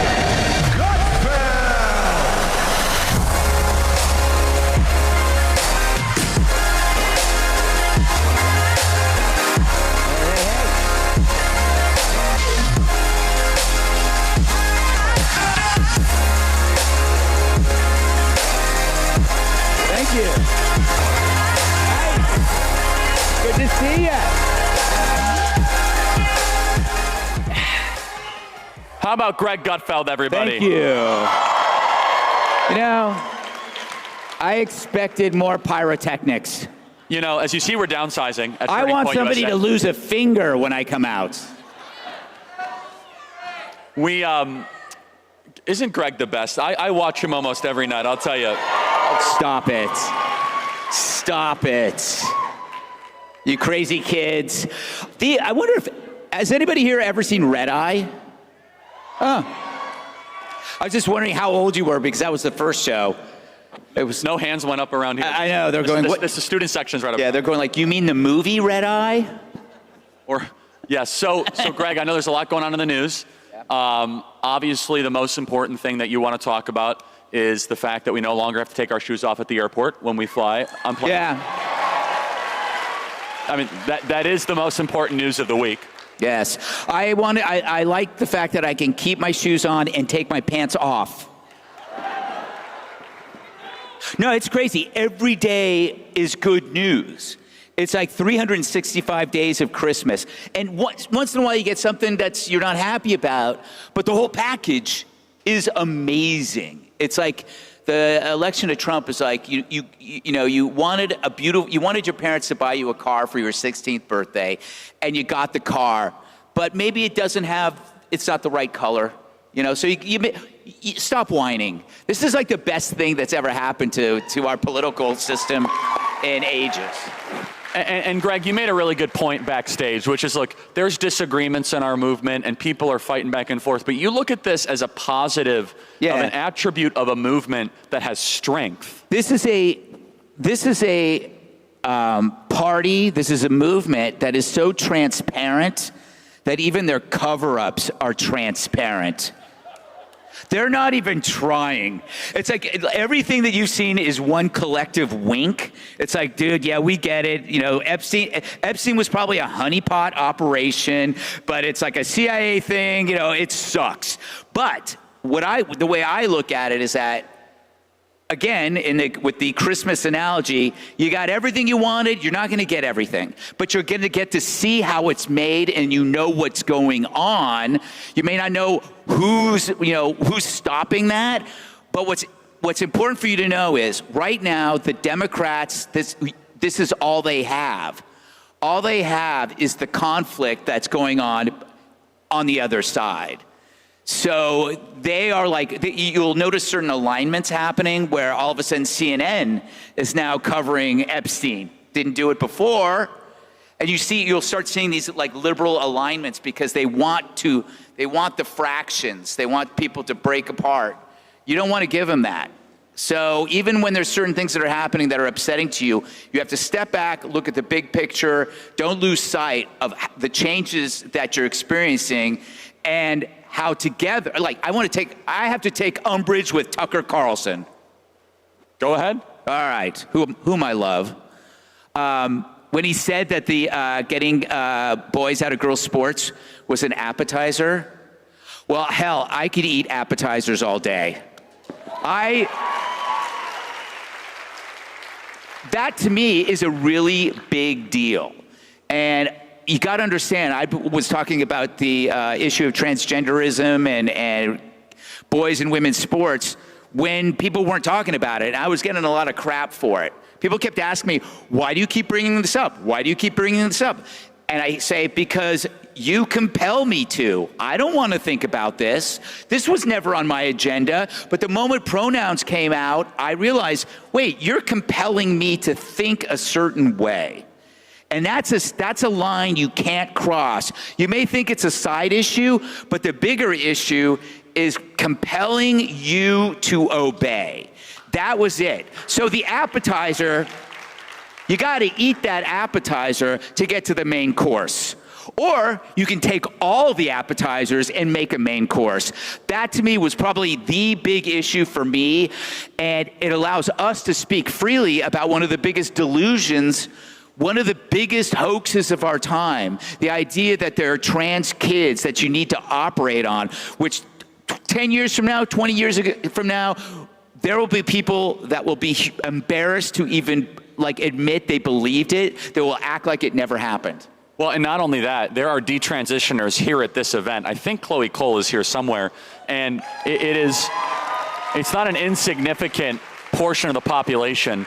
And by the way, to your kind of analogy about President Trump and the good he's doing in his administration, Greg, we need to make it a goal, hopefully by the end of this administration, we are going to end every gender-affirming care clinic and child butchery in this country. We're not going to allow it to happen. It's a good lesson that you're learning when you're young is pay attention to language. Think about the phrase gender-affirming care. No, it sounds wonderful. You're affirming a gender.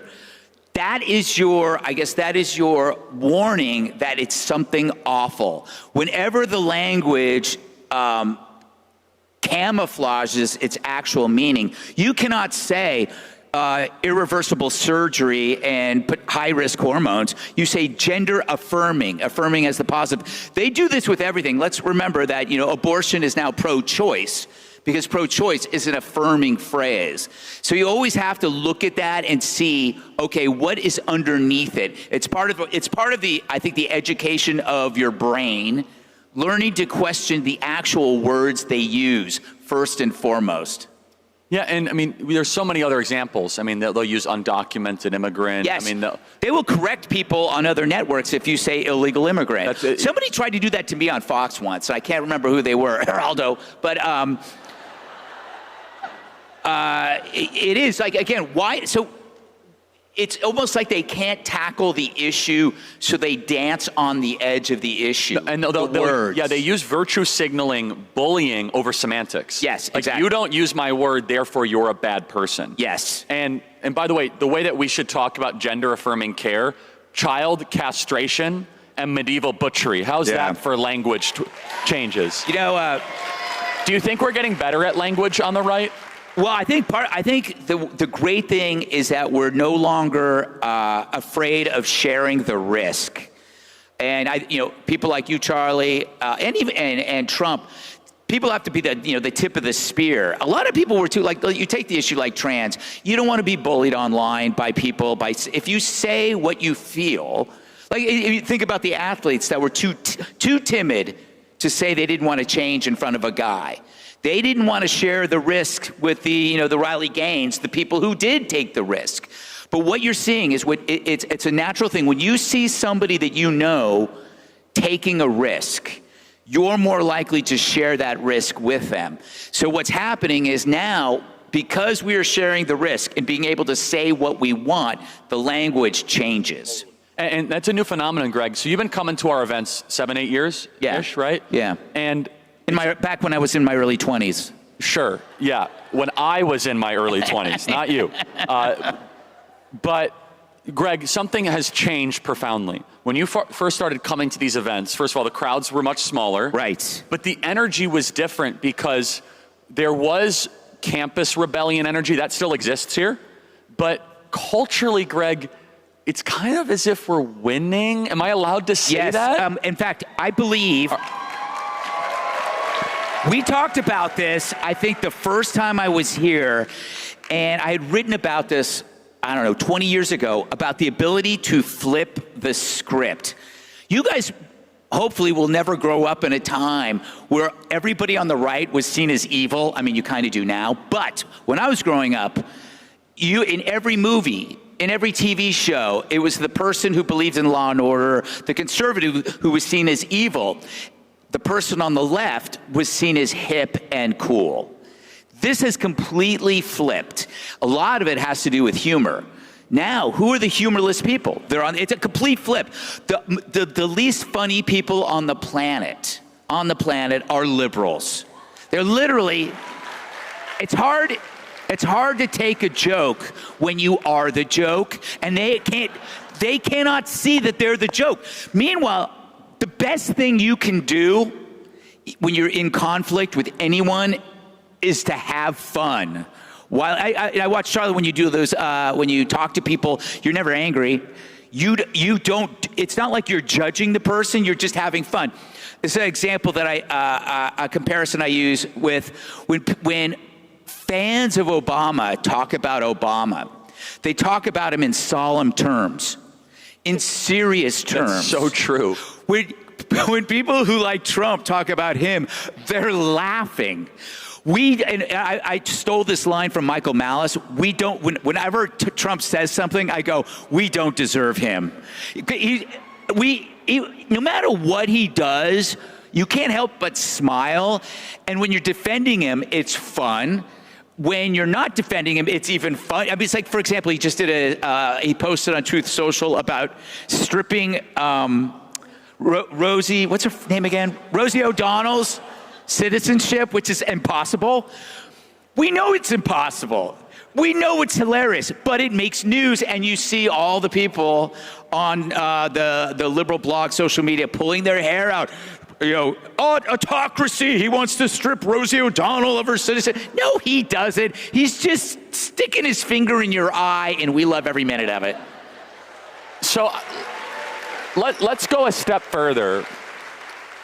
I want to analyze the psychology of humor a little bit more. Is it fair to say that those that can't take a joke are insecure, and that the left is actually full of a lot of people that are hyper-credentialed, overeducated, in an upper middle class environment, but deeply down are very insecure? Yeah, I mean, you kind of described what they appear to be, but you want to know what's underneath it.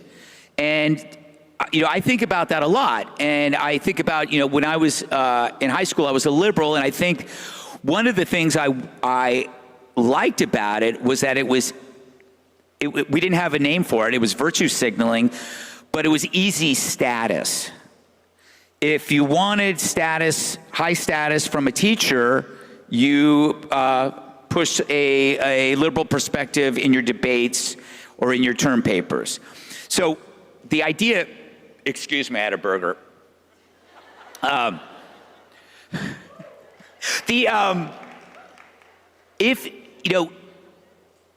If what is important to you is status, I need to know that everybody around me likes me. Then I will look at what is popular and I will echo that. That's how liberalism kind of works. One of the things I always tell young conservatives, like, what do I do when I'm outnumbered, when I'm there and I'm being ganged up on by 3 or 4 people? And I always say, ask them why it's so important that I agree with you. Yeah. Why do you need me? Why is it so important that I should agree with you? And then you might say, I think if you're looking for reassurance that you are right, I'm the wrong person. And it's a very simple way of, because they have to lead, they should ask themselves, why is it important that you agree with me? Because they themselves aren't sure. They are not sure. It goes to the insecurity. But it has to do with a desire to be cool, i.e. status. But they then mistake what is cool, which is they think it's rebellion, but it's actually false rebellion. What is truly rebellious is rebelling against the rebellion. That means if the guy says, look, dude, I think that the police suck. I'm going to throw rocks at ICE because I'm a rebel. The true rebel tells that guy to fuck off. Excuse my language. But so what conservatism has always been rebellion against rebellion. And that is the real risk in life, because you will be unpopular among the midwits, the lower intellect, the people who think anybody who thinks they're smarter than you isn't. And they know that. So that is why they adhere to easy status through virtue signaling that then they don't do anything about. They can talk about climate change all they want, but then if their best friend scores first-class tickets for spring break, they're on that plane. Well, and Greg, you said something a couple years ago when we chatted, and it's so important, which is, and I've tried to apply this rule. It doesn't apply perfectly, but when you see a social movement that continues to push forward when there is high social cost, they're worth at least listening to. Mm-hmm. So when there is a movement of people and they're getting canceled or smeared, potentially imprisoned, and they keep fighting for that thing, you should hear them out. Yes. And this is the point of the kids on campus, where you're surrounded by libs being like, why do you think I believe? My life's not easier because of this. Yes, and yet you reminded me of something I said that I would have completely forgotten. You're welcome. I'm on the second part. It's actually a really great point. I know, it came from me. Thank you. It's like, do you ever wonder why I would risk this? Do you ever think to yourself, I'm outnumbered by you? Do you ever ask yourself, why would this person do this? Aren't you the least bit curious about that? That usually really can freeze somebody. It's complete cognitive dissonance, right? Yeah. And so, I'm glad you remembered that. See, this is the problem with getting old. I can't remember my best stuff. That's why I'm here. I remember your stuff for you. But let's dive deeper into that. So think about it. If you're ever outnumbered, instead of talking about politics or stuff, just say, listen, my view comes at a high social cost on this college campus. Yeah. High social cost. How many kids here are graded differently because of your conservative views? Raise your hand. Okay. Almost every student's hand goes up. So therefore, you're making a conscious decision to suffer to some degree for a transcendent value. Yeah. And you should tell your lib friends or whatever, I could have comfort if I conform. Yes. So why don't I? Yes, I could actually get better grades like you if I said what you said, but I'm not. Isn't that kind of interesting to you? Yeah, it's kind of like I'm pro-life, and I run into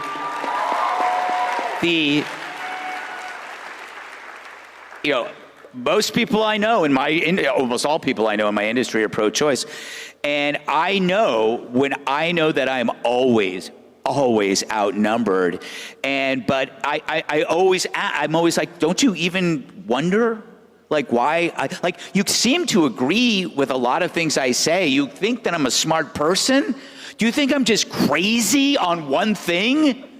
Like, oh, he's really good on the economy. He's really good on foreign policy. He can write well, but he's completely nuts on unborn children. That doesn't really logically make sense. No, it doesn't. You know what's interesting about really, really smart pro-choice people? They admit it's murder.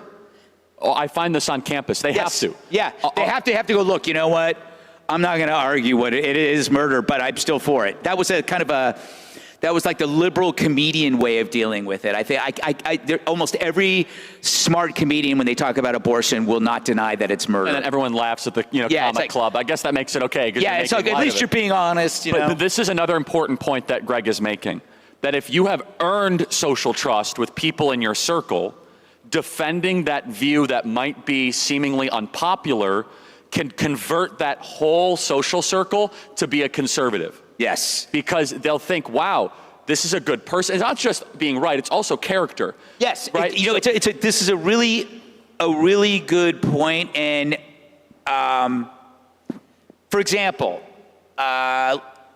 if you're in an office and you're working, being an appealing person there, it's like a young person will come in and when a young person starts at work, they're looking for somebody not necessarily a mentor, but somebody that like they can kind of identify with, make them feel at ease. And when you're that person, and every single person has that. Like when I first started working at Men's Health or at Prevention Magazine or different places, I identified. I would boil it down to this: when you'll see somebody you work with, and you go, I want what that person has. Like, what is it about them that makes them confident and strong and cool? Like, it's weird. You know, the word cool originated from the word calm. A lot of people don't know that. It's like you're always looking for the calm person in the storm. And when you are that person, people want to know why. This is why being politically hysterical doesn't win followers. It's like, Charlie, if you're calm, people are interested. So, but getting back to the point about character, if somebody sees that everything that you're doing is working, and then they find out that you have an opinion that they detest, like the perfect thing is Trump. It's great when the most successful person in the group, they find out is a Trump supporter, and they go, "My God, you're an idiot." And he goes, "Yeah, I'm an idiot. Have you seen where I live?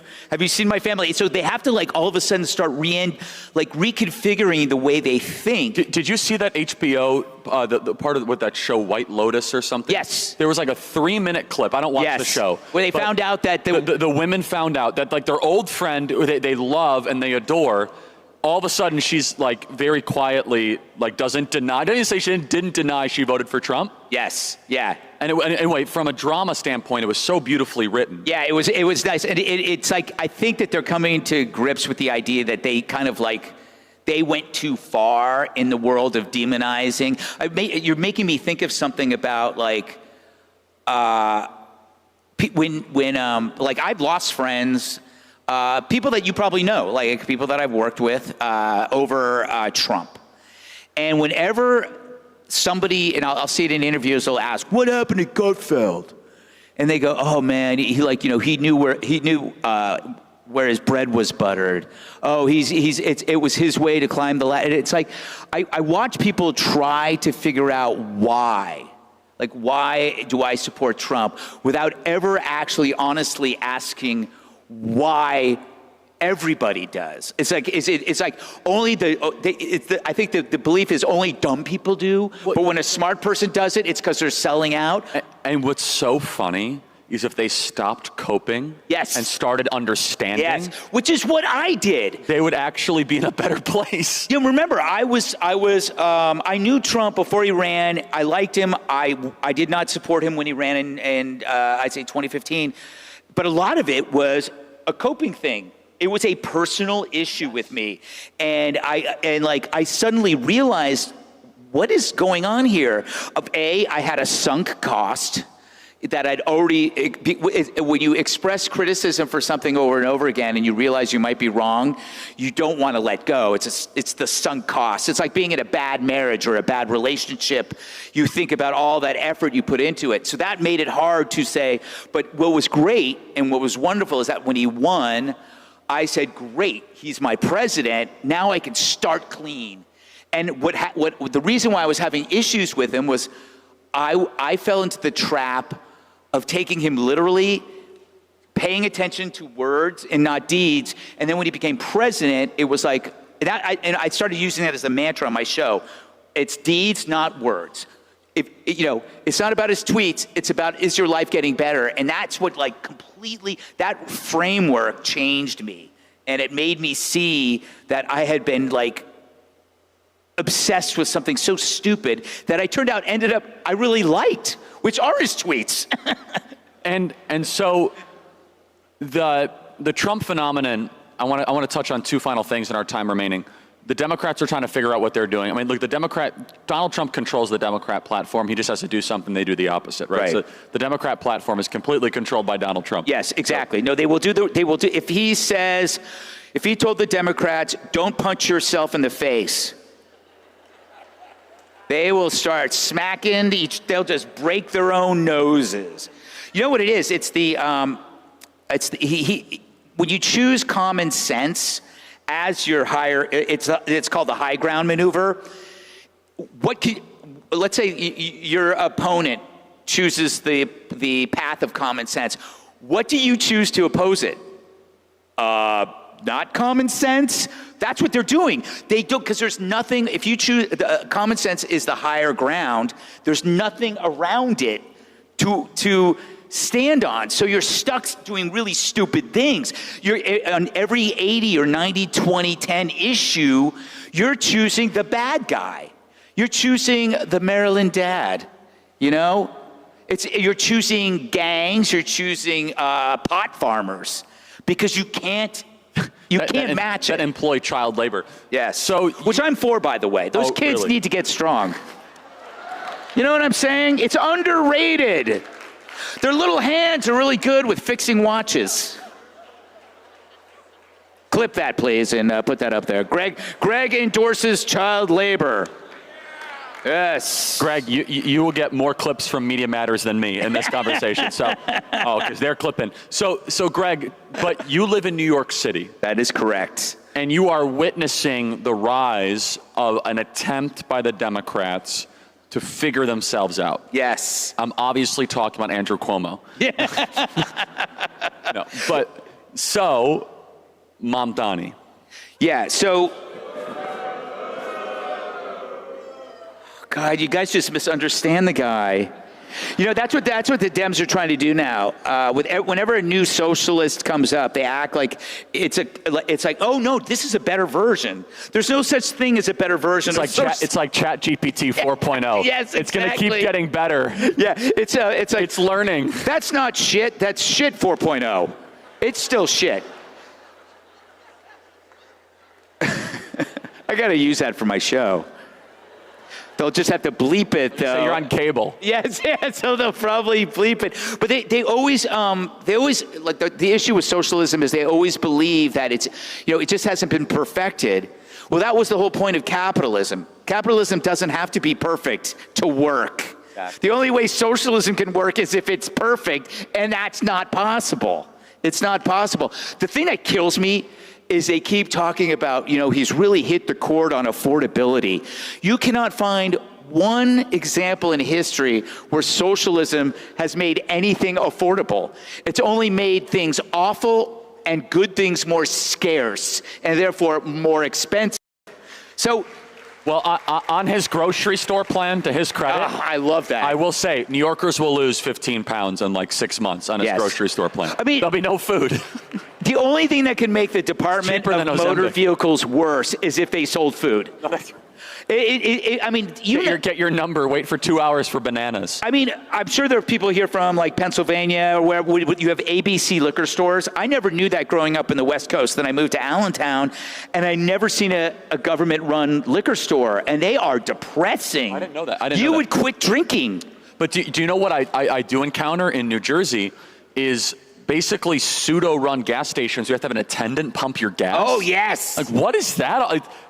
It's like the oldest regulation. You got to wait for the guy, and he's using the restroom. Like, I have to go. He's like, it's that law still exists. This is why I drive straight through Jersey. Quickly. I was going to say another thing about, the one thing people have to Zoran.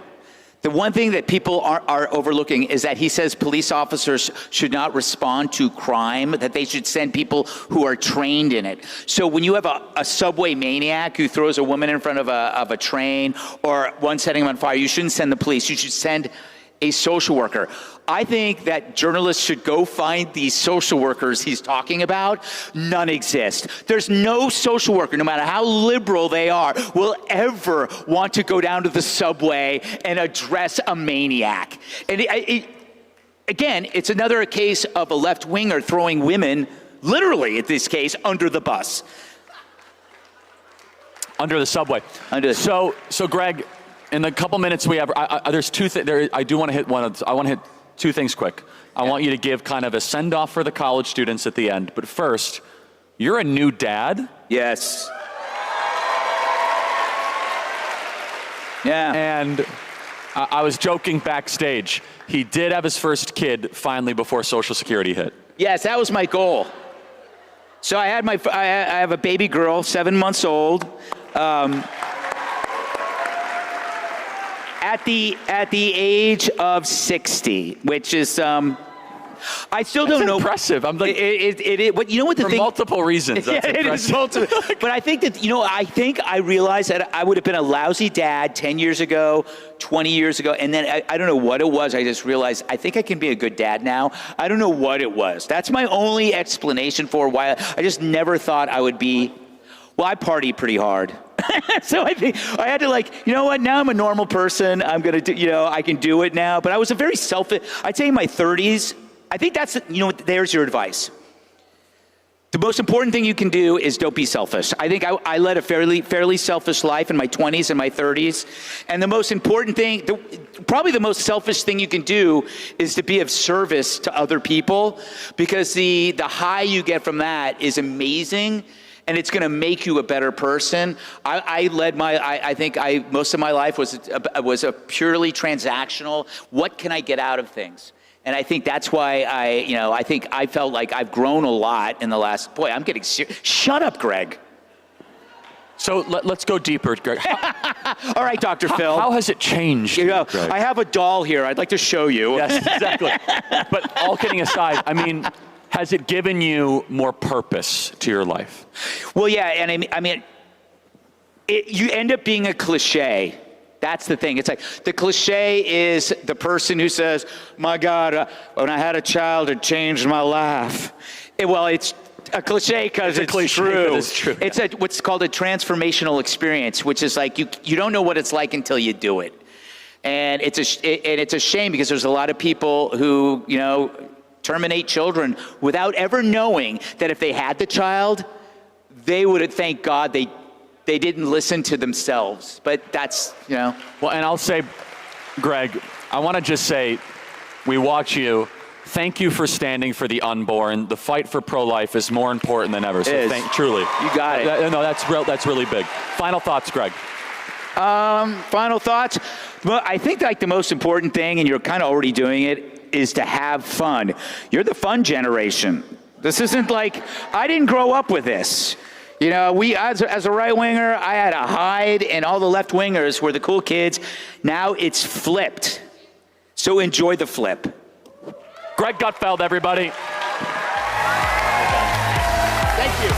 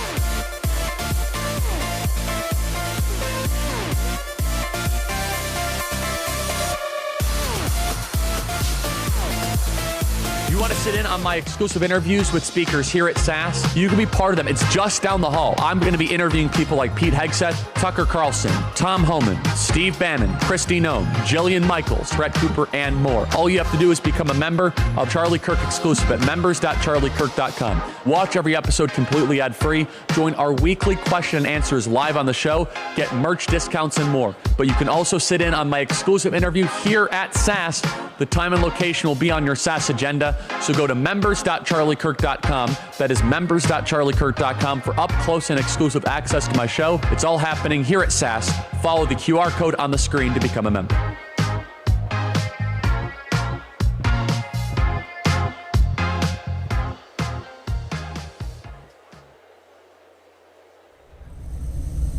My parents brought me and my siblings to America legally. I love America, and I've lived the American dream. But the American dream that I live is under attack. They've destroyed our border, they destroyed our economy, and they'll destroy America if we don't stop them. We will end the invasion at our southern border, fix our economy, protect American workers, end the wars, and deliver peace. May God continue to bless the United States of America.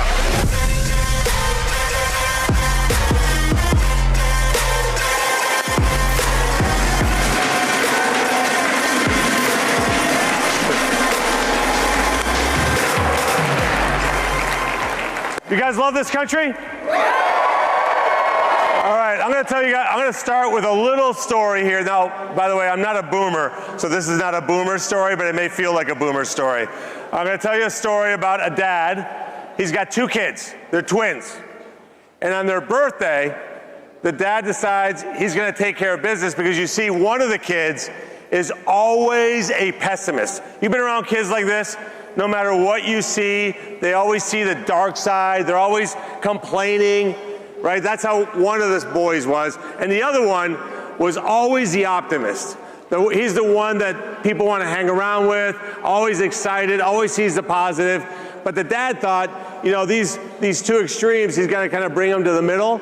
So it's these twins' birthday, and they're 14 years old. So the dad goes out and buys every toy imaginable that a 14-year-old could want, puts every toy in the pessimist room, thinking this kid's going to wake up on his birthday and he's going to be so happy he's going to flip and be normal.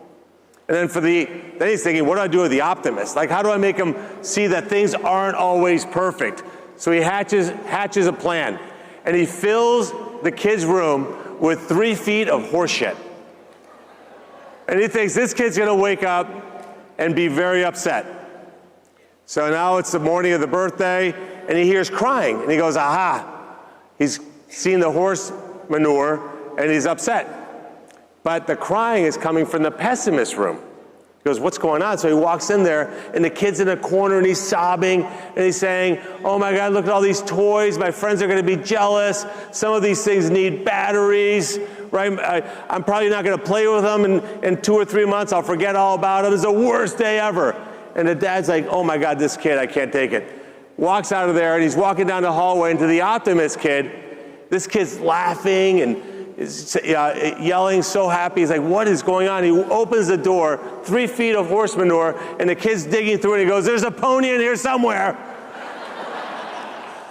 So who are you? Which one are you? Because you are facing a challenge in this country unlike a lot of other generations haven't faced. Joe Biden and the Democrats took this country almost to the point where you could have inherited a country that was broken, that there was no future or American dream for you. But which one are you? Are you the one that's going to sit in the corner and cry about it? Or are you the one that's going to dig through and find that pony? And right now there's a lot of ponies out there for us to celebrate. And it's important that when you leave here today, that you don't just go back home and say, you know what, I had a lot of great speakers and people are going to ask you who you met, what speech you liked the most. But what ultimately you got to do is you got to have a to-do list. You got to go out there and spread the word. See, because what you're up against when you go back home and you feel like you're the only kid in your school that's normal and you're surrounded by all these lunatics on the left. Now, maybe some of them are a little crazy, okay? But the biggest part is they just don't know the truth. They don't know what's actually happening. They're listening to CNN, MSNBC. Can you imagine waking up every morning and you have Joe Scarborough for breakfast and The View for brunch, right? Your head would be destroyed, right? So your job is to go talk to these people, not with a point of arguing with them, but with facts. So you can get there. You can win and make that happen. The second thing I want to tell you is that you can do anything you want to do in this country. Anything. When I was 26 years old, I decided I didn't want to work for a big company anymore. I worked for General Motors. And I wanted to go work and make a lot of money. And I met a guy who was a car dealer in Boston, and he wanted to hire me. He said, well, what do you want to do, like sales, like an assistant? I said, no, I want to run the place. He goes, yeah, no, eventually you'll get there. I go, no, I want to start in that position. The guy goes, I'd never hire you to be your general manager. And I said, well, if you think that way, I would never work for you. He goes, what do you mean you never work for me? 3 hours later, he hired me to be his general manager. I had never worked at a car dealership in my life, but I thought I could make a lot of money doing that. 12 years later, we grew from 5 dealerships to 55. I was making more money than I could ever imagine in my life. And I get a phone call from a guy you may know, Roger Penske. You see these big trucks that say Penske? And he says, hey, I heard you're a pretty smart guy. I've got this dealership in Cleveland, Ohio. It loses a fortune. It doesn't sell any cars. It's terrible in every way possible. I'd like you to buy it. And I'm like, well, that sales pitch, you would turn that down, right? I took every cent I had in my life, every cent I didn't have in my life, moved my 4 kids and my wife to buy that little dealership. And I knew that if I lived in a world in which I was extremely successful, that I could get through the tough times. So the day that we're closing on a deal, the show was filled with people. I'm like, this is going to be great. Look at all the customers. We've finalized the transaction. Every cent I have in my life is long gone. My sister lent me her kids' college tuition money. I'd maxed out my credit cards. But I'm thinking, look, but I got customers. And then when we were done, everybody left. I didn't realize they all worked for Penske. They were all there for the closing. There was nobody there. And the last thing I remember that day is one of the executives turning around and going, good luck doing nothing all day. I was either going to succeed or I was going to go broke. We took that dealership, made it the largest seller of luxury automobiles anywhere in the entire central United States. I then built 14 more dealerships over the next 10 years. We did $1 billion in revenue. And then my youngest son came home one day and said, Dad, I got one word for you. I said, Kevin, what's that? He goes, Bitcoin. I go, what the hell is Bitcoin? He goes, don't ask any more questions. Take all your money, put it in Bitcoin. By the way, it's 2014. I should have listened to him. I got on the phone with my financial guy as a joke, say, hey, let's put all of our money in Bitcoin. Well, don't do that. But you know, this blockchain technology is interesting. I said, really? I go to a different room. 2 hours later, I decide I'm going to sell all 15 dealerships. I'm going to risk it all again, start a company that uses blockchain to make the car titling process digital. So we're going to use new technology to sell government something they've never done before, which is to save a ton of money, doing things more efficiently with an unproven technology that nobody on earth had ever done. We did that. The company is now extraordinarily successful. I sold it to Stephen Cohen. He bought my shares. And I did that because I said one day, I'm sick of watching these completely inept politicians go to Washington, D.C. They have no idea what they're doing, and they're destroying this country. So if I can't find the person to do it, I'm going to do it myself. So I hired some political people and said, hey, what would it take to run for Senate? They said, run for Senate? Like, no, it's not how it works. You got to run for like mayor, then state rep. And I go, no, I'm not going to do any of that. I said, I just want to run for the United States Senate. And they said, well, you can't really do that. It doesn't work that way. So they said, let's do a poll. And they came back with a poll, and they said, it's really bad news. I go, what do you mean?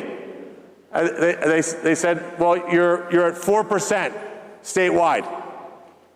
And I said, well, that's actually really good news. Like, I can't believe 4 out of 100 people know who I am in Ohio. That's pretty incredible. Well, they said, well, the margin of error is 4%. I said, still good news, because it could have been, that was 8%, right? The pony, right? It could have been 8%. We went into a primary where I was up against a guy who had won 8 elections in a row, 4 primaries and 4 generals. He was at 35%. Everybody told me there's no way you're going to beat this guy. We won every county in Ohio, all 88 counties, and beat that guy by 35 points. Then I'm in the general election. I'm up against a guy named Sherrod Brown. All right. This guy had been in elected office for 50 years. He had won 17 of 18 elections. Nobody thought I could win that race. What happened? We beat that guy and kept him at 46% of the vote. We stomped him.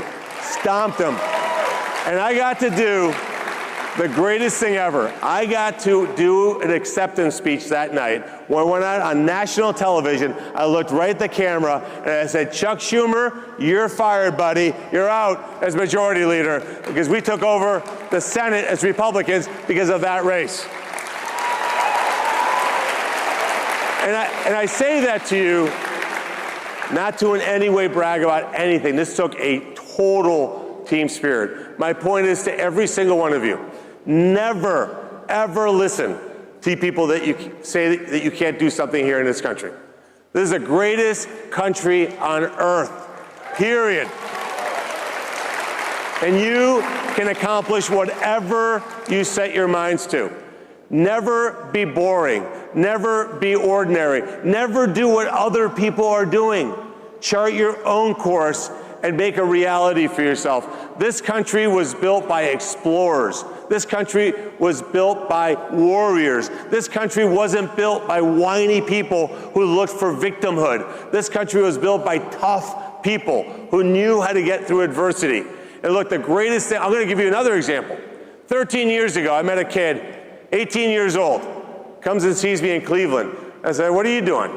He said, I'm raising money to start an organization. I go, what is that organization? He goes, I'm going to change the way young people feel about American politics because they're getting indoctrinated in their schools.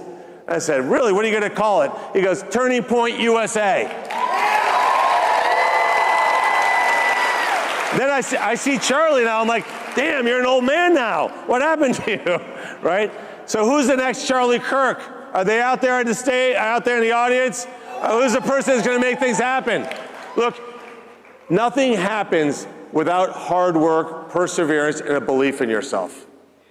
That's the whole name of the game. And you are so fortunate that you happen to be in this country that was built for you to accomplish these great things. So look, we have a lot of things to do. What I want to do, though, is I'm going to pause here because I want to hear what's on your minds.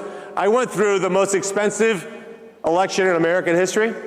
There was $230 million of negative ads spent against me. So any question you ask, it's impossible for you to hurt my feelings. All right, so let's see what you got for questions out there. See where the microphones are. Come on out and tell me what's on your minds. There you go.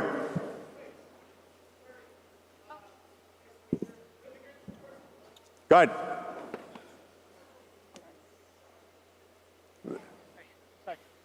Sorry about that. Hi, first I want to say you're the good Bernie of Washington. I'm reforming the name Bernie in the United States Senate. You're the bird. So I wanted to ask just what your thoughts were on cryptocurrency regulation in Washington, D.C. I actually did some work for a guy, John Deaton, in Massachusetts. Yeah. And he ran against Pocahontas. Look, the problem we have in Washington, D.C. on digital currencies, it's not an ideological issue. It's not Democrat versus Republican. It's old versus young, dumb versus smart. The reality is we got to give certainty to the financial system. Look, how many of you guys have a checkbook? Raise your hand if you have a checkbook. Right? Not many of you. If this was 20 years ago, it'd be everybody. Right? You want to be able to transact without middlemen. That's what digital currencies allows you to do. And we've got to create that technology right here in the United States of America. And we're going to make that happen in the next couple months. Appreciate it. Thank you. To your right. The real question is, since you went to U of M, are you an Ohio State fan? OH! Ohio! Hey, look, the only saving grace, I went to Michigan because I wanted to be in the car business. The only saving grace is that Sherrod Brown went to Yale. So it was like in the scheme of things, look, and by the way, he's a full-pay student at Yale, but look, obviously I support Ohio State. And by the way, who was the national champions last year? Just saying. Just saying, Ohio State. No. How did that work out, Notre Dame? All right. Hey, Bernie. My name is Barrett Lemaster from Centerville, Ohio. Nice. And I'll be attending Miami University this year. I want you to tell us how you're going to work with our future governor, Vivek Ramaswamy, to make Ohio the best state in the country. Oh, look, here's what you're seeing. You're seeing a movement, and President Trump started it. Look at President Trump, J.D. Vance, Vivek, myself. These are people totally out of politics that are going there to serve this country to make it better. It's what our founders envisioned. Our founders didn't want these permanent political people like Chuck Schumer and Joe Biden. They want outsiders to run this country, and Vivek's going to do a great job in Ohio. How do we retake Massachusetts? Oof, Massachusetts. Look, I lived there for 12 years. I had a dealership in Massachusetts. I said I would never set foot in that godforsaken state again. Look, it's going to require a total movement on your part to have people see the light. Look, Martha's Vineyard is the epicenter of Democrat politics today. People in Martha's Vineyard who think that they are smarter, more intelligent than everybody else. The heart of the Republican Party is working class Americans. So look, if you live in Massachusetts, come to Ohio. I don't know that it's possible for you to make that happen. Look, I'm out of time. Thank you for making this happen. Let's go out there and get something done. Thank you, Turning Point. Appreciate it. Thank you. Thank you.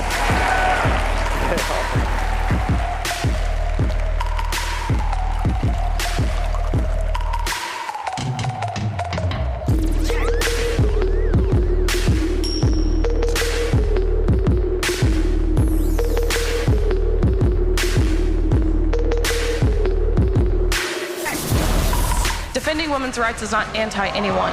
Believing in biology is not bigoted.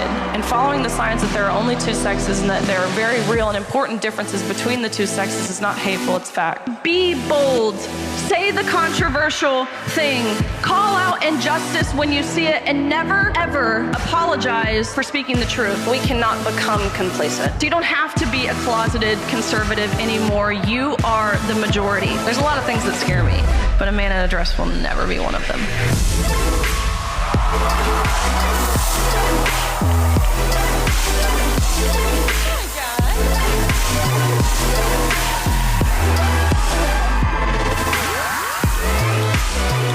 Oh my goodness. Oh my gosh. Well, hello everybody. Man.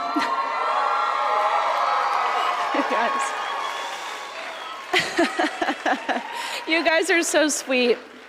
Man, how inspiring it is to look out and see this. See so many people, so many young faces especially.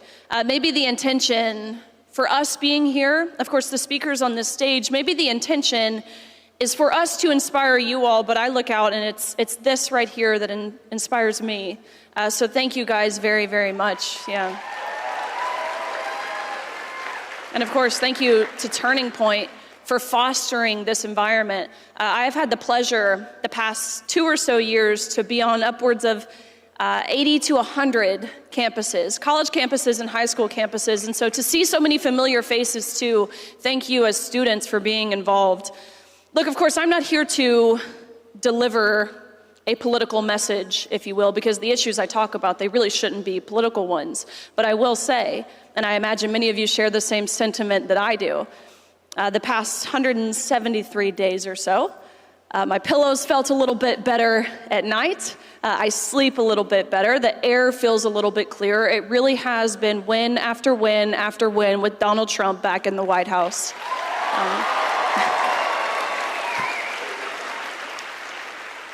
Under President Trump, we are finally seeing action, especially on the cultural front lines.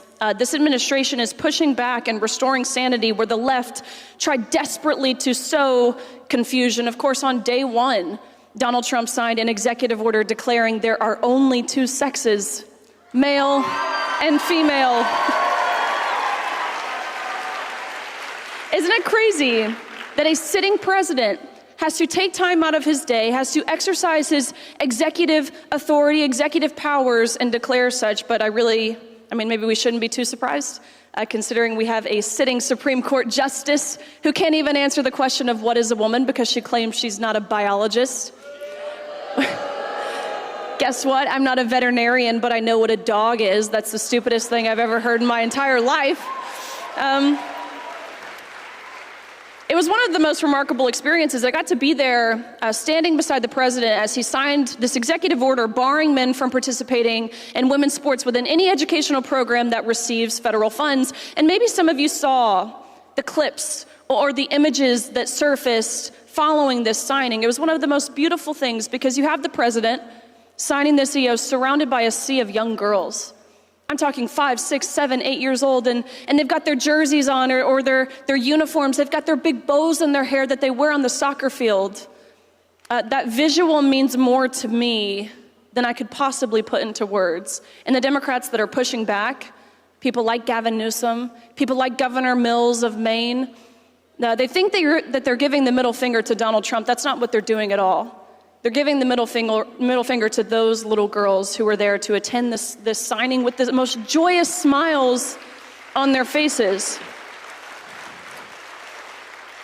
The Department of Education has made it very, very clear now that Title IX protections are intended to prevent sex-based discrimination, not discrimination on the basis of gender identity, period. That means that girls don't go in boys' locker rooms and vice versa. It means that boys don't go into girls' sports and vice versa. We're seeing DEI bureaucracies dismantled, woke nonsense being defunded in our military, in healthcare, and corporate America, and the media realm, and academia. Real accountability is finally being returned to our institutions. We saw a huge win on that front just this week with the announcement from University of Pennsylvania. Again, this has been one of the biggest perpetrators.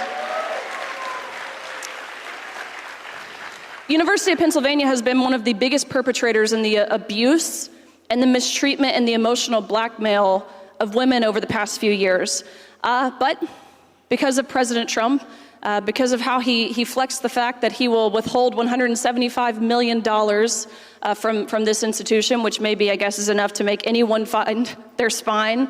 UPenn was willing to come to the table and say, look, we will abide by the law. Again, that federal law being Title IX. We will reinstate and restore all records, titles, honors taken from deserving women by a mediocre man, and we will issue a personalized apology to every single woman who was impacted by our decision.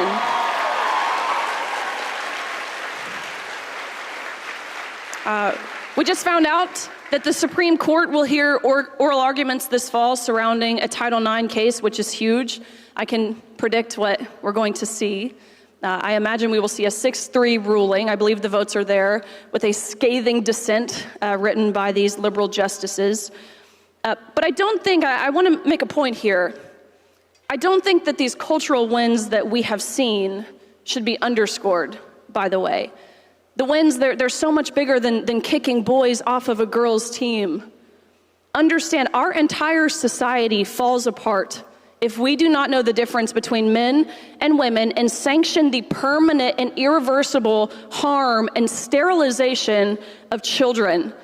The cultural chaos that has plagued this country for far too long, it's a symptom.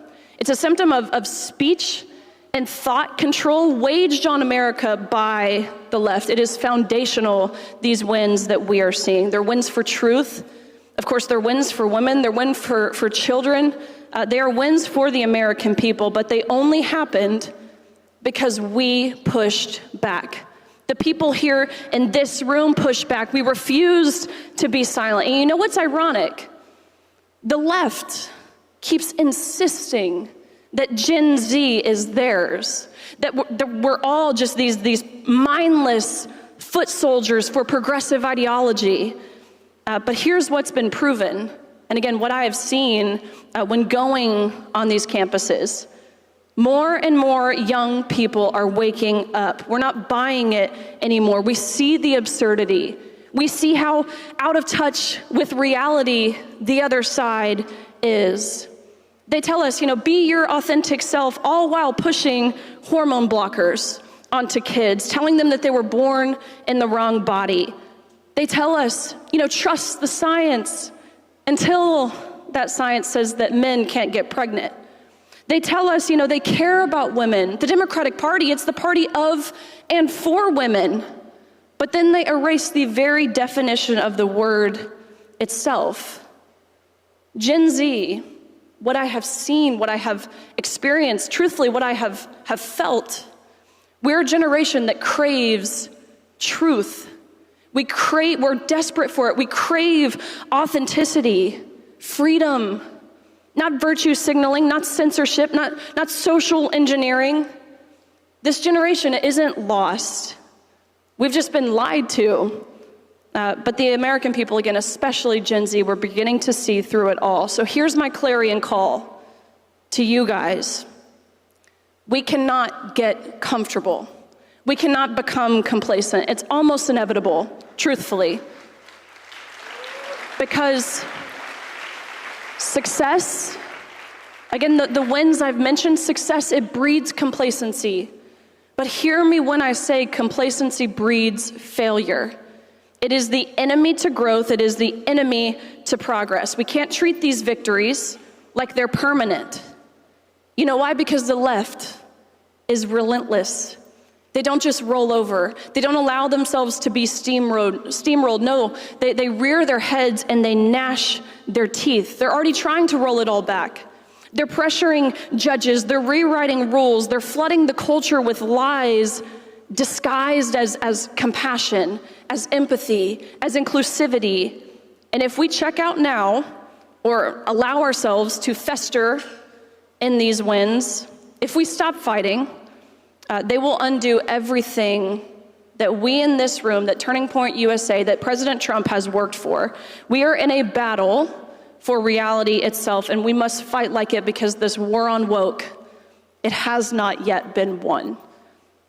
Don't take it from me, take it from the people of Wisconsin, for that matter, where you have a Governor Evers, who in your state statute attempted to change the word mother. And a 1,000-page budget bill, which is exactly how these things go, by the way, attempted to change the word mother to inseminated persons.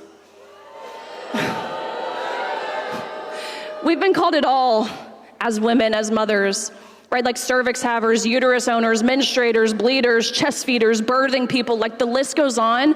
Inseminated persons takes the cake. There's not a whole lot more dehumanizing than that. That's like what you refer to cattle as. So I'm reading the red line of this bill, and immediately, of course, I stop in my tracks when I see the word mother crossed out and replaced with inseminated person. And the first word, or the first question that pops into my mind is, oh gosh, what are they going to change father to? Because, of course, the counterpart of inseminated persons would, I guess, be inseminator. But no, that's not what they changed father to. Father was changed to natural parent. Now tell me more specifically, there's not a war on women. This war on woke, it hasn't been won. So again, Gen Z, hear me when I say this. You're not crazy for thinking the world has temporarily lost its mind. You're not racist for wanting a strong and secure border, for seeing the value in that. You're not hateful for insisting that tampons don't belong in boys' bathrooms, contrary to what Tim Walz says.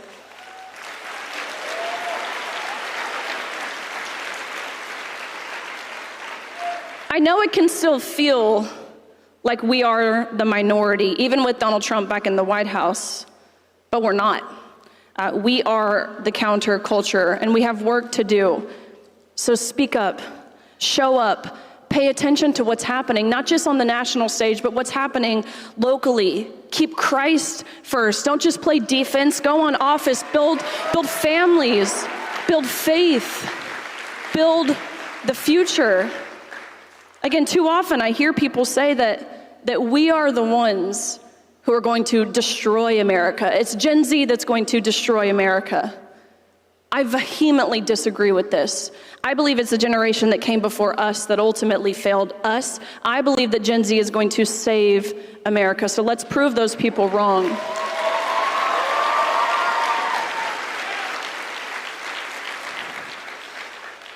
Last thing that I want to speak pretty plainly on pro-life.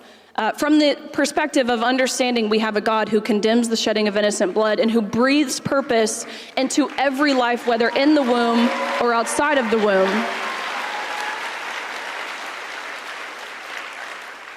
that being said, being pregnant since conception, it has made me radically pro-life. It has made the thought, the idea of abortion hurt deeply and really viscerally. Abortion, it says that life in the womb is only valuable if it's wanted.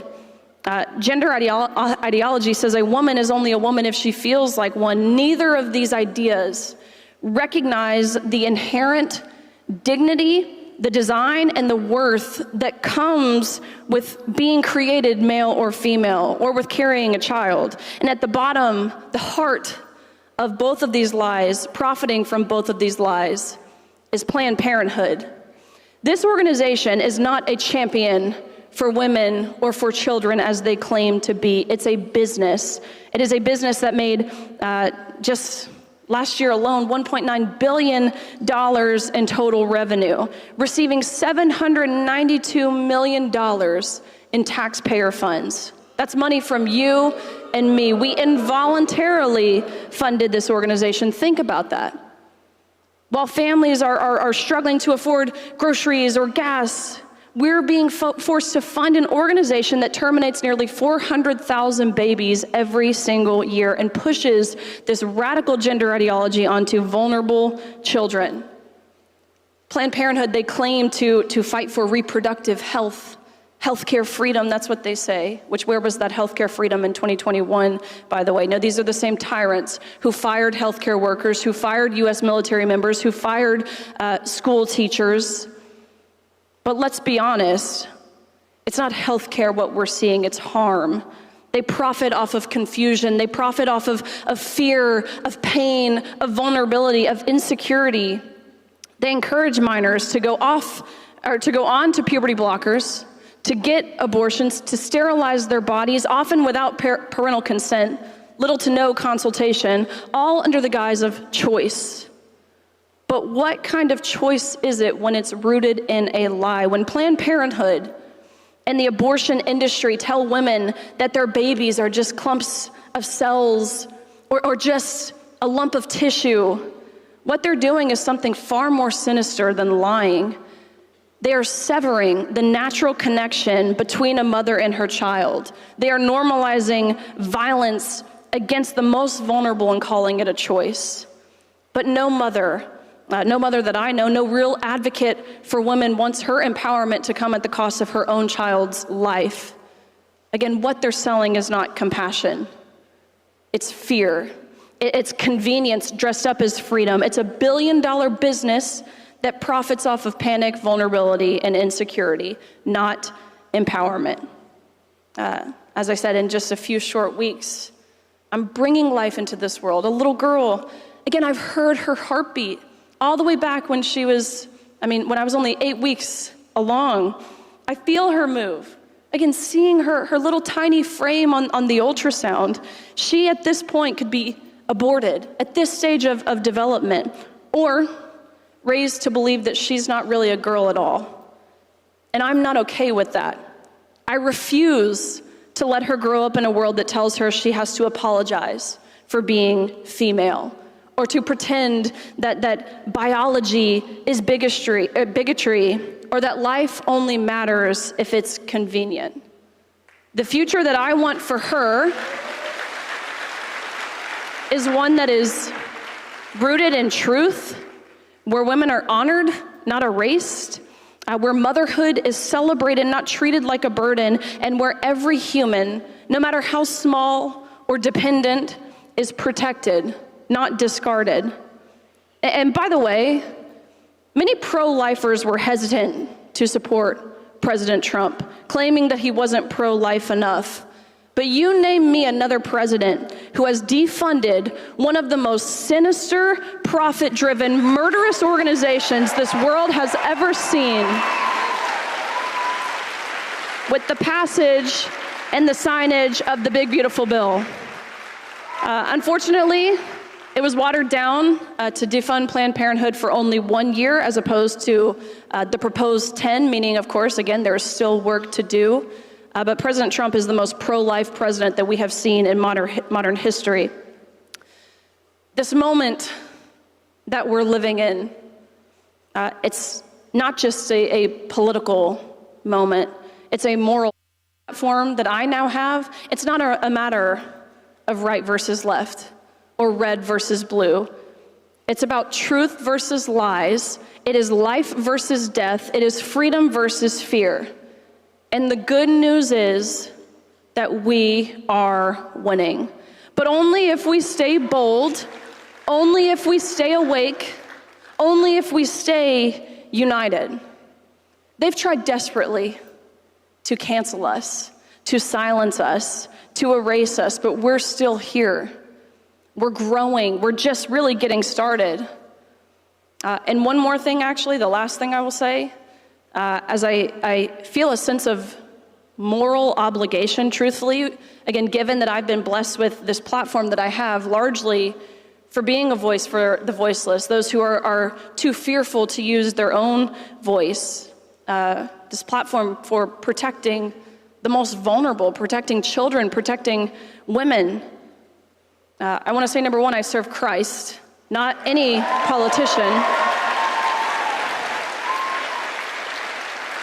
And with that being said, there is no way that we are going to act like the proven harm and abuse that Jeffrey Epstein has caused never happened.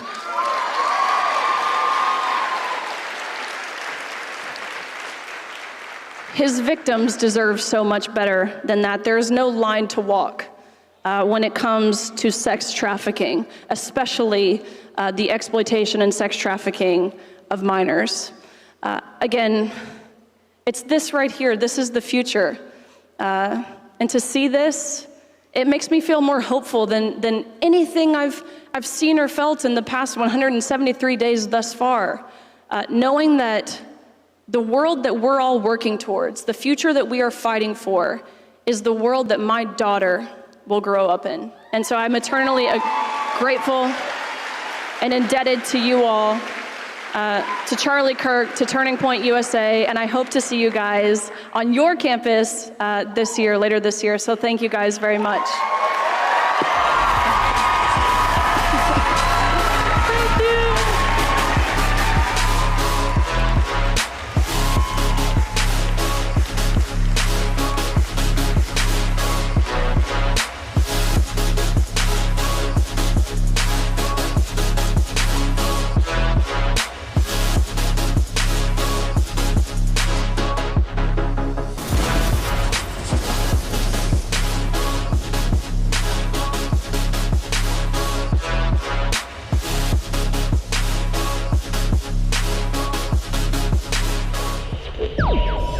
Because when you are driven by something that is bigger than yourself, these daily wins and losses matter less. Our values, our faith, our families are the bedrock of our lives. They are the constants that keep us grounded amidst the chaos. They are our anchors that remind us who we are and why we fight for what we do.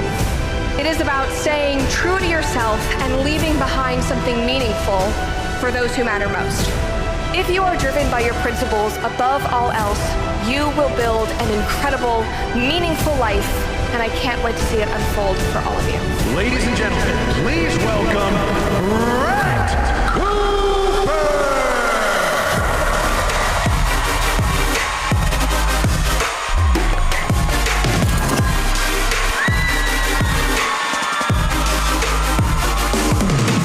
Hi, everybody. Hi, how is everybody doing? Gosh, these events are so much fun because you never know what to expect. It could be smoke, it could be sparks. It's just like so exciting. But I'm so excited to see all of your faces here today.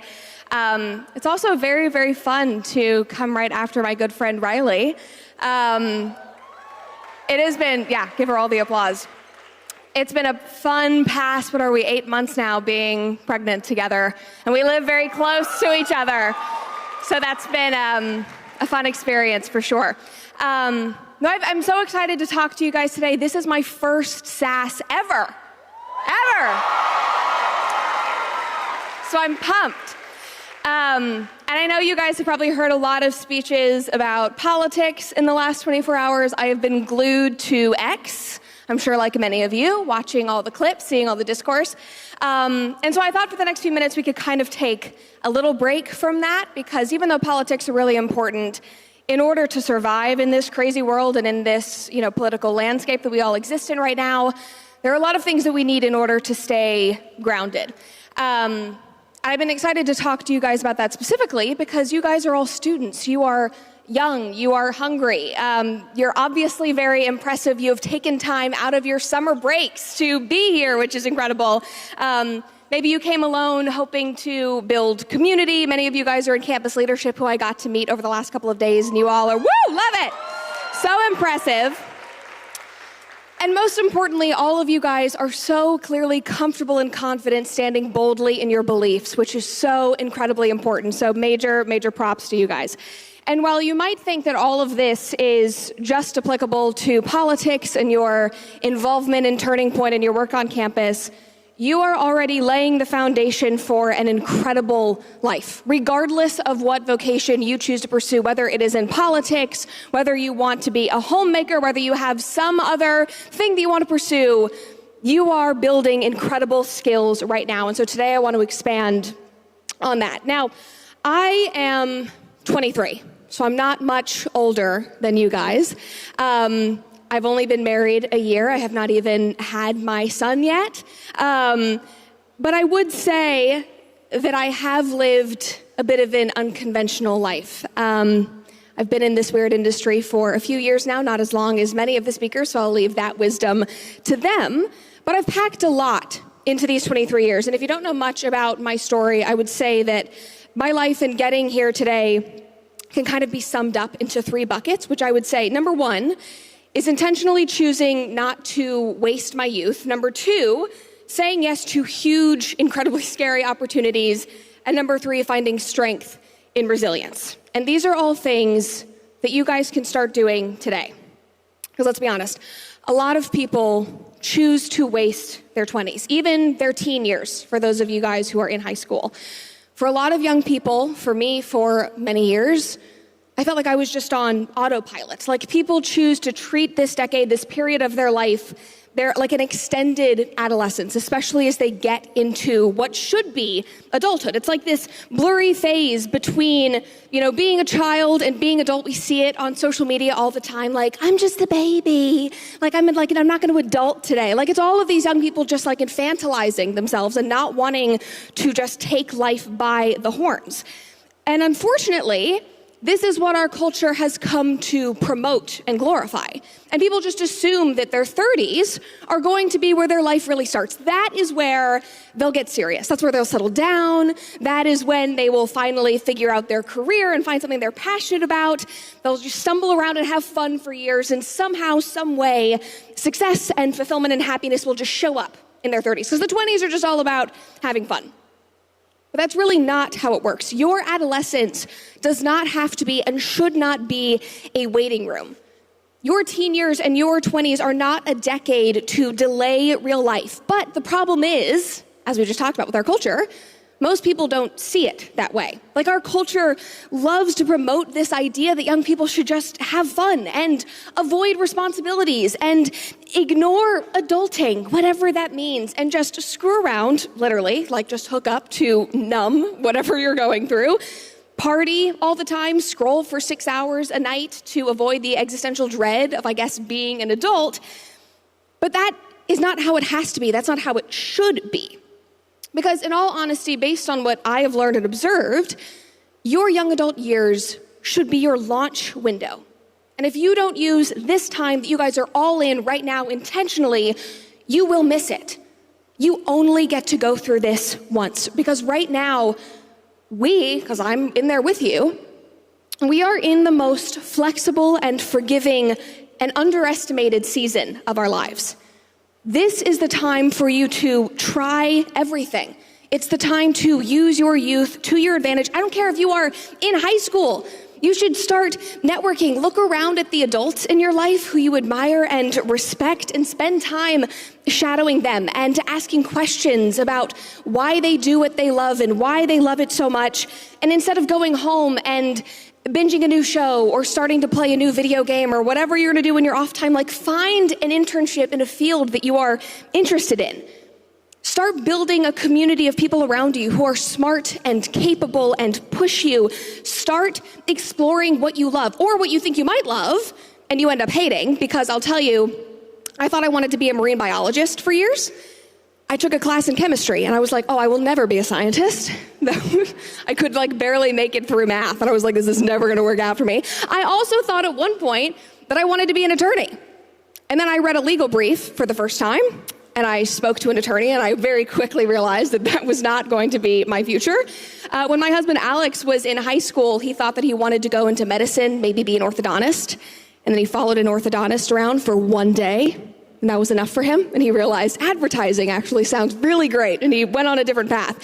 So if you have the chance, you should be exploring all of this before you decide where you want to go to college or what you want to study, or even if you want to go to college in the first place, because you don't have to, if that's not the path you choose to pursue. You can be like Charlie. You can forge your own path, and you can start doing that now. And if you're already in college, you should be actively using these years to think about your next steps. Like, how can you use these 4 precious years, the professors, the connections, the safety net that you have while you're at a university, to your advantage? Because I'll tell you from experience, graduation comes really fast, and adult life will hit you like a ton of bricks. So you should be prepared. But right now, in your teens and high school, in your early 20s, you have energy, you have time, you probably don't have a mortgage yet, you don't have a family to feed or a business to keep afloat. You can pivot fast, and you can also fail. You can fail publicly and confidently and still rebuild. Which takes me to the second point that I wanted to talk to you about. Because you can take, at this age, you can take huge, massive swings, say yes to huge opportunities, and still confidently rebuild if everything comes crumbling down. And this is something that I needed to be reminded of exactly a year ago. Now, I think I have only told this story once, and it was in January when I was launching my new show. It was at a tiny, tiny little New York City comedy club where I did this pop-up event. But last summer, Alex and I were at dinner with my best friend and her parents. And I was going through it. If you were watching the comment section, you might have had no idea, but social media is not real. And I was going through it. We had just gotten married. We had bought our dream property. Everything should have been honky-dory and great. And yet, objectively, I was so unhappy. I felt like I was stuck in this rut. I felt like I had no control over my life. And truth be told, I was way too scared to do anything about it. I felt like I had no out. And so after I literally spent this entire 3-hour dinner lamenting and being anxious and sounding sad, literally drowning myself in chips and queso, we were at a Mexican restaurant, my best friend's dad turned to me and said, Brett, do you realize that you're 22 years old? You don't have kids yet. You and Alex can literally afford to burn it all down multiple times and start over multiple times if that is what it takes to get where you want to go, to find that fulfillment, to find what you are so passionate about. He said, you can swing for the fences and risk it all. So why aren't you? And nobody had asked me that. Everyone in my life, except for him, except for my husband, and except for my mother, who was amazing, everyone around me had told me to just stick with it and play it safe because I had made it and I had stability and a great show and everything seemed fine. I was encouraged to literally just put my head down and grin and bear it and push through. But that one sentence from my best friend's dad, it was the permission that I needed and that I was desperately just waiting to hear. The permission to risk it all because I was young enough to do so and I could do so confidently. So that was last July. And I spent the next 6 months fighting to do just that. And in January of this year, I went out on my own and I launched my own independent show. I swung for the fences. A massive swing for the fences. And so far, thanks to you guys, it seems to be turning out pretty well. I'm glad that you guys are enjoying the show.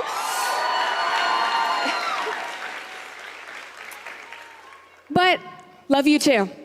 But no, I'll be honest, like last year, guys, it all was worth it, but it was the most terrifying and taxing year of my life. There were times when I literally just wanted to say, screw it, I'm throwing in the towel, I am stopping, I'm just gonna stop advocating for myself and my family and my future, I'm just gonna coast because this is uncomfortable and I don't wanna deal with this anymore. That would have been the comfortable option because everything was sort of fine.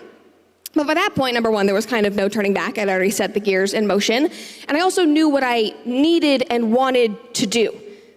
And I would have never forgiven myself if I gave up. But again, it was terrifying. And I'd love to say that this was the first time that I had to learn this lesson and that now I'm like good to go and I won't have to hear this ever again. But it is not, because grabbing your youth by the horns and taking huge swings and big risks, it is not instinctual for most of us. And for me, I'm starting to realize that it's kind of something I need to do every couple of years to like stay in shape. Like I need to like push myself, throw myself off a ledge in order to, grow as a human being. Because 4 years ago, when I can't believe it's 4 years ago now, when I was a recent grad and I was sitting in a similar position as many of you guys, I'm sure, it was when I went to YWLS for the first time as a student. First ever Turning Point event. I had to swing for the fences for the first time. And it was after 10 years of being a child actor in Hollywood, and I was embarrassingly kind of going through a pre-quarter life crisis. And I knew that I loved acting, but I also knew that I didn't want it to be my career. I knew that I didn't want to be in LA, and due to the politics and all the vaccine mandates, it was pretty clear that Hollywood did not want me either, which was fine. That was okay, but I had to redirect. I had to literally tear up the entire plan and the entire future that I had been actively working towards as an actor for over a decade, literally since I was 8 years old. That's when I started working professionally. And I didn't really cope well with that fact. I look back on it and I'm kind of ashamed. I kind of just floated around as a recent grad for about 6 months. I toyed with law school, and then I actually withdrew on the first day of my orientation because I realized it was such a bad idea for me. I got a job copywriting and working for Young Americans for Liberty to try to, love it, to try to find some purpose and to be engaged in this movement and feel like I was, doing something to better the world. And I spent my evenings being a waitress at a steakhouse, which objectively was a ton of fun. Until one evening when Daily Wire slid into my DMs. And they had seen my TikToks and they wanted to explore starting a show with me. And obviously I was excited and I was honored, and you would think that I immediately jumped in and was like, yes, I'll do whatever you want. But no, I was literally paralyzed. I was terrified. I spent literally weeks not responding to emails, being terrified to meet with them. They wanted me to send in a trial, long form video reaction type thing. And I just didn't do it. Because I felt safe and comfortable. I felt like I was happy where I was. I had a routine. I had a good corporate job. That's all I should have wanted, right? And I enjoyed waitressing. I was living near my mom's farm that she was building. I lived with my brother. I just didn't want to leave. I thought I'm just going to stay here, be near them, and find some Idaho mountain man to marry. And everything will be totally fine. I'm not leaving. And my mom was horrified. She was so angry at me because she was watching her daughter, who, as a child, was so bold and so outspoken and so courageous, just shut the door on a huge opportunity right after she had already decided to walk away from this career and passion that she had literally spent a decade chasing. And so one night, literally, this is why parents are so important and you should listen to them, but one night I went over to her house and she literally grabs me by the collar of my hoodie and basically slaps it out of me. She was like, you need to get over yourself. If you want to play it safe, that's fine. If you're really happy, if you really believe you're happy, that's fine, but at least try. But don't sit here and just pretend like you're doing this because you actually know that this is what you want for your future, because you don't, because you've been stumbling around for 6 months. Just try and see if they offer you the job, because this opportunity will never come around again, and I will not let you live a life of regret because you were too scared to be bold and take a risk. So you better believe. Love Mama Cooper, she's the best. And so you better believe after she grabbed my collar and essentially slapped me, I drove right on back to my house and I filmed that video and I responded to those emails. And within 2 months, I had packed up my life, was moving to Nashville, and launched the comment section.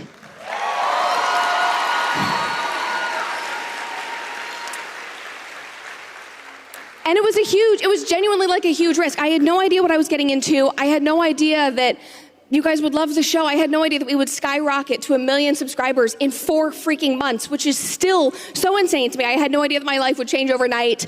I had no idea that I would walk into the office one day and come face to face with my future husband. I had no idea. And so I'm so glad that I took that risk. And it all happened because I made an intentional choice to swing for the fences and take a risk and say yes to an opportunity.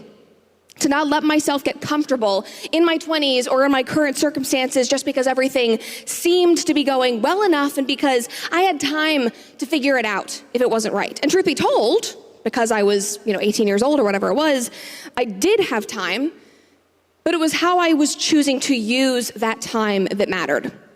And even though I was terrified of taking those big leaps, they were things that in a way I had been working towards. Like the reason why I had these opportunities was because I spent my high school and my college years networking and exploring every single different facet of the entertainment and the media industry, honing my skills in writing and communication, even though I had no idea how I would end up using them in my career. I was able to land on my feet when I went independent for that same reason. And I was still terrified. It was still hard to get there. It was still hard to do. There was a lot I had to learn. But I was ready. And I knew that it was the right time for me to take that risk. Because the flexibility and the freedom that we all have as young people is a massive advantage if you use it intentionally. Think about 18-year-old Charlie Kirk starting this organization. Imagine if he had pushed this off and said, no, I'm gonna go to college and party and I'll figure it out later. I'll start something important later. No, he did it now. You are never too young to start chasing your passions, to start making change in your life, in your community, literally in the country. You have no idea what you could do. And your young adult years will set the tone for the rest of your life. Not because you have to have everything figured out at 16, 17, or 18 years old, but because the habits that you form now, the risks that you take, the identity and the values that you start to build, all of that compounds over time. And sometimes, this kind of takes us to the last point, sometimes it will not work out the way that you hope. And sometimes you're gonna have to learn how to deal with that. And there is a gift in that, and that's resilience, which I think is probably the most paramount tenet of my entire life. And I guarantee, if it's not already, it will become that for you too, because at some point in life, you will have the wind knocked out of you. And things won't go according to plan. You will fail. You will get hurt. That is just unfortunately part of life. Maybe you will get rejected by your dream school. Maybe you won't get a job. Maybe you'll get fired. That sucks. Been there. You get over it, I promise. Maybe you'll endure tragedies that you never expected. And if you're anything like me, maybe even at your young age, you already have. If you guys know my story, if you watched that 4.5 hour long Sean Ryan interview, which was, I laid it all out. But you know that, death and divorce and mental illness and addiction, all of the things, that was a large part of my childhood. And maybe you still do everything right and things still come crashing down. You will endure pain that is out of your control. That is a given in life, unfortunately. But what is also a given is your ability to choose how you respond to that. Because as a human, you get to decide what you learn from something and how you grow and evolve from that experience. You have the power to choose whether that setback, that failure, or that tragedy will cripple you or be the fire that you need under your ass to propel you forward. And I know it's cliche to say, but it is cliche for a very good reason. But failure is a chance for all of us to learn more and do better. In my life, Alex knows this, wherever you are, if I fall short, my default reaction is, I'll do it better. And that wasn't instinctual for me, but I just had to learn that years and years. I will do better, I'll come back stronger, I will prove myself. And, my upbringing could have set me on a totally different path for my life, one where I would continue the patterns of my family, where I would not break out of this generational cycle. But instead, I decided that I wanted to break the cycle, and I did that very intentionally. It would have been really easy to let my brother's death cripple me. It would have been really easy to allow my other brother's schizophrenia that he still deals with today to completely derail my life.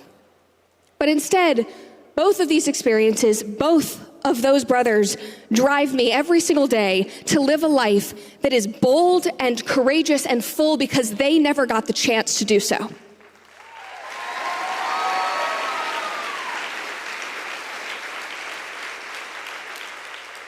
And all of that is resilience. All of it is buoyancy, or the ability to stay afloat no matter what hits you. And I promise you, maybe you don't need it now, but you will need it. So start thinking in terms of controlling how you respond, and respond in a way that is positive and empowering. Because we will need that in every part of our life. You will need it in your career, you will need it in your personal life, and we will need it in politics, especially in politics, because often things don't go according to plan there either. But as long as you guys wake up every day and choose to keep going, choose to keep moving forward positively, to make every moment in your youth, these precious, incredible years that we should be so grateful to even have, to make those count, to choose to take huge risks and swings that challenge you and scare you, you will be forging an incredible life no matter what path you choose to pursue. And so that is my hope for all of you. Those are the three things that I think have driven me, that have pushed me, that have made it so that I can be here talking with you guys, that have made it so that I could take that leap in January. And I'm so grateful that you guys helped me land on my feet. So thank you for that, and thank you guys so much for having me. See you later.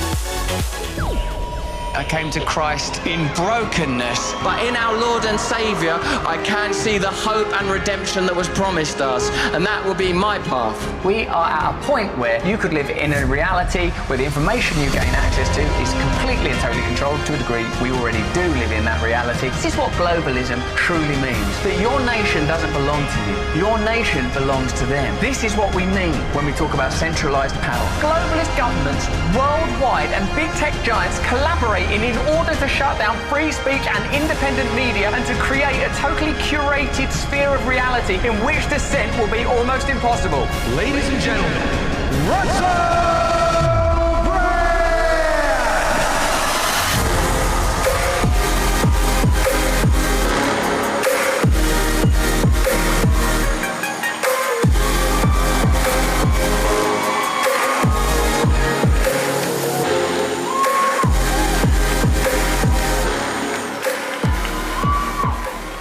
Hey, thanks.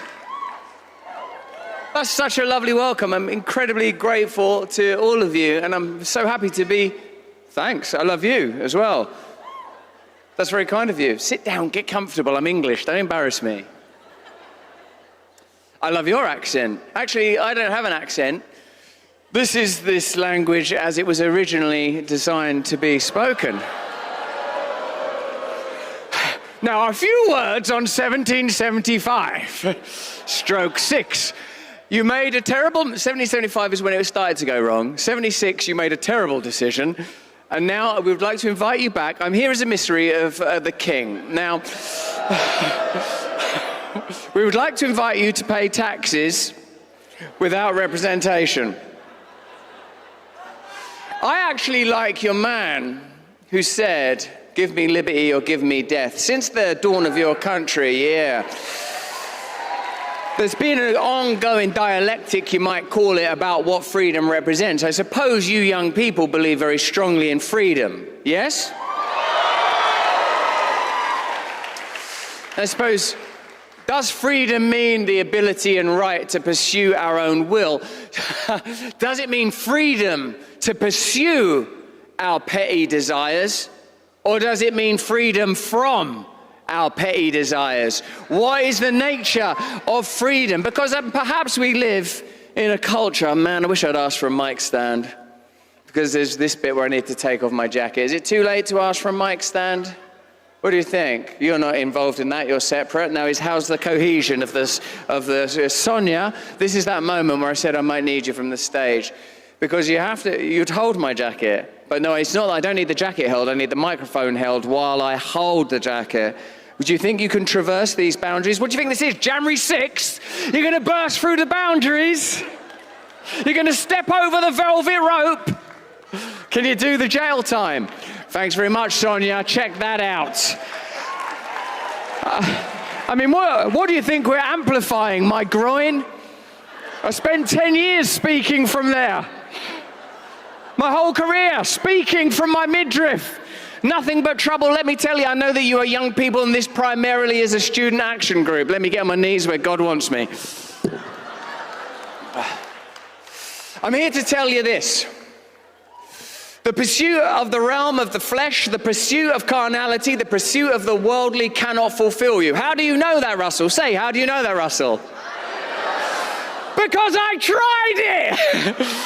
Because I tried all of it. Now, you could say I'm like a man at an all-you-can-eat buffet, chowing down on the endless treasures and pleasures, gorging myself on dough and croutons and a million types of bread before discovering there is only one bread that can ever fulfill you. Oh, it's all right for you, Russell.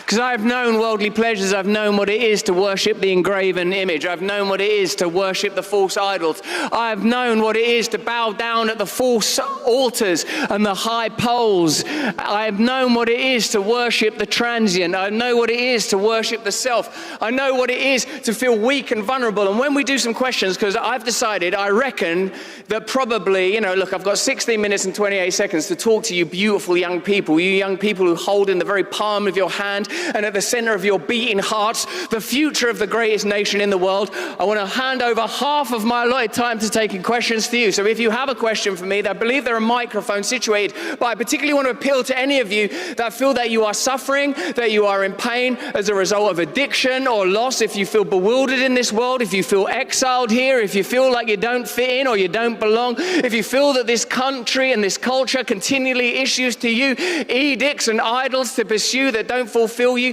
then step forward and ask me a question if you want to. I'm almost the opposite of Charlie Kirk. Well, when Charlie Kirk just sits down and argues with people, I call him the right wing. Thank you for that. I'm happy down here, Sonia. Don't you worry. In fact, I could use this one, and Sonia, you could use this one. We could be like look at this, she loves the limelight. No, I don't think I want that one hovering above me like a Triffid, like a H.G. Wells' War of the Worlds thing. Get that thing out of here. I'm happy. Also, by the way, I know how it works. I'm only mucking about. I'm a professional fucking comedian. Get that thing out of here. Let the false poles fall. Heavenly Father, Lord God, I ask today that people may receive the message that I was blessed enough to receive. Me, as an apostate of a culture that wants you devout, that tells you that it's wrong to worship and demands your fealty to its false gods. Any of you that stare vacantly at the screens, any of you that get lost in the limpid, lurid, ever-flowing pools of pornography, that denigrate yourself and your kin and your kind, staring at flesh, pixelated though it may be, more naked bodies than your forefathers would have seen in a lifetime, adorning a screen in a matter of moments. I am telling you that fruits are available to you, that salvation is available to you. How do you know that, Russell?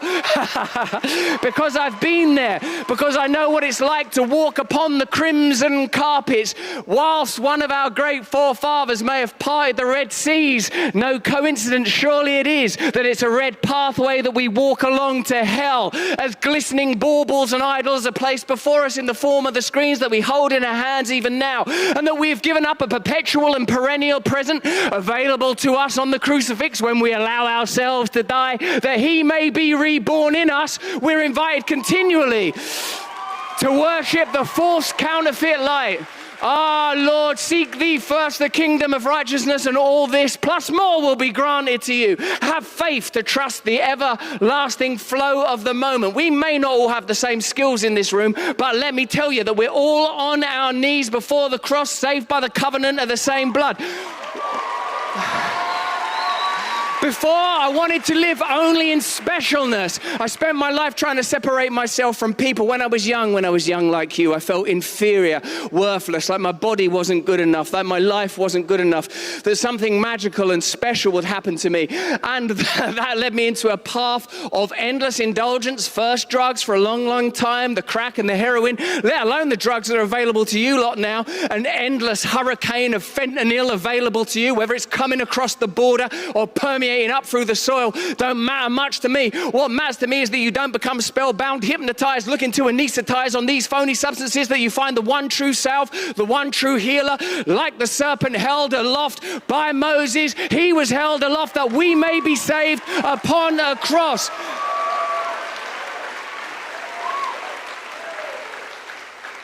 Prove me wrong. That's what Charlie does, isn't it? Prove me wrong, Charlie Kirk. I call him the right-wing Rain Man. He's on the edge of beautiful autism, a fantastic mind. I chatted to him earlier. I love him. He's a brave person. And hey, there may be 1,000 things that I disagree with Charlie Kirk on. There's 1,000 things I disagree with my own wife on. But what I agree with him on, and her on, is that Jesus Christ is our Savior. That as long as...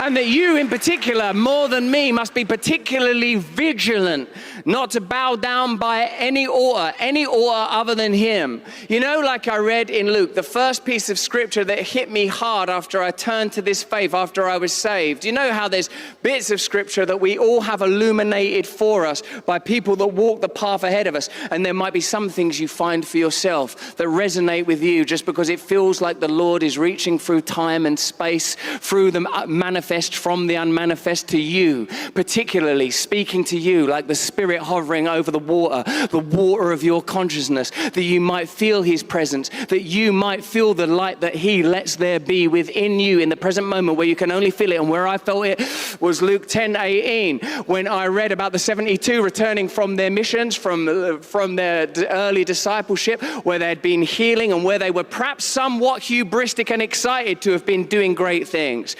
And when they returned, our Lord Jesus said to them, "You will do many great things, for your names are written in the heavens. You will move among scorpions and snakes." But then he adds, almost as an aside, "I saw Satan fall from heaven like lightning." Why is it that gets said there? I asked myself in a moment of reflection and gentle self-interrogation. And of course, I realized almost instantly, for the word will speak to you and through you and with you and create circuits that lay open within you, providing you solutions that are inaccessible through reason. For what is the peace that passeth all understanding, but the peace that's accessible to us beyond this material world, where we will know much suffering, where all things are terminal, where there will be death, where there will be disease. For surely Isaac did die eventually. Isaac did die eventually. So Abraham made a very, very good decision when he put the creator of all things ahead of even the worthy idol of love of your kin, of love of your son, of love of your friends. For surely the flesh will die and decay, except as how it might be resurrected through and unto him. What is it then that Satan fell from heaven like lightning? Why does it get mentioned in that moment where understandably the disciples were somewhat excited, having been healing and casting out demons? I mean, if I cast out even a single demon, I'd dine out on that for months. I'd love to move among scorpions and snakes, but I've been in Hollywood, so maybe I have a little bit. Because whatever gifts he has rendered unto you, they belong to you in so much as you serve him. Even if you're excited about the good you're doing, and I pray that a lot of good is being done at Turning Point. I hope that you are turning away from the values of a culture that does not value you, that sees you as a blob, as a consumer, as a recipient of vaccines and bad food and bad agriculture, little more than a cog in a machine to serve elites. I hope that you are finding within him and within yourselves a great fire and a great fuel. For when I see Satan fall from heaven like lightning, I recognize the Lucifer in me, the one that wants to be in charge, that wants to set up my own kingdom, that wants to run my own life, that thinks that I could compete with Christ. Man, maybe it took me such a long time to surrender to him because I wanted to be him, because I thought that I was the center of the world. Well, now I know that I'm not. Now I know my place. It's here with you on my knees before the cross in eternal praise of his greatness. Let's take some questions from you fantastic young people. We'll start with the young lady over there. And I'll try and be as quick as I can because I know we're tight for pressure, because Riley Gaines, she may swim fast, but by God does she talk a lot. We could have got a bloke out there, done that a lot quicker. A man. I'm joking. Shouldn't have said, that's a joke. I shouldn't have said the word bloke, English colloquialism. Damn, that's a good joke in England where we're not. You won that Revolutionary War fair and square. What's your question, mate? They were British generals. George Washington was trained by the British. No, let's forget it. Yes, mate. Hi, Russell. Is that you there? Wave, because the audio's confusing, because it's coming out of there for me, and it's like I'm talking to this little black ark. What's your name, mate? My name's Ethne. All right, Ethne. I want you to know that I was praying for you before your conversion. I saw one of your interviews with Shapiro, and I just felt it was laid upon my heart to do so, so I'm very happy to see where you are today. God bless you, Ethne. I've been a Christian my entire life, as long as I can remember, and so I often wonder what it's like as an adult convert reading the Bible for the first time. And I wanted to know if there's a specific verse, chapter, or book that's made an impact on you recently and how it's impacted you. Ethne, there's a lot to answer there. Firstly, thanks for praying for me when you saw me on Ben Shapiro. I felt them prayers. You're a prophylactic of prayer around me. I appreciate it. Is it Ethne or Bethany? Ethne. Ethne. All right. Yeah, reading the Bible as an adult is crazy, particularly if you've consumed a lot of New Age literature and philosophy and you think you're all that, an autodidact, super clever, super smart, knowing who thou art continually just through your own mind, ruminating continually. Little bit of Nietzsche is the kind of creature that I used to be back then. Little bit of Sartre make me feel a bit smarter. But the simple truth of the matter is, I read that book, and the same as when I heard His Holiness, the Dalai Lama, the other day talking about his Buddhism, I thought, all of this is in Christ. Every single word. But what I want to convey to you young people is the Christ that I follow sounds like a radical revolutionary, opposed to Phariseeism, opposed to the Sadducees, opposed to those of his own faith who are not worshiping the spirit of the law, but the letter of the law, opposed to bad government, opposed to too much control. Reading it as an adult, it's rich indeed. All else seems insipid and tepid compared to his bright and luminous light. To think of him knowing the suffering he would endure, and that he came anyway, and that he would come for any single one of us again and again for all eternity. It is redolent, and it's like breathing lightning. It's like being consumed by holy light, to see that everything is a burning bush, that the kingdom of God is all about us. As it says, I think, in the Gnostic Gospel of Thomas, the kingdom of heaven is spread upon the earth, but man sees it not. That all things are luminous with God's light, but not immolated, not burned up. It is our duty to become temples. Did you not know that your body is a temple? Did you not know? Did you not know that you're holy, that you're a dwelling place for the Holy Spirit? So I like what that from Corinthians. I loved the bit from Luke 10:18. I love Isaiah. Fear not, for I have redeemed you. I have called you by your name. You are mine. Redeemed don't just mean saved. Redeemed means you belong to him. You individually belong to him. The price of his freedom is surrendering your identity, surrendering your connection to false idolatry, surrendering fealty to anything but him. Love your family, love your son, love your nation, but above all things, love Jesus Christ. Thank you.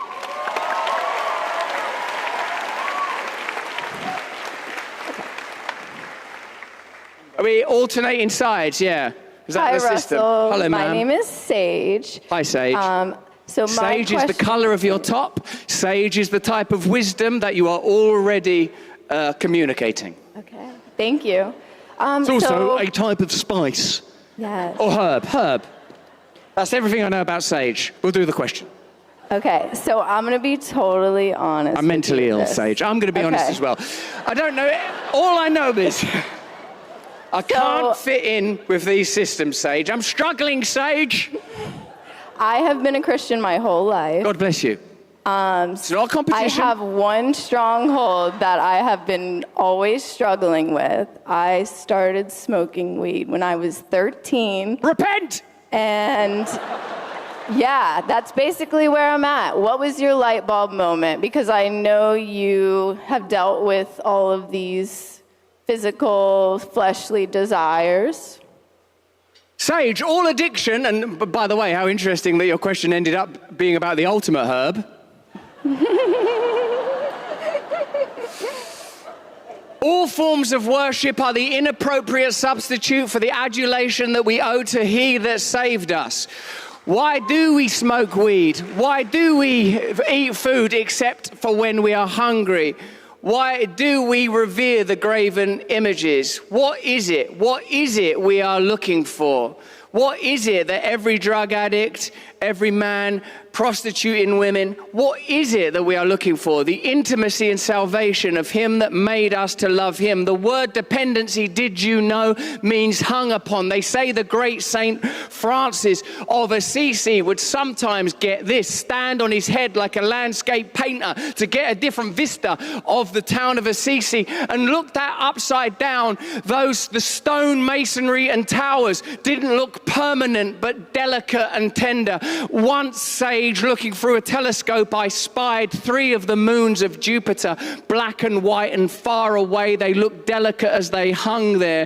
The same way as once at Mar-a-Lago, I caught a glimpse of Trump in repose, traveling from place to place, event to event, talking to a security person. And I thought, oh, is this the moment when I trouble him? But then I remembered the moons of Jupiter, that king planet, and thought how they hang upon the moment. Then I remembered St. Francis, how he looked at the towers and masonry of the town of Assisi upside down, where its strength suddenly suggests a kind of dependency. There is only one God, and that God is outside time but works through time. There is only one God. That God works around and through space but is outside of space. That God is manifest here. What you are looking for, what you are pursuing, may I say, is an addict in recovery myself, 22 and a half years, one day at a time. No drink, no drugs. Now for several years, no pornography, and a covenant with mine eyes to look upon you with honor and respect, and to remember that our mutual duty to one another here is to serve and to love one another, that we should never reduce another person to an object, whether that's someone that we're attracted to sexually or somebody that could help us financially, to see the Christ in everyone, that the Christ in us may rise to the surface. There ain't no drug that can do what you need to do. There ain't no crack, no heroin, no fellatio. There's nothing that can give you the highs that you crave deeply and at depth. All of it is part of your calling, Sage, and you must accept your calling. You must accept it. That's what we're here to do. That's what you are here to do. Each of you called by name, each of you in a new discipleship. Don't even be distracted by patriotism or by partisanship. You are here as part of the family of Christ. You are here in your own kingship, in your own sonship, in your own daughtership. You have been chosen. Who put that there? We have been chosen out of exile that we may be free, and only through love and devotion to Him may we know perfect freedom. My time with you, I'm sad to tell you, is at an end. I wish I could talk to you for longer, but I'm a goddamn professional and it says 0 on the clock. I love you. Praise Jesus. Have a beautiful time.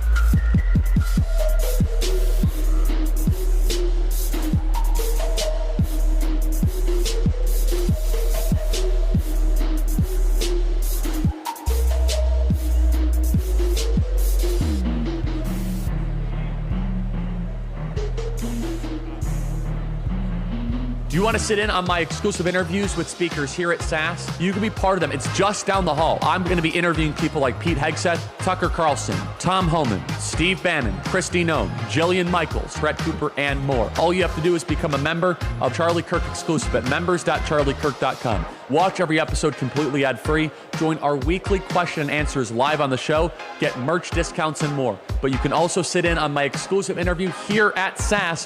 The time and location will be on your SAS agenda. So go to members.charliekirk.com. That is members.charliekirk.com for up close and exclusive access to my show. It's all happening here at SAS. Follow the QR code on the screen to become a member.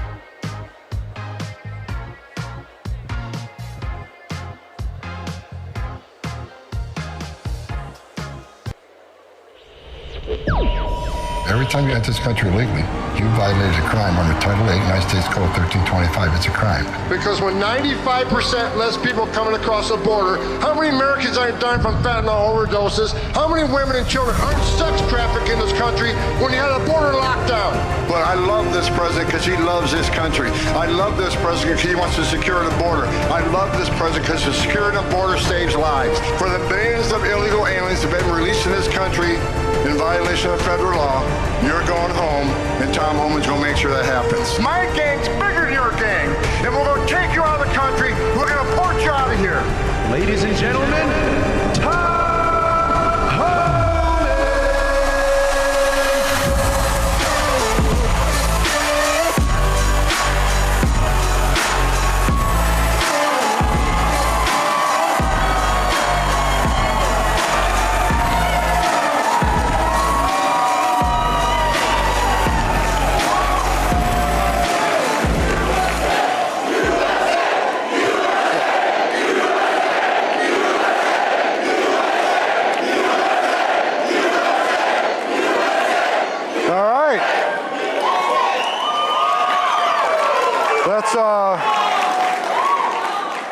So I feel kind of bad because you just heard some great preaching.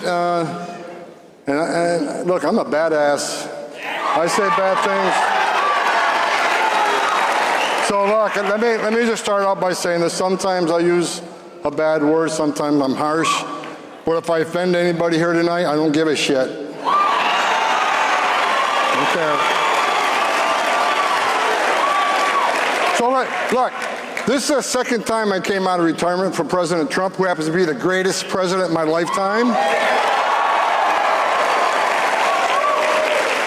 So I was the first guy the president called, and I remember after the election, I'm out to dinner with my wife, and the phone's sitting on the table, and all of a sudden it rings and says, POTUS. My wife says, shit. She goes, he's going to ask you to come back. So I walked outside, and the first thing out of his mouth was, Tom, you've been bitching about it for 4 years. Want to come back and fix it? He says, you're damn right. Let's go.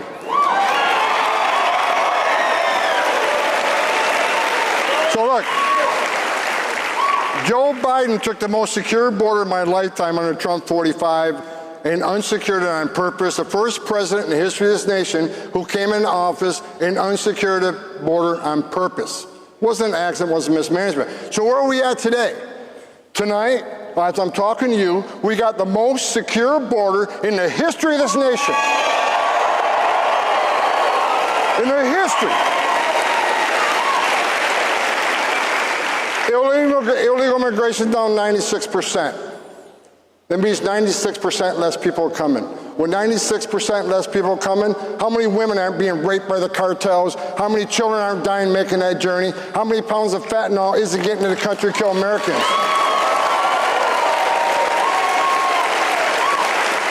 How many women and children aren't sex trafficked, unlike the last administration?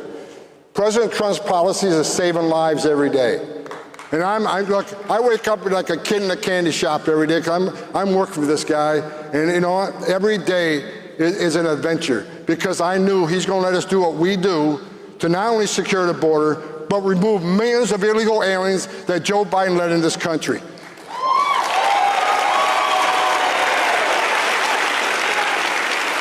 On top of the success we already had, the last administration, 500,000 children were trafficked into this country. The last administration lost track of 300,000. Trump's already found thousands of these children.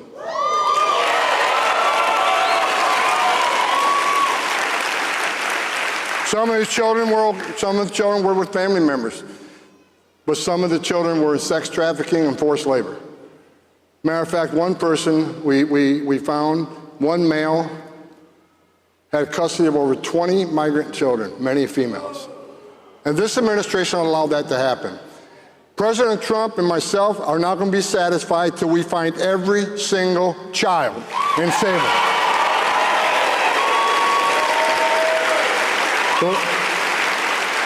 The last administration simply didn't give a shit.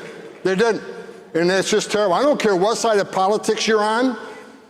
When you got a child trafficked in this country for forced labor and sex trafficking, all hands should have been on deck. Under President Trump, all hands are on deck.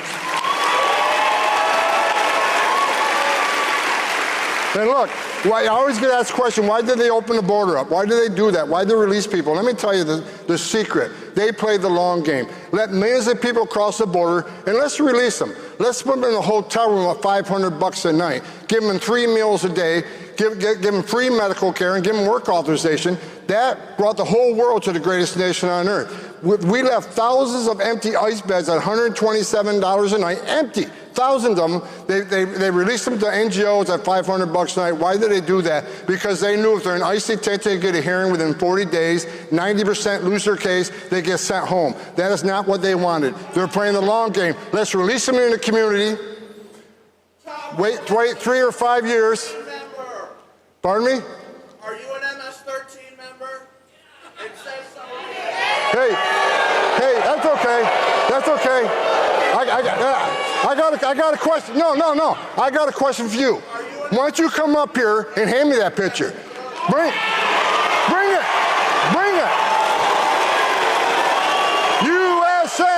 USA.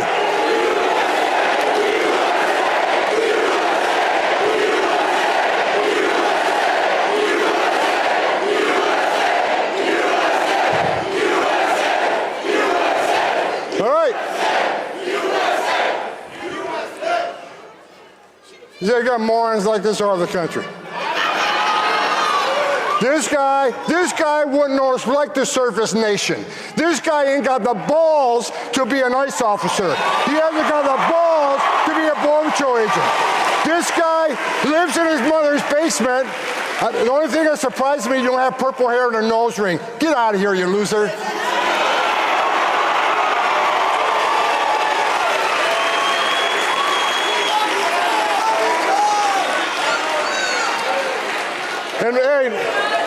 And you're such a badass, meet me off stage in 13 minutes and 50 seconds.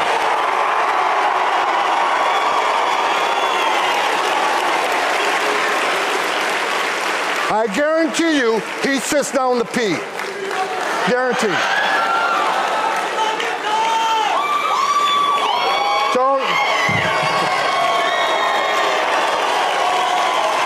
Sanctuary cities, let me talk about sanctuary cities real quick. Sanctuary cities are pushing back against the Trump agenda.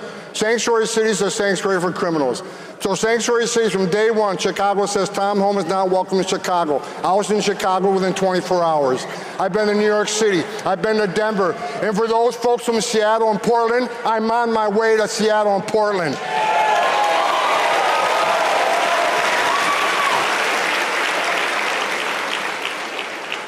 Assholes like this guy think they're going to vilify men and women of ICE, they're going to intimidate or scare us.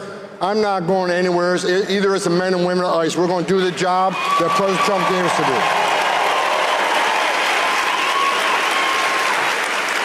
And let's talk about the hate. I've never before seen in my career such hate against the men and women of ICE in the Border Patrol. That gentleman just standing here, he ain't got the balls to put a badge on and go stand there and take the criminals on.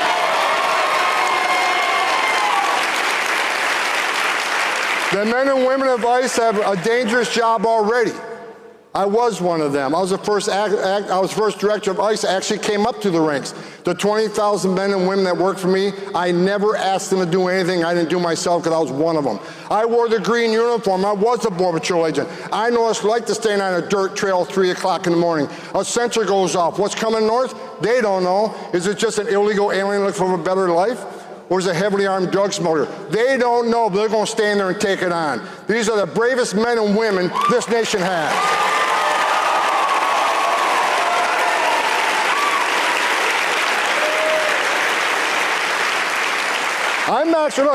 I'm actually kind of happy right now. When I pulled into the event tonight, there was no protesters. I love protesters. I love them. That means your message is getting out. And my detail will tell you, if protesters don't show up, I'm extremely disappointed. But the hate is incredible. It's just moved from protesting, which I support. You want to protest ICE? Shame on you, but have that. That's your First Amendment rights. You want to disagree with Trump policies? Okay, you have the right to disagree. But I said from day one, if you cross that line and put hands on an ICE officer, you're going to jail.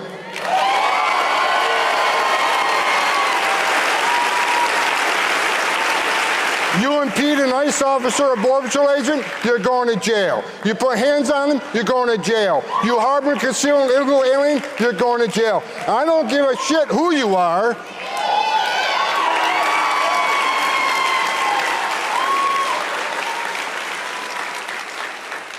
Well, the danger facing ICE and Border Patrol right now, I've never seen it before in my career, and I've been doing this since 1984.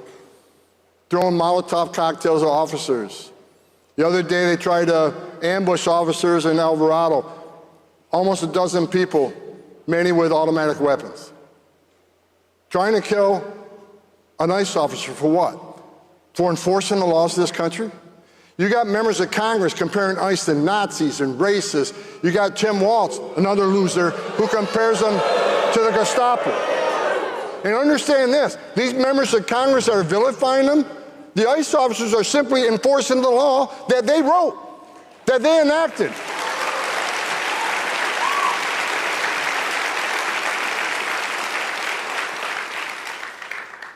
If ICE officers are racist for enforcing the law, what's that make members of Congress? They wrote the damn law.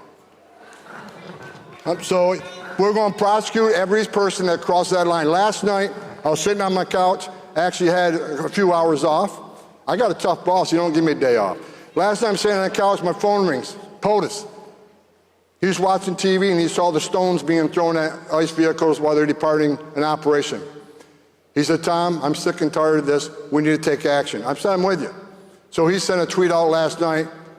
ICE officers will use whatever means necessary to arrest every one of those people that throw a rock. The games are over.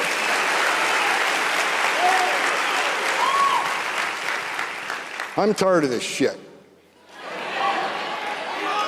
And for those people that want to protest ICE, I feel bad. I just had someone preaching and I'm up here, whatever, right? If these protesters, these people with purple hair with a nose ring living in their parents' basement who don't work and want to go protest ICE who are getting paid by people, if they think they're going to stop ICE or stop Border Patrol from doing their job, they got another thing coming. Because every time they double down, we're going to triple down.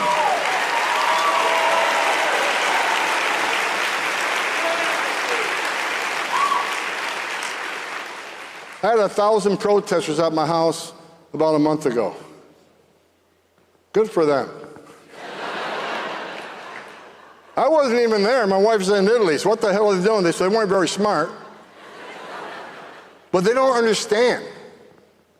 We're on a mission to make this country safe again. Every public safety threat, every national security threat we take off the streets of this country makes this country safer. And for those people who say, well, this mass deportation operation, what a racist and un-American thing to say. No, no, no, no. We just spent 4 years of massive illegal migration where 10.5 million illegal aliens came to this nation. to our borders. They're demanding due process. They're demanding the right to claim asylum. They demand the right to see a judge. Okay, but at the end of that process, he says you're going home, you're going home. Because that's due process. We don't have a choice. What's the choice? Let him stay? Is that the choice? Because if you don't show consequences, you're never going to fix the problem, and the next president comes in and undoes all the success we're doing. Bottom line is, we're going to enforce the law, unlike the last administration. We're going to hold people accountable. We will continue to prioritize public safety threats and national security threats, because they're the most important, they're the most dangerous to the community. But I'll say it again, if you're in the country illegally, you're on the table. It's not okay to enter this country illegally. It's a crime. It's not okay to ignore a judge's order of deportation. We're looking for you. We got over 600,000 illegal aliens with criminal records walking the streets of this nation. We got 1.4 million illegal aliens who had due process at great taxpayer expense, were ordered removed and never left. They became a fugitive, and we're looking for you too. We're going to run this operation because President Trump was elected for this issue.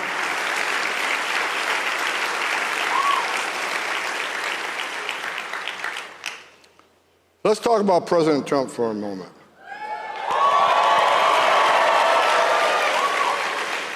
I say this all the time, media goes nuts. President Trump is the greatest president of my lifetime.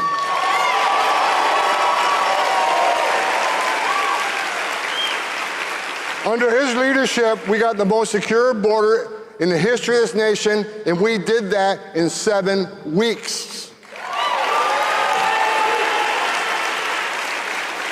President Trump did in 7 weeks what Joe Biden couldn't or wouldn't do in 4 years.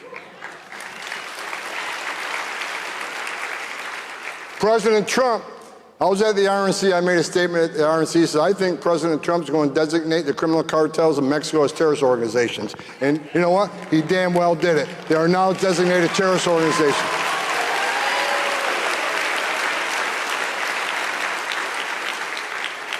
And President Trump will wipe these cartels off the face of the earth.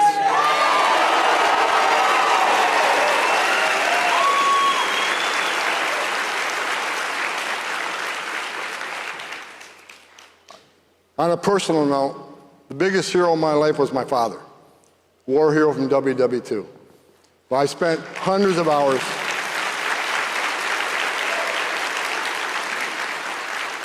I've spent hundreds and hundreds of hours with President Trump, either in the Oval Office on Air Force One or at outside events.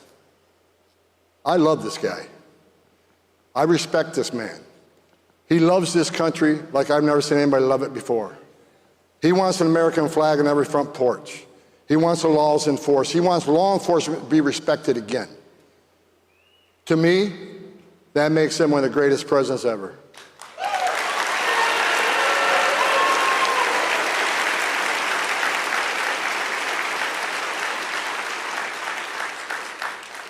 He brought me on the second time. My wife's still pissed off. I came out of retirement the second time. Absolutely, she's still pissed off a little bit, but she got over it. Because she understood what Biden did to this border. 10.5 million illegal aliens to this border.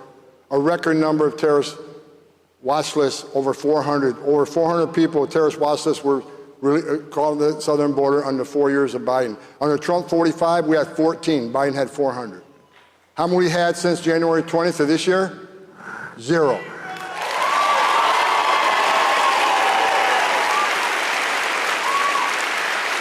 How many releases that we had? 0. Let me give you the comparison here. So yesterday I was looking at the numbers, and under Joe Biden, on an average day, 1,800 gotaways that we knew about. 1,800 people crossed the border. We don't know who they are, where they came from, or why they're here. 1,800 a day. You know how many there was yesterday? 11. 11 from 1,800.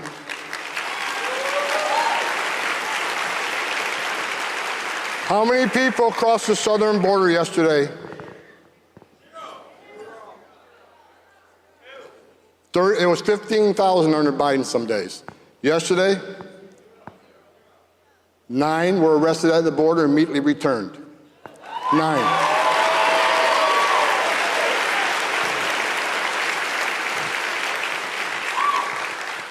Sex trafficking has plummeted because the border is secure.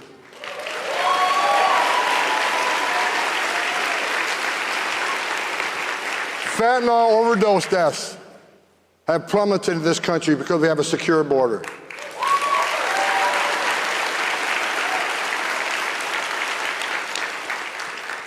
We have already arrested thousands of national security threats and deported them from this country.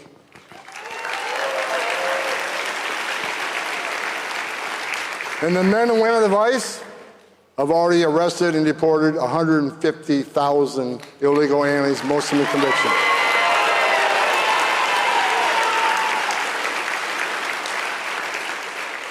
And I'll say this, I get a lot of mail, say, Holman, that's not enough. We want more arrested, we want more deported. Well, let me tell you this. We got the big, beautiful bill. You think we're doing good now? Just wait to see what happens.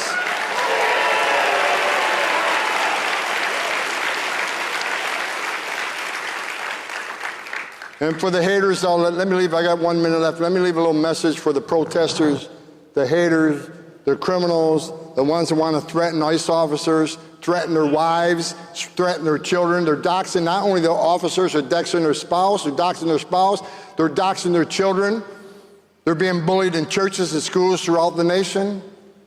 I get death threats all the time. You know what? I'm sick of the assholes. You want some? Come get some. And I'm tired of it.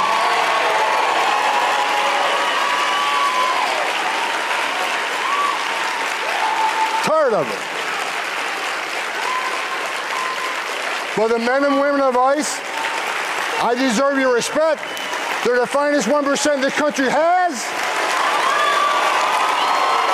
And Tom Homan isn't going anywhere. Tom Homan isn't shutting up. Tom Homan going to run the biggest deportation operation this country's ever seen. Take it to the bank.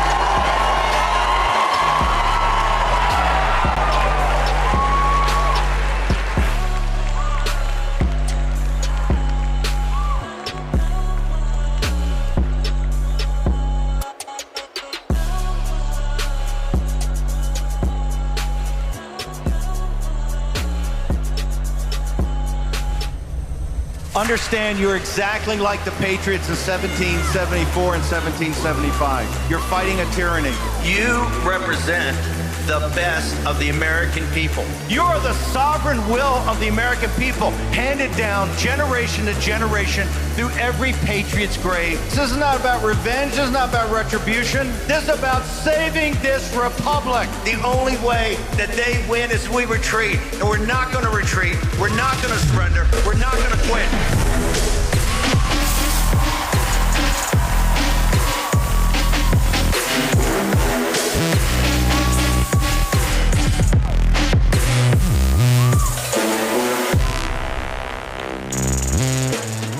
Yo, Tampa, yo, SAS, how you guys doing? We ready to win?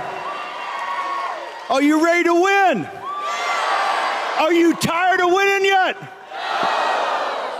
We haven't even started winning, right? Okay, love you guys too. You know why I love you guys? You're not the summer soldiers and sunshine patriots. You're the hardest core of the hardcore. You're the heart of the movement, right? You were with President Trump in 21 when they stole the 2020 election and he went back to Mar-a-Lago. Who had his back? You guys did, right? We have to, particularly after last night. Last night, I think, was one of the most historic. Were you guys all here in the audience last night? Was that historic? Laura Ingraham, Megyn Kelly, Tucker Carlson. Those were historic speeches. Make sure in your diary, the notes you keep, particularly tell your kids and grandkids, you were in Tampa in 25 when that night, that Friday night, you had 3 of the greatest patriots in this country come down and lay it down, right? What did Megyn Kelly say? Megyn Kelly at the end said, it's a time for choosing. It's a time for choosing. And we just had, I think all of you just read the president's latest Truth Social? Have you read it? Okay. So here, let's have a partners discussion. We know, or we're told, that there's going to be a special prosecutor sometime named, I don't know, I believe in the next week or two. And that is going to go back to the very beginning of how the deep state tried to stop President Trump all the way to Crossfire Hurricane. Remember that? In the summer of 2016, where they tried to stop him from being president and install Hillary Clinton. And with Hillary Clinton, Merrick Garland as Supreme Court Justice, the country would have been gone. Donald Trump had the greatest come-from-behind victory against a headwind of the deep state trying to stop him. And this is one of the reasons this special prosecutor is going to look into it. After he won, what did they do immediately? The nullification project, the phony Russiagate with Brennan and this entire crowd, just a rollover from what they did in Crossfire Hurricane. It just continued on. Why? They wanted President Trump, they wanted to stop him from taking on the deep state. Now, think about it. He had the economy on a roll, he had everything on a roll, and then the Chinese Communist Party in 2020 dropped a bioweapon from the Wuhan lab, correct? No doubt about that? Then they stole the 2020 election. The special prosecutor, President Trump, take your Truth Social out. Let's deconstruct what President Trump is saying. He says we've got to look into the 2020 election. That is going to be purview of the prosecutor. So you have Crossfire Hurricane before he won. You're going to have the nullification project and the Russian hoax after he won to try to kill his first term. You're then going to have the stealing of the 2020 election. And guess what? Let's throw in January 6th, right? January 6th. Now, I would strongly recommend in that, because I've argued for this from the beginning, that in that arc of looking at how the deep state has tried to stop Trump and the MAGA movement, you can easily fit in the Epstein situation, right? If you want the full release of documents, the special prosecutor gets it, and here's why. Epstein is a key that picks the lock on so many things. Not just individuals, but also institutions, intelligence institutions, foreign governments, and who was working with him on our intelligence apparatus and in our government. This is why it's a time for choosing now. We have to decide right now and back the president and say, hey, look, all of your great work, you just heard Tom Homan, you're about to hear Kristi Noem, of closing the border. How did we get 10 or 11 or 12 or 20 million on Biden's watch? That was a plan they had. That wasn't random. That has to be investigated and people held accountable like all these other things. This is why the Justice Department is clearly overwhelmed with what they're working on. The FBI is overwhelmed. We only have 2 guys at the FBI. We have a handful of people at the Justice Department. The special counsel or special prosecutor can take on many projects and add people to it. You have to get to the bottom of how the invasion took place, why we now have to put up $170 billion in the latest bill to do this. We have to have a time for choosing. Here's my recommendation we do. I call them the Tampa Resolves. And it's very simple. Coming out of Tampa, it's like the revolution. They had the Virginia Resolves, and they would make these commitments to themselves before the Declaration of Independence. Number one, it's very simple. The deep state must be destroyed to free the American people. Is there any question about that? Is there any question about that? We have to destroy the deep state, and this is elements of the Pentagon, the Justice Department, the FBI, the CIA, certain elements that work under DNI, those 17 intelligence agencies, also parts of the State Department, the USAIDs of the world. That inner apparatus controls the government, and when President Trump tries to do something, they're always trying to thwart his actions, right? You see the leaks. When Homan's sending these brave men and women into Los Angeles to do these raids, like the raid about the children trafficked to the marijuana farm to work, they're lying in wait for him. They're lying in wait for the agents. They got weapons to shoot. How does the protesters? Because somebody inside leaked it to them. Somebody inside leaks it to the media. That's the deep state every day. It must be destroyed. We're not free. The second resolve is quite simple. You don't give the deep state the consent of the governed. Therefore, it's your responsibility to destroy it. It's a sacred duty and a responsibility of the American people, American citizens. No cavalry is going to come and save you. No foreign country is going to come and save you. No Deus ex machina is going to come down. No fairy dust is going to appear. You have to do it yourself, correct? It's our responsibility.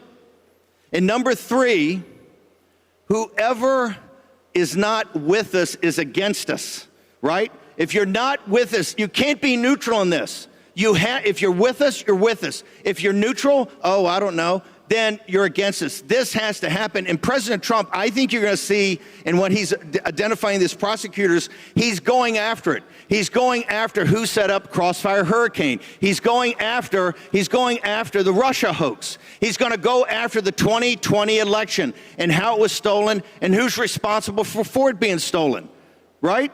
And I hope he gets to January 6th. You got to get to January 6th. When I was in prison, you had these January 6th people that had just walked by the Capitol. And what were they? They were sitting there in prison for nothing more than supporting the President of the United States. Now, here's why we have to do this. You are the tip of the spear. You help President Trump, assisted him in winning the 2016 election and come from behind. You won the 2020 election with 11 million more votes than we got in 2016. No president's ever done that. He had 74 million votes, and they still stole it from him.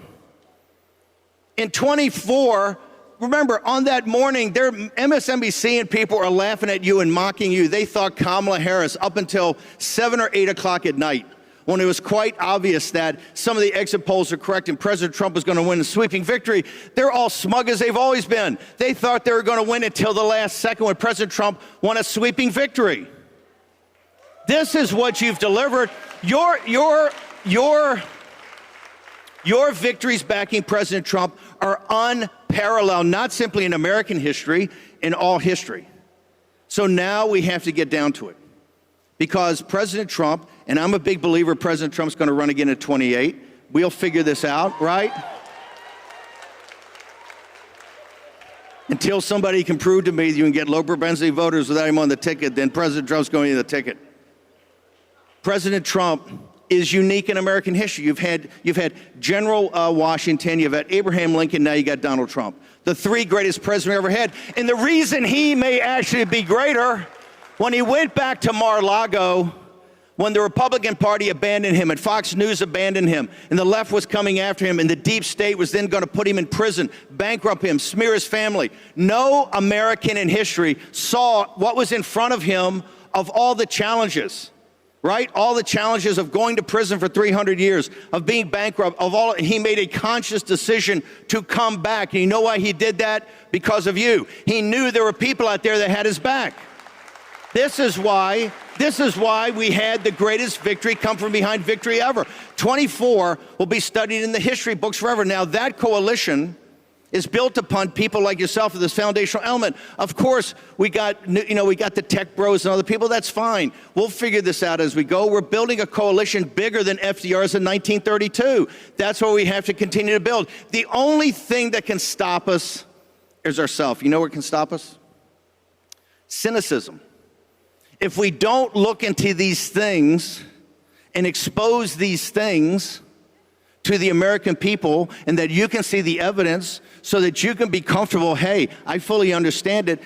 If 2% or 3% or 4% become so cynical and say, hey, look, I just don't believe in anything anymore, we're not going to win any more elections. This is so obvious. It's so tight right now.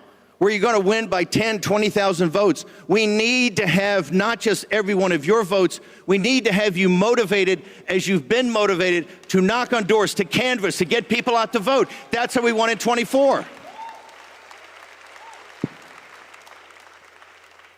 We have to see this through to the end. You know, I'm a fighter, and this fight is the fight before us, because we could do all the tax cuts in the world. We could close the border for a while. We could do all these amazing things, which President Trump is doing. He's absolutely correct. He's on a roll. He's the hottest any president's ever been. We're doing it. However, if we don't get into what really tries to control the country, the deep state, and take it apart, and by the way, if we got rid of, I don't know, 100,000 or 200,000 billets and people, we'd have control of this. And I mean, cut the FBI by half, cut the CIA by half, cut 3/4 of the State Department, right? Cut the Defense Department by a third. Cut every department and start cutting them in half. Let's go back to the Roman Empire. You ever heard of Cato the Elder? Heard of Cato the Elder? You guys are always the best. You're always a step ahead of me. So Cato the Elder was a very conservative senator in the Roman Republic. And his wisdom, he was looked upon as a wise individual. But he had one obsession, and that was Carthage.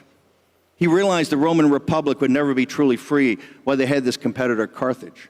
So whatever was up, whether it was education policy or tax policy or a budget or anything, cleaning up Rome, putting in new sewers, aqueducts, he always finished every speech, and he was the greatest speaker in the Senate. Carthago delenda est. Carthage must be destroyed. Why? He knew if he imprinted that time and time and time again in the Roman Senate, eventually people would come his way and say, you know what? We don't care how many wars it's taken to take on Carthage. It must be destroyed. That's the deep state.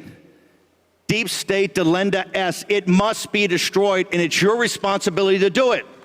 If we don't have the president's back, you're going to be mocked and ridiculed. Oh, these are conspiracy theories. These are conspiracy theories. Well, you know what? The conspiracy theories that you guys focused on turned out they weren't conspiracy theories. They were conspiracy facts. The coming days and weeks, as these crises converge, after 10 years after President Trump came down the golden escalator, as they converge, trust me, you think it's been tough before, it's going to get very bumpy. On Monday, the situation in Ukraine right now, the NDAA, the Senate, is passing in secret an increase to Ukrainian arms of $500 million a year. I know this audience does not support that, but this is what the pressure is going to be in the Senate, in the House, among the deep state, to get us into war after war after war after war. And forget that the main war is the enemy within and what we've allowed inside our gates. The enemy within must be addressed. And inside these gates, the cities of Los Angeles and Chicago and New York City, with this group of radicals about to win and take over New York City, that's the enemy within. We have 10. Tucker said 61 million. I don't care if it's 10 or 20. They all must be deported. Mass deportations now, amnesty never. If you falter, if you quit, if you say it's too hard, I don't believe anything anymore, we will lose. But if you hunker down and say, I'm with this, as long as it takes, as hard as it is, right, as many sacrifices I have to make, I guarantee you we will be victorious just like we were in 24. Tampa SAS, you're the best. Thank you very much.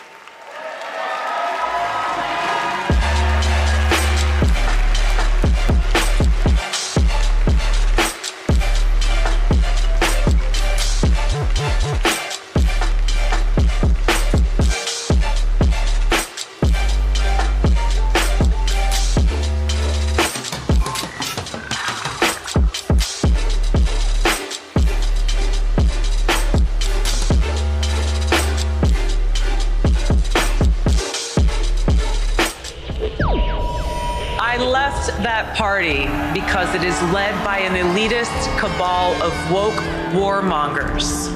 Not a single one stood up against Joe Biden's complete destruction of Title IX. The identity of being a woman is essentially being erased. They don't want the weakness or the insecurity of their own argument to be exposed, and also they immediately judge you, as someone who may bring an opposing view, regardless of your political party, as the enemy. The vast majority of Americans, regardless of political party, are sick and tired of this. Thank you for standing in this fight for our freedom. Ladies and gentlemen, please welcome Director Tulsi Gabbard.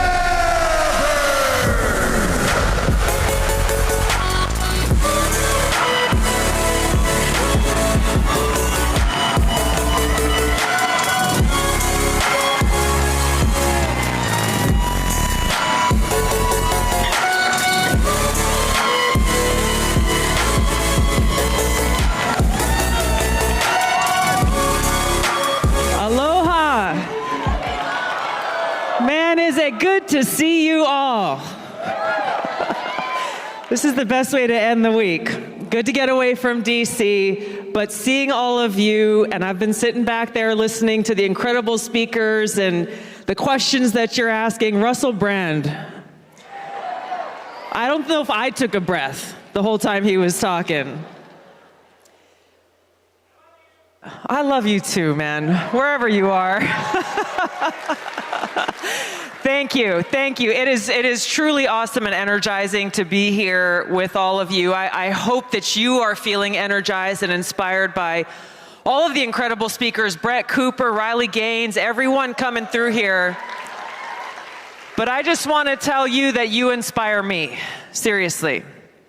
DC, there are some good days and there are some dark days, but what keeps me going are people like you. People like you who made it possible for President Trump to get elected and create this truly transformational and historic moment that we are living in here today. We are here because thousands of young leaders like you, great Americans all across the country, they put partisan politics aside and recognized the opportunity to bring in a president who would fight for every single American. And that's exactly what we're doing in Washington every day.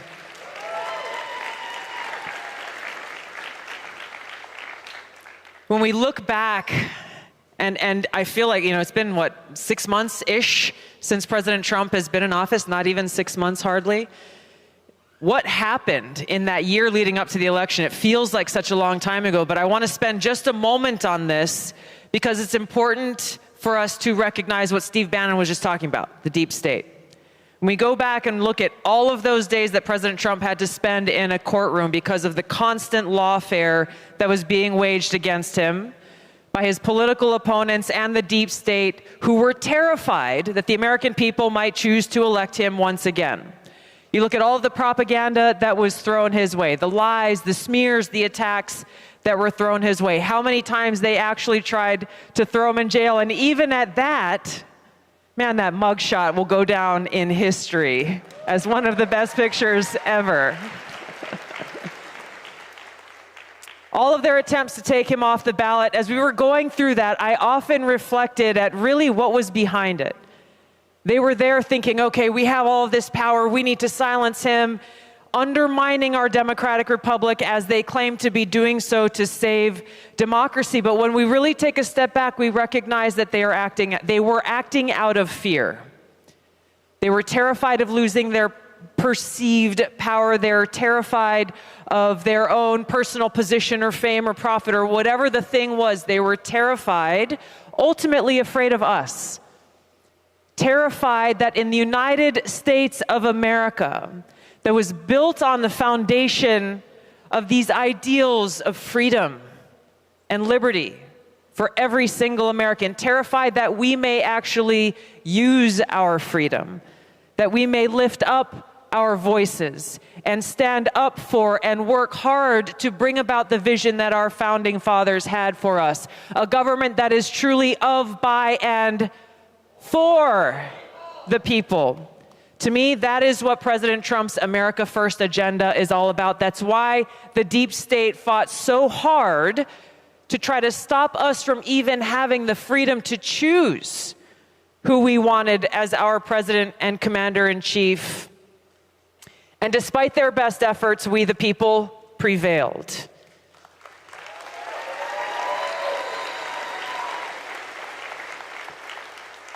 And this memory of this, which every one of us played our own role in bringing about, is so important to keep at the forefront because the deep state has not gone away.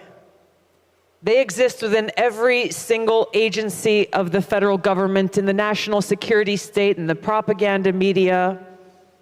They are continuing to fight hard every single day, in spite of the fact that the voices of the people delivered this resounding victory for President Trump and to our country, saying unequivocally, we are coming together, Americans from all different backgrounds and different walks of life, saying we choose freedom.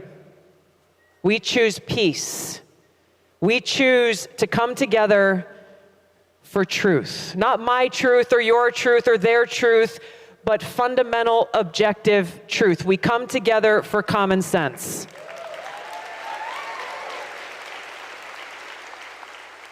And with President Trump's election, we, the people, have brought about this revolution that brings us back to our founding principles, that brings us back to our founding documents, our Constitution.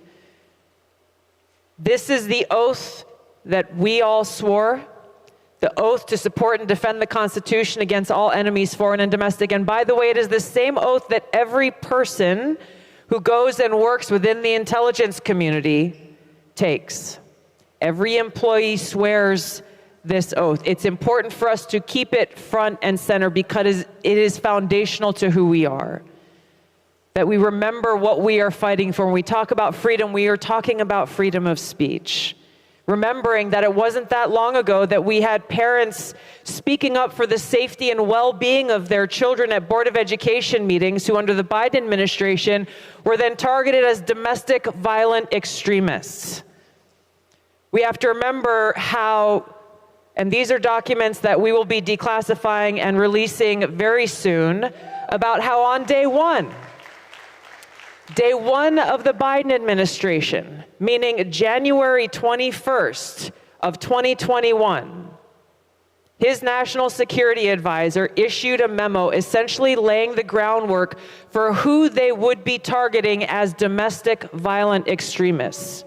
And one of the documents that was ordered, one of the directives that was given in this memo was to the Director of National Intelligence to come up with a document that went into very specific descriptions of what to look out for when we are looking for domestic violent extremists. And so what you'll see there are detailed descriptions of what we would later see the Biden administration target. Those who were complaining about or unhappy with COVID-19 mandates and policies. Parents who were afraid that their children might be forced to get the vaccine when they went to school against their parents' wishes. People who were expressing anti-authority views. I could go on in this list of people, groups, thoughts, free speech, they were labeled as domestic violent extremists, and then use that label to go and then force these tech companies, some of them were willing, some unwilling, to censor Americans' free speech in the name of going after domestic violent extremists. We have to expose their tactics and the playbook of the deep state so that we, the people, can make sure we never allow this to happen again.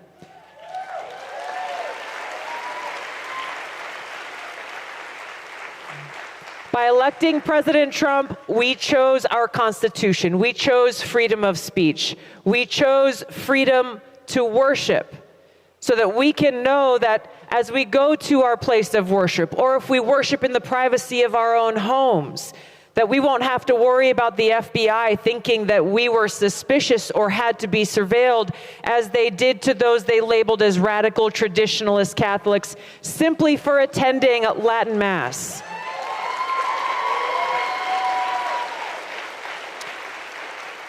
By electing President Trump, we chose freedom. Freedom to exercise our right to bear arms. There's already work being done, and there's more to come there to undo the damage that has been done for so long that has undermined that fundamental right.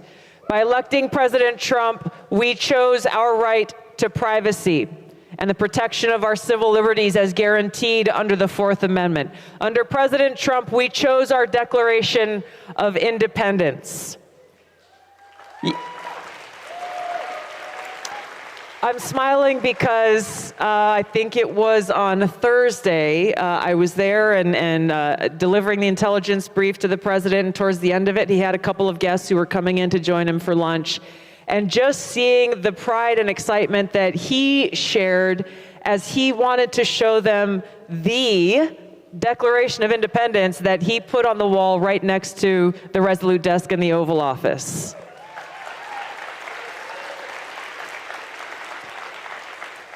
That declaration that reminds us all that all men are created equal, endowed by our Creator. Not by anyone in government, but our Creator with certain inalienable rights, among those our right to life, liberty, and the pursuit of happiness.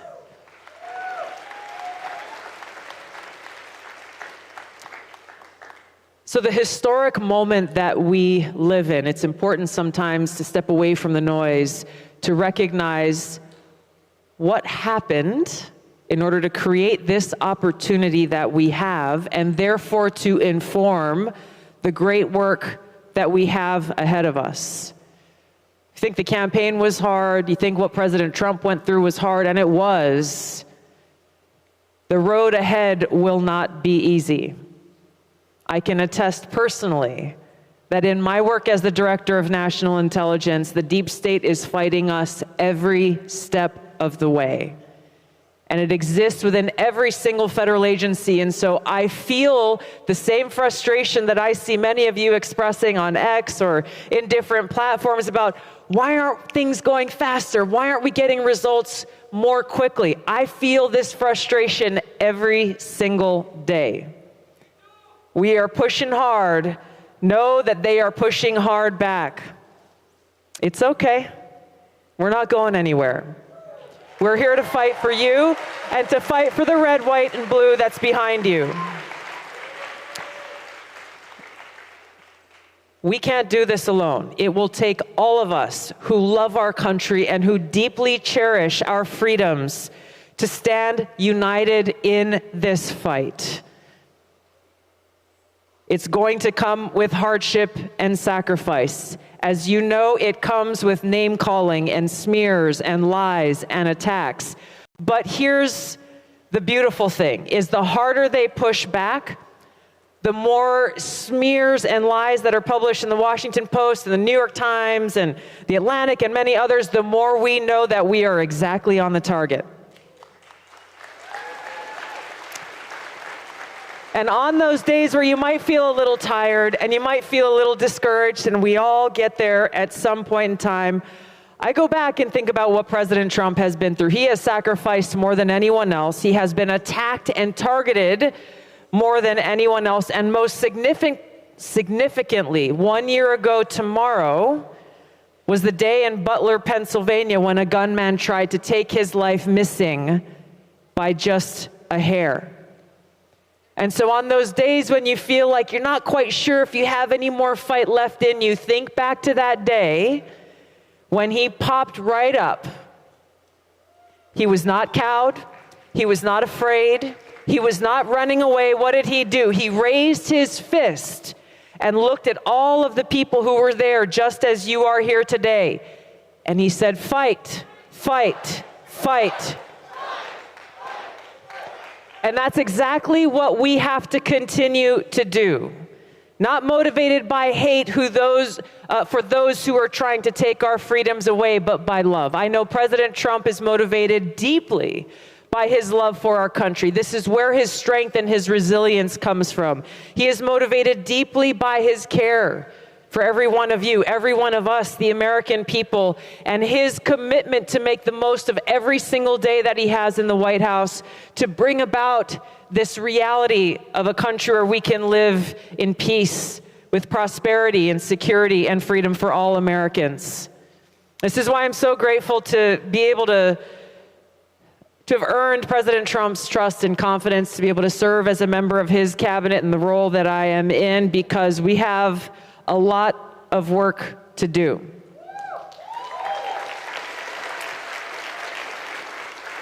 So the thing I want you to go home with is the knowledge that you, not a single one of you, should underestimate the power of your voice and your energy and your work and your role in bringing about this historic change that we have all embarked on together.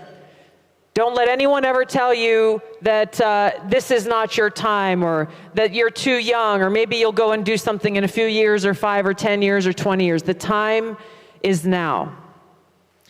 Electing President Trump was just the first step to be able to get to work, to do this important work. It is tough, but it is our purpose that drives us. I'm grateful to have experienced from a young age that I found I was happiest when I was doing things for others, when I was trying to be of service to others, trying my best to be pleasing to God with my life by making a positive impact and being of service to God's children. And that's really what motivated me to choose service as a path for my life. I didn't know what form it would take or where it would take me, but I knew that this is what I wanted to do. And it's taken me through elected office in different arenas and through the military, now for over 20 years, and now as Director of National Intelligence. But I first started when I was 21 years old.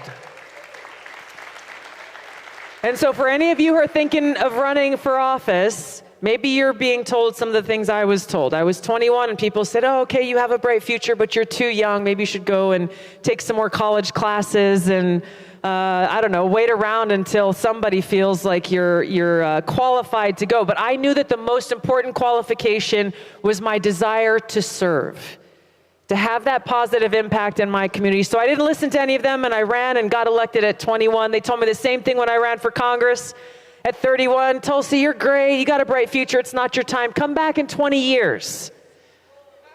I had come back from multiple deployments at that point in time, understanding and feeling to my core the cost of war and knowing that I needed to be in a place to make a greater impact. Where better than at that time in Congress, where I could help to influence some of these decisions about peace and war and share the experiences of my brothers and sisters who I served alongside, my experience, and honor the memories every single day as I continue to do, as Secretary Hegseth does. I know President Trump has the lives and well-being of our service members on his heart every day, knowing the sacrifice that's made.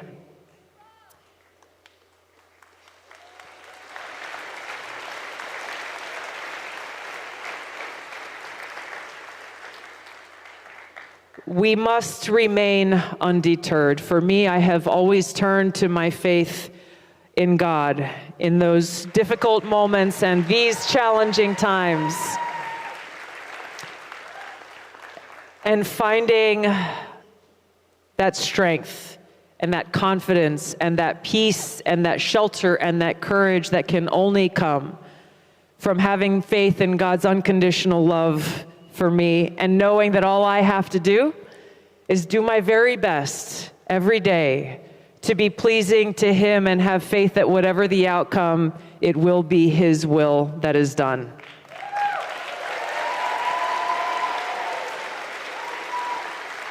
So as we forge ahead together, I encourage you to stand strong, to be joyful warriors, to always remember that with God all things are possible.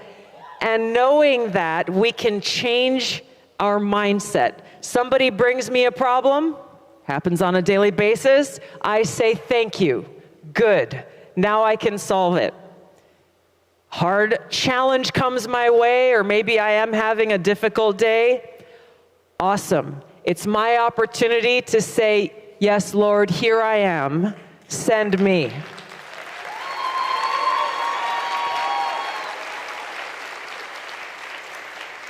It is inspired by God's unconditional love that we are charged to live and lead and serve in a reflection of his love for all of us, with this eternal gratitude in our hearts for the blessings and the freedoms that he has and continues to bestow upon every one of us.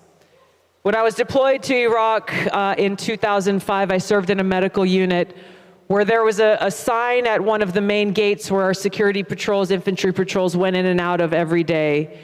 And the first day that I saw it, and many days thereafter, I was stopped in my tracks because that sign said in big block letters, "Is today the day?"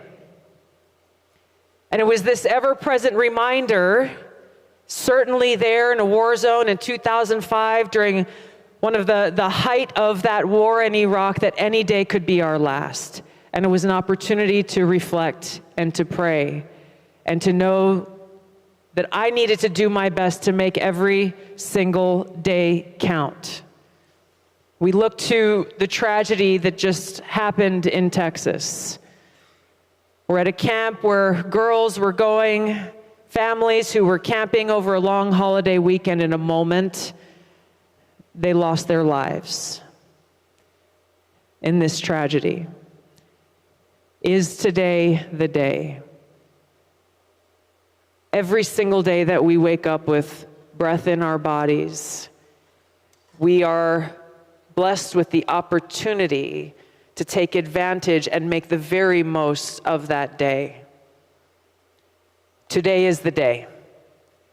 Today is the day for us to stand up for all that we believe in, stand up for each other, stand up for our country, stand up for our freedom and a future that truly realizes the vision that our founders had for this great country. I'm grateful to stand alongside you in this honorable and just fight. We will make this happen together. Thank you so much, everybody. It's great to see you. God bless you. God bless America. Aloha. Thank you so much.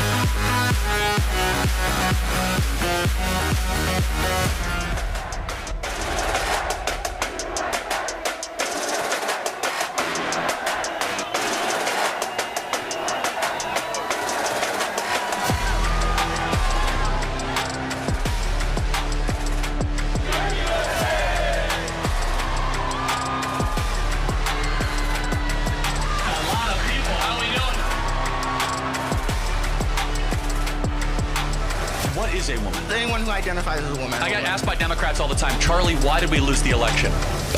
We won a country based on content and merit. You are a perfect reminder why we won in November. So thank you for that. It's the American left in one picture. They are intolerant, they are mean, they are ugly on the inside, and they are losing, and we are winning in this country, everybody.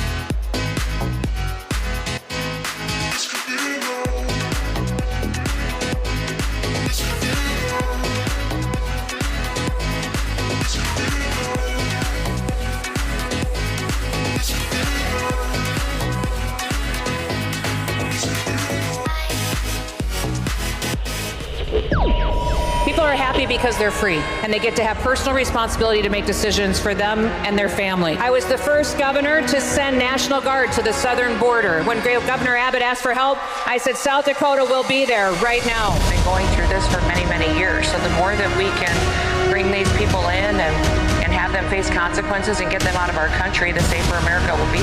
That if you do continue to break the law and you're a criminal and you're perpetuating violence in the United States, then there's going to be harsh consequences and you're going to go home. The real power granted to us by our Constitution is to the people, and it's given from God. Please welcome Secretary Christy.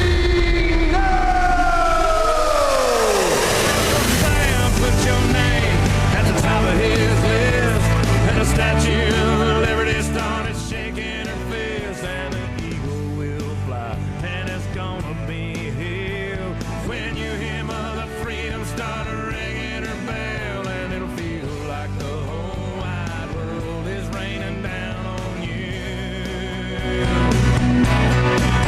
Oh.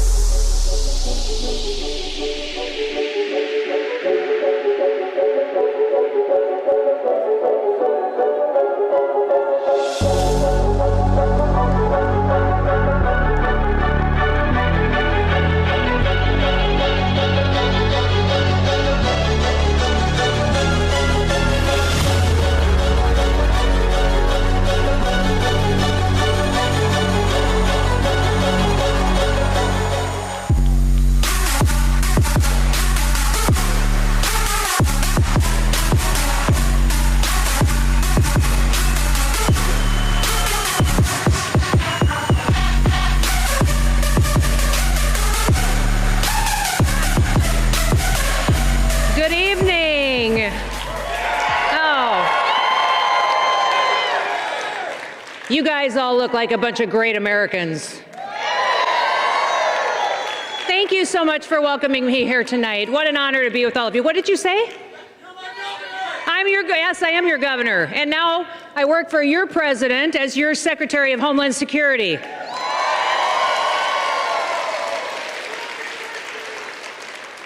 Listen, I spent the day today with a bunch of officers out arresting bad guys and getting them off the streets. Aren't you grateful for our law enforcement officers?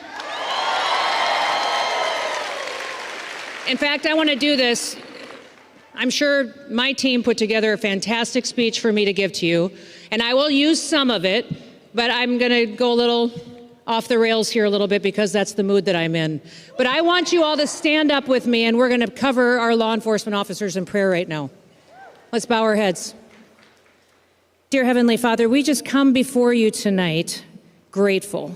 We come before you extremely thankful for the blessings that you have given us, Lord, recognizing that we are a privileged people living in the greatest experiment on earth. Lord, you have given us a country that defends our freedoms and our liberties, and you have surrounded us with good men and women who care about the rule of law, who every single day stand up and they defend the oath that they have taken to protect people. Lord, we were created to serve you. The purpose you've placed inside of us as human beings is to serve other people, and when we serve other people, we will be happier because we are fulfilling the purpose for which you have created us. Lord, I just ask right now that you would put your hand and a covering over every single law enforcement officer in this country. Lord, that you would build a hedge of protection around them. And Lord, as they go out and they defend our streets from rioters, from violent criminals, from people who would wish to do others harm, Lord, that you would give them a peace that passes all understanding. That you would keep your hand on them and their families, protect them, keep them safe, and help them to know, Lord, that they are standing for right, that they are standing for good, that they are fighting evil, and that they are fulfilling the purpose to which you have called them. Dear Lord, we thank you and we praise you for each of and every single one of them, Lord, and I ask that everyone in this room and all of America would find ways to bless our law enforcement officers, Lord. Bless them, have their backs, defend them, stand for what's right, and to continue to walk in the purpose for which you've called each and every one of us. In your name, amen. Amen. Amen.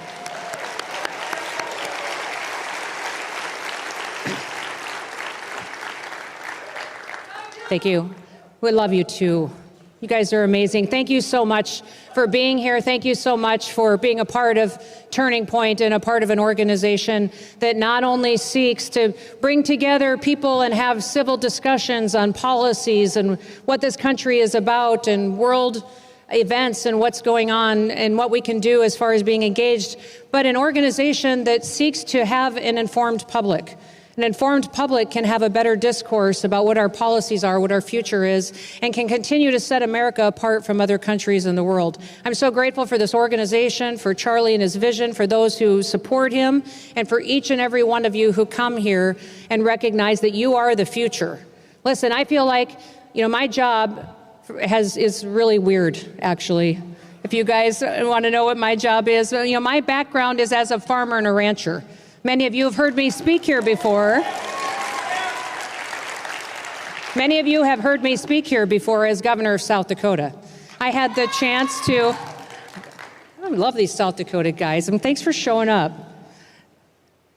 I had the chance to speak here before as governor of South Dakota, but my background is mostly in business. I served in Congress for a period of time as governor, and now when President Trump called me and asked me to be his secretary, actually what he did is he called me and asked me if I would like to be involved in his administration somehow, and what job would I be interested in. He said, Christy, I know people have talked to you before about different cabinet positions, maybe interior, ag, something like that, and I said, Mr. President, what I would most like to do for you is to be your Secretary of Homeland Security.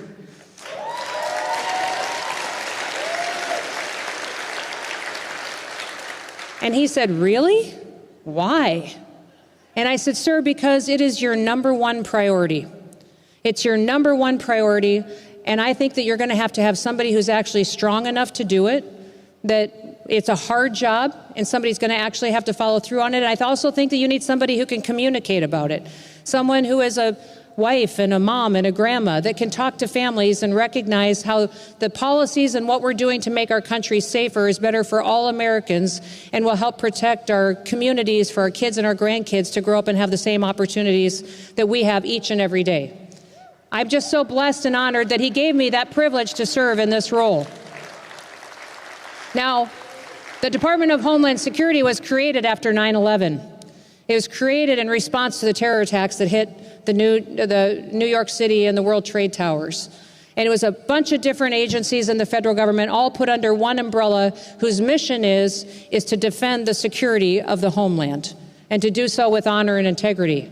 Therefore, I have 23 different components in my agency. You know that it is my job and Customs and Border Protection's job and Border Patrol's job in order to go out and secure the border. President Trump has secured our border for the United States of America.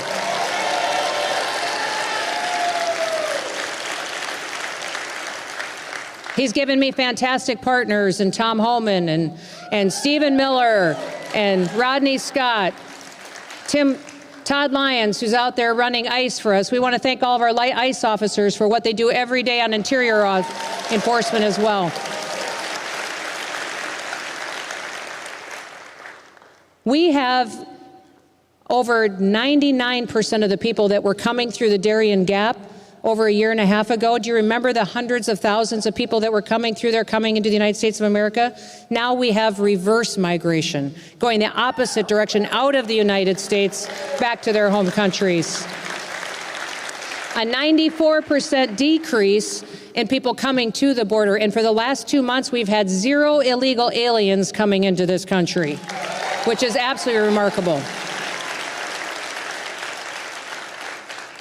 But beyond that, under the Department of Homeland Security, I also have a responsibility for USCIS, which is our citizenship visa waiver programs, and how we let people come into our country and be our guests. And I will be very firm in telling all of you there will never be amnesty under my watch or President Trump's watch.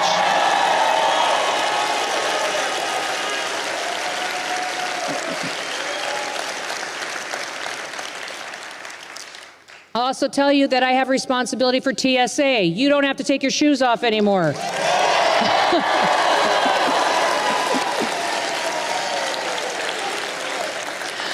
I think it was the first day I got this job, I walked into TSA and said, do we really have to take our shoes off? I mean, does it really make us safe and more secure? And that's what I think is number one. My job is to question every single thing that this government does. And if it doesn't make sense, if it doesn't serve the people, if it doesn't make us safe, and it doesn't defend freedom, we should not be doing it. We should not be doing it.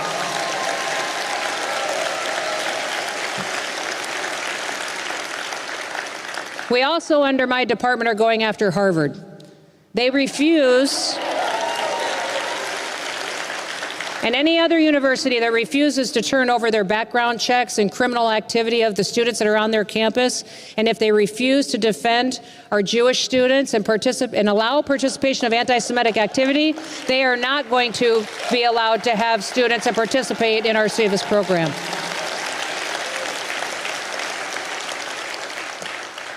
I'm also very proud of the fact that I have the supervisory authority over the U.S. Coast Guard. Aren't you proud about what the U.S. Coast Guard just did in Texas to help those individuals?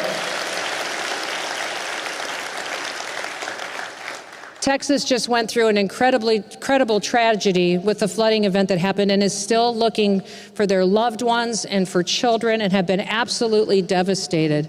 And the individuals who showed up there from the Coast Guard, from Border Patrol, those individuals from the BORTAC teams, from FEMA that showed up immediately and supported that state in its response to its individuals. I'm so proud of them because for the very first time, we acted in a way that disaster response should.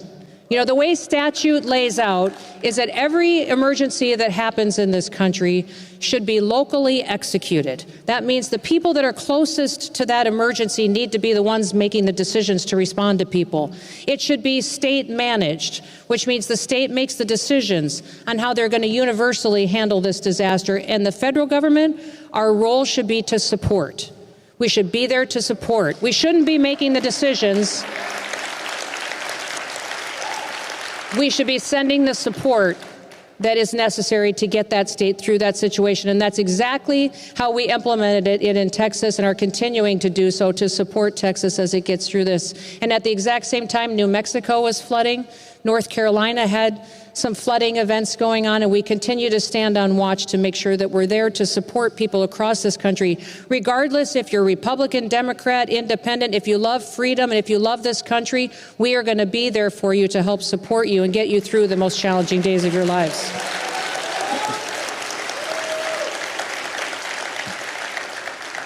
Now, I'm here tonight, and I'm not going to talk much longer. I guess it says I have 19 minutes. I'm not going to talk that long. But what I do want to talk to you about is that you guys are the future. People will tell you throughout life that there are things that will determine what you're going to be. They will tell you that the family that you're raised in, or the city that you're in, or the community is going to impact your future. I would disagree with that. People will tell you many times that your education will determine who you're going to be and what you will be. It'll open up doors for you and create new opportunities. I would say that I disagree with that. Our Department of Homeland Security interacts with all of those areas. It interacts with even the jobs that you're going to have. The one thing I want to remind all of you here today, and one of the important reasons why I think that you should recognize that you are here, is because what still makes the world move, what still will determine your success in life, is relationships, is the people that you meet, the people that you spend time with, the people that you talk to. I would encourage you to continue to stay involved, to go out there and to come to conferences like this, meet people, go shake hands. You never know when the next person that you meet may be your next mentor that will give you the greatest advice that turned your life around, that changed everything for you. The next person you meet may be the person that gives you a reference for your next internship or your first job position that you get, or maybe the scholarship that you need to get the degree that you want. Maybe you will meet somebody when you show up for an opportunity when that door is open that will be your next business partner. Don't leave this conference without recognizing that the most valuable thing that you gained here was the relationships that you built, the people that you talked to, and the people that you were with.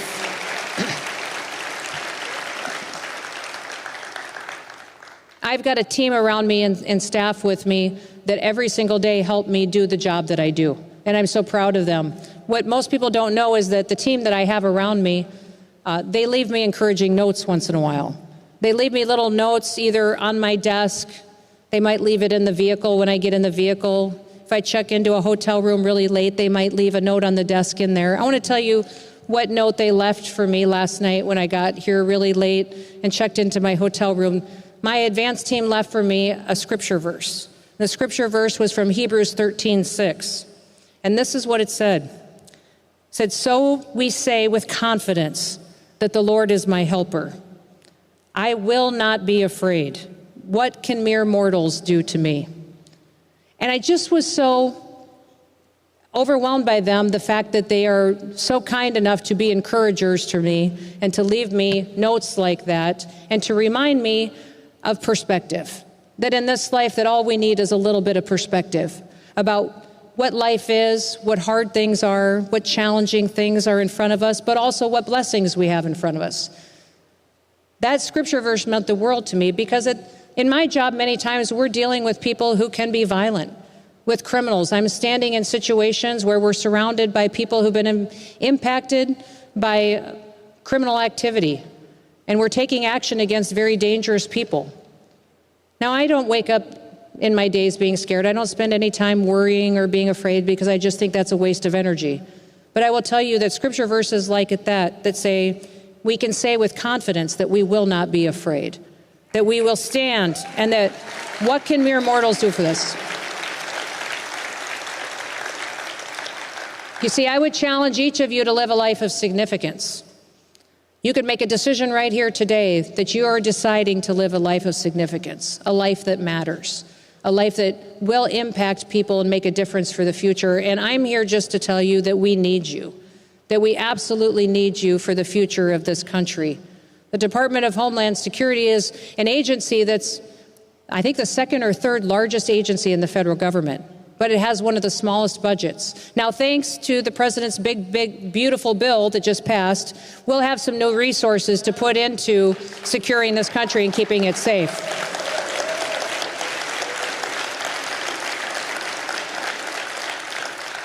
We'll be able to hire more law enforcement officers, more ICE officers.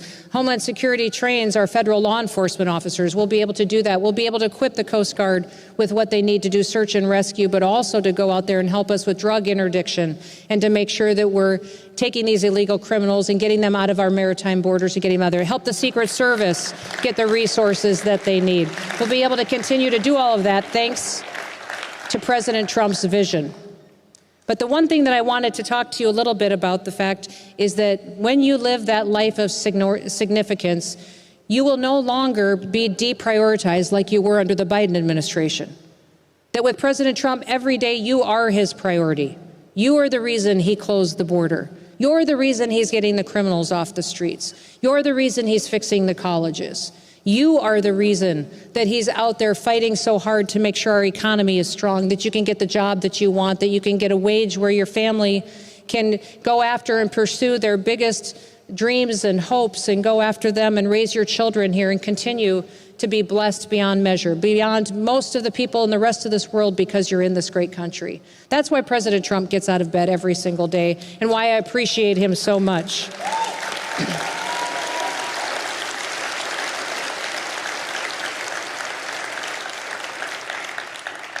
I tell a lot of stories about my dad because my dad was a cowboy and he was tough.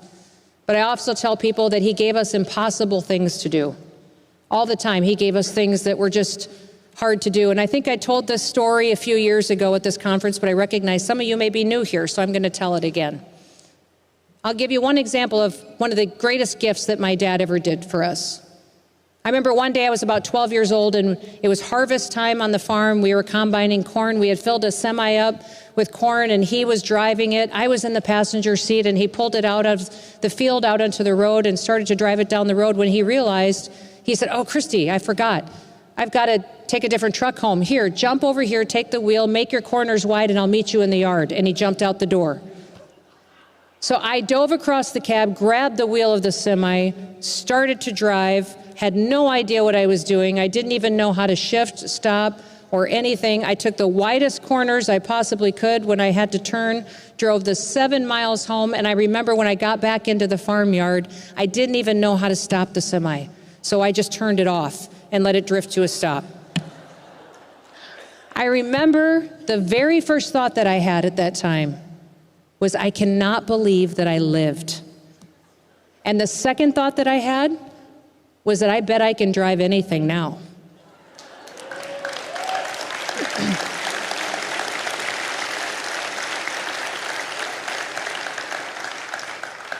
It wasn't until years later I realized what my dad was doing with everything that he gave to me and to my brothers and my sister. When he gave us impossible things to do that we never thought we would accomplish, was that he was teaching us to become problem solvers. He was teaching us to figure things out and make our way through them. And then when we did something we never dreamed we could accomplish, it was giving us the confidence to take on the next biggest thing in front of us. It was going to give us that next challenging thing, the confidence to overcome it and to go out and to do it. See, life is all about perspective. I think we're crippling our children in this country. We're crippling our children by doing everything for them. Somehow we've taught the people in this country that hard things are bad and that we should avoid them. I would tell you hard things are good. They teach us who we are. They give us confidence.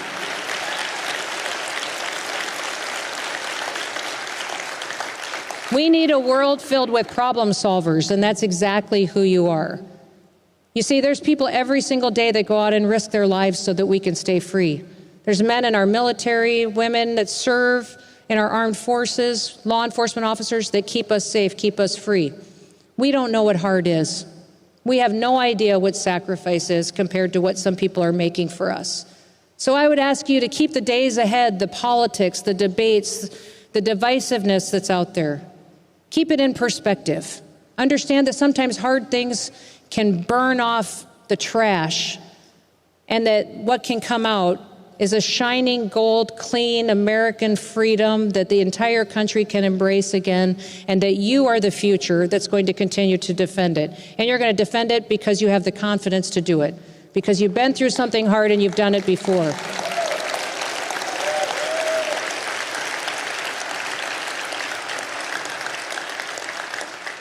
You see, I referenced before that what we were given as a country was the greatest experiment in human history. We had a group of men and women that went to war with the greatest military machine in history in the world at the time. When the Revolutionary Army went to war, they picked up their own personal guns and muskets that they used to feed their family and went to war with the greatest military in the world. And they did it for freedom. And then they gave us this country.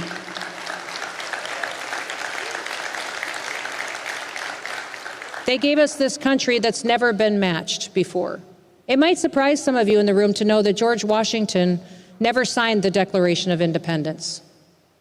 You see, when the Declaration of Independence was voted on by the Continental Congress and it was sent out, John Hancock sent it out to George Washington, who was out with his troops. And 5 days later, he called all of his troops together so that they could all listen to it together when they were out there and what they have just been given in this new declaration. In fact, I want to read to you what General Washington said to his troops as he sat there on his horse with his military men and women, what he said to them before the Declaration of Independence was read to them out loud. He said, "The blessings and the protection of heaven are at all times necessary, but they're especially so in times of public distress and danger. The general hopes and trusts that every officer and every man will endeavor to live and to act as become a Christian soldier, defending the dearest rights and the liberties of his country." You see, even at that time, George Washington put his faith first, and then he called people to fight. He called them to go out there and to act as Christians, to go out there and to defend our rights and our freedoms. But when you go forward and do that with morals and with values and understand that every person out there is worth something in God's eyes, but yet we can disagree with them and still protect our freedoms and liberties, that's invaluable. And the general that gave us this country and became our first president understood it better than anybody else.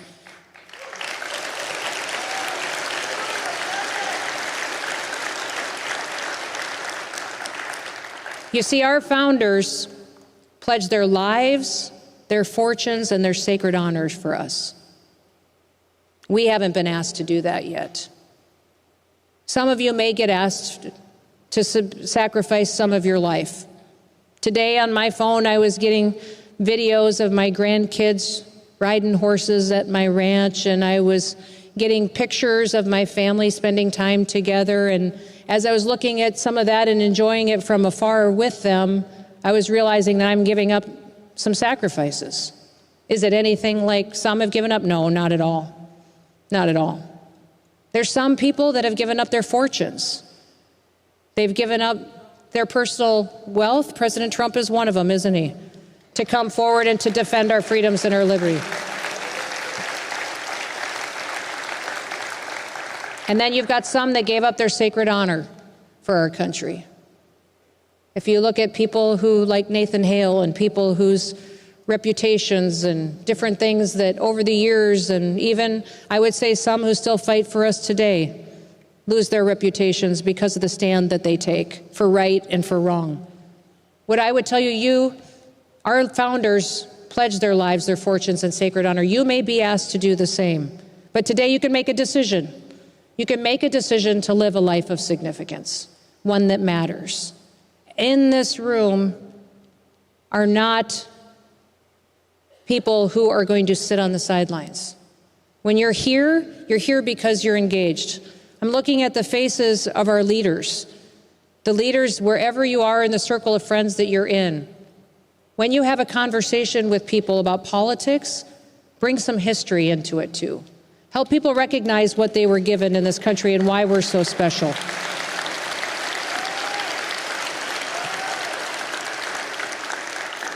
The last thing I want to leave you with is to be happy. I say that quite a bit at the end of my speeches, but it's amazing to me how people forget. How people forget that just because you woke up here in this country, in the United States of America, you are more blessed than 99% of the people in this world just because you woke up here and you woke up free.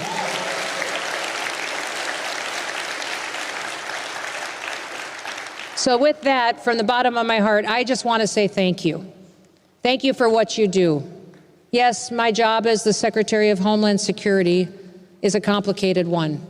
I've got a lot of agencies that need to be fixed and bureaucracy that needs to be gotten rid of and people that need to be fired and money that needs to be given back to taxpayers and more bad hombres to get off the street, and I'll continue to do that. We're going to continue to get these criminals and these violent perpetuators of violence off of our streets.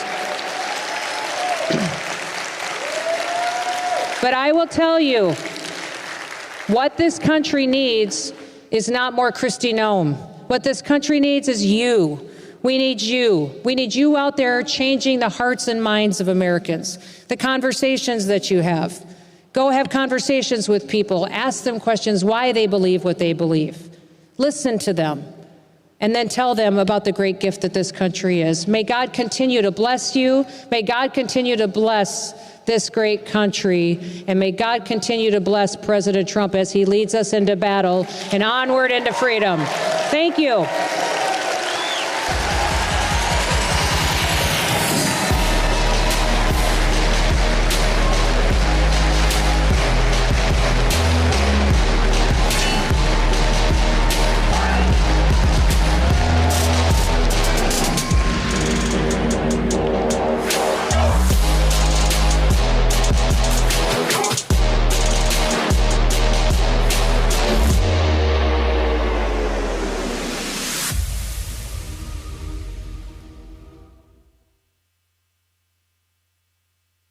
Got to admire what you've been able to do, not to weaponize, but to organize on these college campuses. At Turning Point USA, we've spent 13 years building the machine, and last year we saw it pay off. Our grassroots army is making a real difference. Help us keep the momentum going. Donate today and keep TPUSA strong on campuses across America. And for a gift of any amount, you'll receive your Big Gov Sucks cooler. Claim yours today.